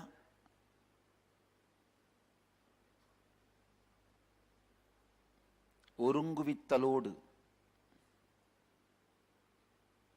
ஆரம்பத்தில் அந்த வார்த்தை திரும்ப நினைவுக்கு வர்றது கொஞ்சம் கஷ்டமா இருக்கும், ஆனா புரிஞ்சு உள்ள அந்த சிந்தனையில ஓட ஆரம்பிச்சுன்னா பழகி போயிடும். ஒருங்குவித்தலோடு ஸ்ரத்தையோடு, இதுக்கு மேல இந்த சத்தியங்களை வாழ்வது, இத வாழ்ந்துதான் ஆகணும்னு நினைக்கிறேன் அப்படின்னு ஹானஸ்டா ஃபீல் பண்றவங்க கை தூக்குங்க. ஆழமா புரிஞ்சுக்கோங்க, இத வாழறது அப்படின்னு முடிவு பண்ணிட்டவங்க அவங்க எல்லாருக்கும் இந்த இன்ஸ்ட்ரக்ஷன் நல்லா ஆழமா கேட்டுக்கோங்க, ஆழமா புரிஞ்சுக்கோங்க. எத்தனை வார்த்தைகள் உங்களுக்கு நீங்களே கொடுத்துக்கிட்டு அத நிஜமாவும் ஆக்கல, அட்லீஸ்ட் நிஜமாக்க முடியலன்னு உங்களுக்கு நீங்களே சொல்லி அத பூரணம் முழுமையாவும் ஆக்கல. உதாரணத்துக்கு, நான் ஒரு டாக்டர் ஆவேன் அப்படின்னு நீங்க உங்களுக்கு நீங்களே ஒரு வார்த்தை கொடுத்துக்கிட்டீங்கன்னா, நிஜமாக்கிட்டீங்கன்னா டாக்டர் ஆயிட்டீங்கன்னா நிஜமாயிடுறது நல்லது. அப்படி டாக்டர் ஆகலைன்னா உங்களுக்கு நீங்களே சொல்லிடுறது, என்னால ஆக முடியல, ஆக முடியாது, இந்த ஜென்மத்தில் இதை மறந்துடலாம் அப்படின்னு உங்களுக்கு நீங்களே சொன்னீங்கன்னா கூட அது முழுமையாக்கிறது. நிஜமாக்காவிட்டாலும் முழுமையாக்கிட்டா போதும். இந்த மாதிரி உங்களுக்கு நீங்களே கொடுத்துக்கிட்ட வார்த்தைகள் நிஜமும் ஆக்காம முழுமையும் ஆக்காம அப்படியே ஆக்கியும் ஆக்காமலும் பாதி வெந்தும் வேகாமலும் தொக்கி உங்களுக்குள்ள இருக்கிற உங்களுடைய வாக்குறுதிகள் எத்தனை உட்கார்ந்து எழுதுங்களேன்.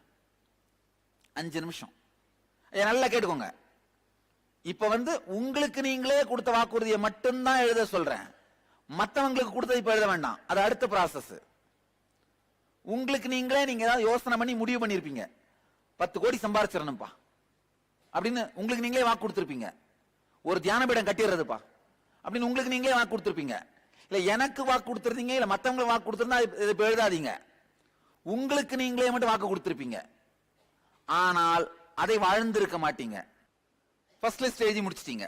ரெண்டாவது, அடுத்தவர்களுக்கு என்னெல்லாம் வார்த்தை கொடுத்திருக்கீங்க நிறைவேற்றவில்லை அல்லது முழுமையாக்கவில்லை. நல்லா புரிஞ்சுக்கோங்க, லிசன், கேளுங்க. உதாரணத்துக்கு ஒருத்தருக்கு நீங்க வாக்கு கொடுக்கறீங்க, 50,000 ரூபாய் உங்களுக்கு நான் கடன் கொடுக்கறேன்னு. கொடுத்தீங்கன்னா அதை நிறைவேற்றுறீங்க. கொடுக்கலனாலும் அட்லீஸ்ட் அவர்கிட்ட என்னால கொடுக்க முடியாதுப்பா, நீ வேற யார் எங்கேயாவது தேடிக்கோ அப்படின்னு சொல்லிட்டீங்கன்னா அது முழுமையாக்கிறது. நிறைவேற்றி இருந்தாலும் சரி, முழுமையாக்கி இருந்தாலும் சரி, நல்லது.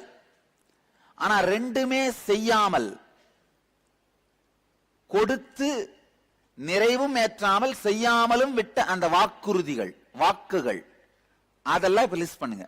யாருக்கா வேணா இருக்கலாம். உங்க அம்மாவை கொடுத்திருப்பீங்க, வாக்கு கொடுத்திருப்பீங்க.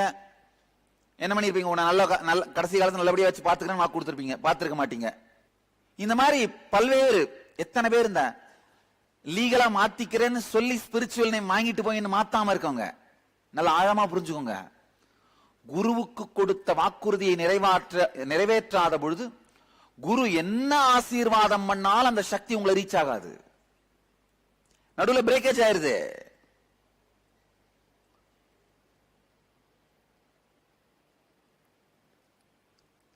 அதை விட லீகலா மாத்த முடியும்னா மாத்துங்க, மாத்த முடியலன்னா சமயனால மாத்த முடியாது, நான் சரண்டர் பண்ணிடுறேன்னு ஒரு வார்த்தை சொன்னா முடிஞ்சு போச்சு.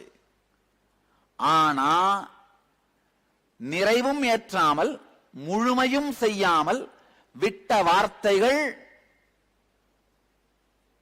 மிகப்பெரிய தடையாக உங்களுக்கும் அந்த நபருக்கும் நடுவில் இருக்கும். அது யாரா இருந்தாலும் சரி, அம்மாவா இருந்தாலும் சரி, அப்பாவா இருந்தாலும் சரி, அண்ணனா இருந்தாலும் சரி, தம்பியா இருந்தாலும் சரி, குருவா இருந்தாலும் சரி, வேலைக்காரனா இருந்தாலும் சரி, அவர்களுக்கும் உங்களுக்கும் இடையில் எந்த பரிமாற்றமும் நடைபெறாமல் தானாகவே தடுக்கின்ற அணையாக நிறைவேற்றாத வார்த்தைகள் மாறி போகும். எத்தனை பேருக்கு சொன்ன உடனே புரியுது? உதாரணத்துக்கு உங்க ஊர்ல ஏஎஸ்பி நடத்துறேன்னு நீங்க சொல்றீங்க. நடத்தினா நல்லது, நடத்தலைன்னாலும் நடத்த முடியலன்னு சங்கத்துல சொல்லிட்டீங்கன்னா, அந்த யார்கிட்ட நீங்க கமிட் பண்ணீங்களோ அவர்கிட்ட சொல்லிட்டீங்கன்னா நல்லது, முடிஞ்சிருச்சு. ஆனால் நிறையும் ஏற்றாமல் முழுமையும் செய்யாமல் விடப்படுகின்ற வார்த்தைகள் உங்கள் வாழ்க்கையில் சக்தியை உறிஞ்சும், விரயமாக்கும் ஓட்டைகள். ஒரு பானையில ஓட்டை போட்டீங்கன்னா எவ்வளவு சக்தியை உள்ள ஊத்தினாலும், தண்ணியை உள்ள ஊத்தினாலும் அது தங்குமா? தங்காது, தெரிஞ்சுக்கோங்க. நீங்க நினைக்கலாம் இது ஒரு சிம்பிளான விஷயம் தானே அப்படின்னு. கொடுத்த வார்த்தை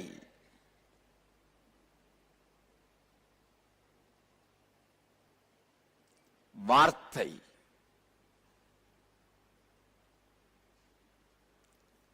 வாழ்க்கையே கொடுத்தாவது நிறைவேற்றுவது அல்லது முழுமையாக்கி விடுவது. முழுமையாக்கிட்டாலும் தப்பு இல்லை, செய்ய முடியாது. அதனால தயவு செஞ்சு நீங்க வேற யாரையாவது பார்த்து நீங்க கடனை வாங்கிக்கோங்க, இல்ல வேற யாரையாவது வச்சு இந்த வேலையை செஞ்சுக்கோங்க. முழுமையாக்கிட்டாலும் என்ன, நீங்க அதுல இருந்து விடுபட்டுறீங்க, அதுவும் இன்டெகிரிட்டி தான்.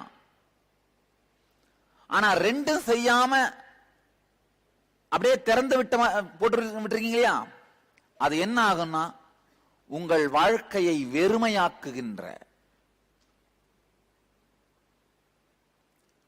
நான் சொன்ன வார்த்தை ஷாக்கிங்கா இருக்கும்னு நினைக்கிறேன்.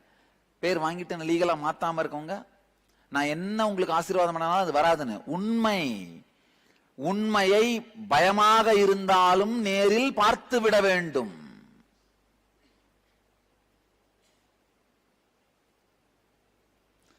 உங்களுக்கும் உலகத்துக்கும் நடுவுல இப்படி மட்டும்தான் சக்தி பாலம் அமையுது. ஐயா, 2 பேர் ஒன்னா மெடிக்கல் காலேஜில் படிச்சு டாக்டரா முடிச்சுட்டு வெளியில வருவாங்க. ஒருத்தர் என்ன பண்ணுவாரு, கடைசி காலம் வரைக்கும் அதே ஊர்ல 10 ரூபா ஊசி போடுற ஒரு கிளினிக்கை வச்சுட்டு பழைய ஹிந்து பேப்பரை கண்ணாடியை வச்சு உத்து உத்து காலையில இருந்து ராத்திரி வரைக்கும் படிச்சுட்டு இருப்பாரு. ஒரு 10 வருஷம் கழிச்சு கம்பவுண்டர் தனியா கடைய ஆரம்பிச்சு வந்துட்டு இருந்த 10 பேஷண்ட் அங்க போயிரும். இவர் அப்படியே உட்கார்ந்து கம்பவுண்டர் திட்டிட்டே காலத்தை கழிச்சிட்டு இருப்பாரு. இன்னொருத்தர் பாத்தீங்கன்னா ஒரு செயின் ஆஃப் ஹாஸ்பிட்டல்ஸ் ஆரம்பிச்சு நடத்தி ஒரு செயின் ஆஃப் ஹாஸ்பிட்டல்ஸோட ஹெட்டா இருந்துட்டு இருப்பாரு. 2 பேர் ஒன்னா படிச்சிருப்பாங்க. என்ன டிஃபரன்ஸ்? பில்கேட்ஸ் அவர் பயோகிராஃபில எழுதியிருக்காரு. பயோகிராஃபியில் ஆர்டிக்கலான்னு தெரியல, இன்டர்நெட்ல படிச்சேன். என் ஃப்ரெண்டு ஒருத்தர் எல்லா சப்ஜெக்ட்லையும் பாஸ் பண்ணார் இன்ஜினியரிங், நான் ஃபெயில் ஆயிட்டேன். அவர் என் மைக்ரோசாஃப்ட்ல இன்ஜினியரா ஒர்க் பண்றாரு, நான் ஓனரா இருக்கேன் அப்படின்னாரு.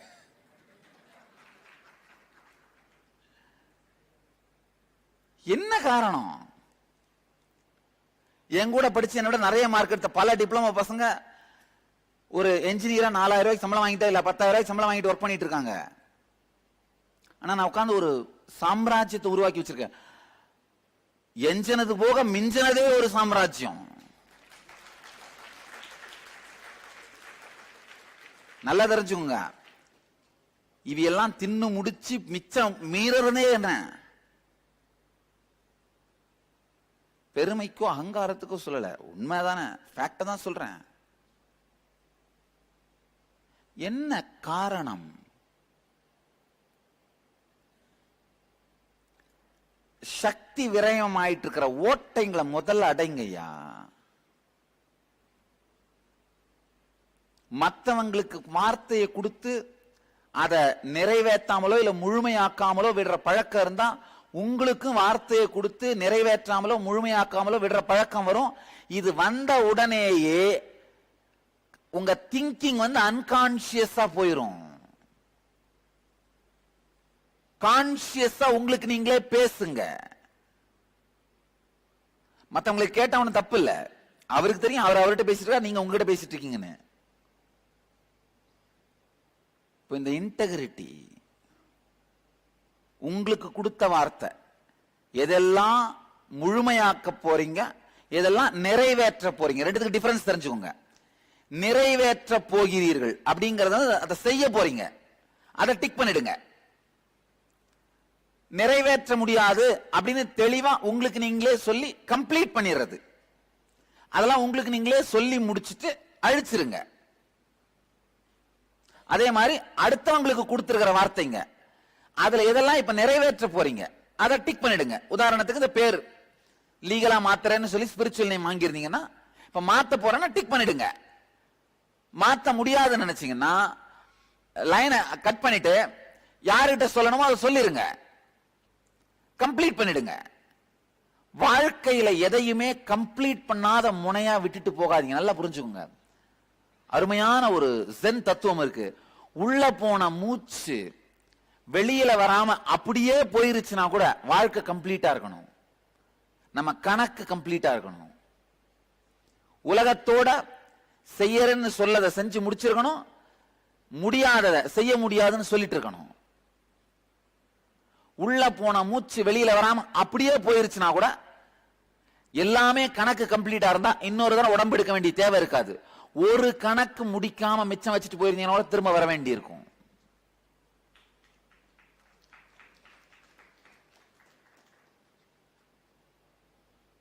எதெல்லாம் நிறைவேற்ற போறீங்களோ டிக் பண்ணிடுங்க. எதெல்லாம் சொல்லி கம்ப்ளீட் பண்ணிட போறீங்களோ அதை அடிச்சு என்ன அதுக்கான விஷயத்தை செஞ்சாகணும். இப்ப அவருக்கு போன் பண்ணி ஆகணும், யாராவது ஒருத்தர் நீங்க சொல்லி இருந்தீங்கன்னா, புரியுது இல்லையா? சொல்லியிருந்தீங்கன்னா என்ன பண்ண வேண்டியிருக்கும், அவருக்கு போன் பண்ணி இதை கம்ப்ளீட் பண்ண வேண்டியிருக்கும். அந்த முடிவை இப்பவே அது பின்னாடி எழுதிருங்க பிராக்கெட்ல. நல்லது. இப்ப இந்த ரெண்டையும் முழுமையாக்க வேண்டியதையும் நிறைவேற்ற வேண்டியதையும் தனித்தனியா கிளீனா எழுதிருங்க.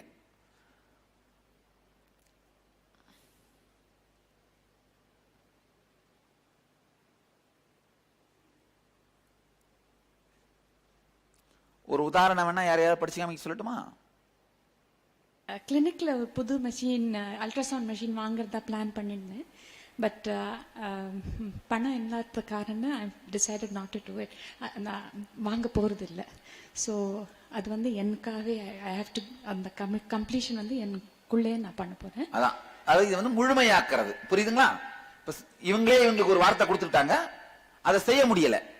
ஆனா அப்ப என்ன பண்ணணும்? உங்களுக்கு நீங்களே தெளிவா ரெக்கார்ட் பண்ணிடணும். அட நம்மளுக்கு தானடா சொன்னோம், விட்றா இதெல்லாம் எவிடன்ஸா இருக்கு, கிடையாது.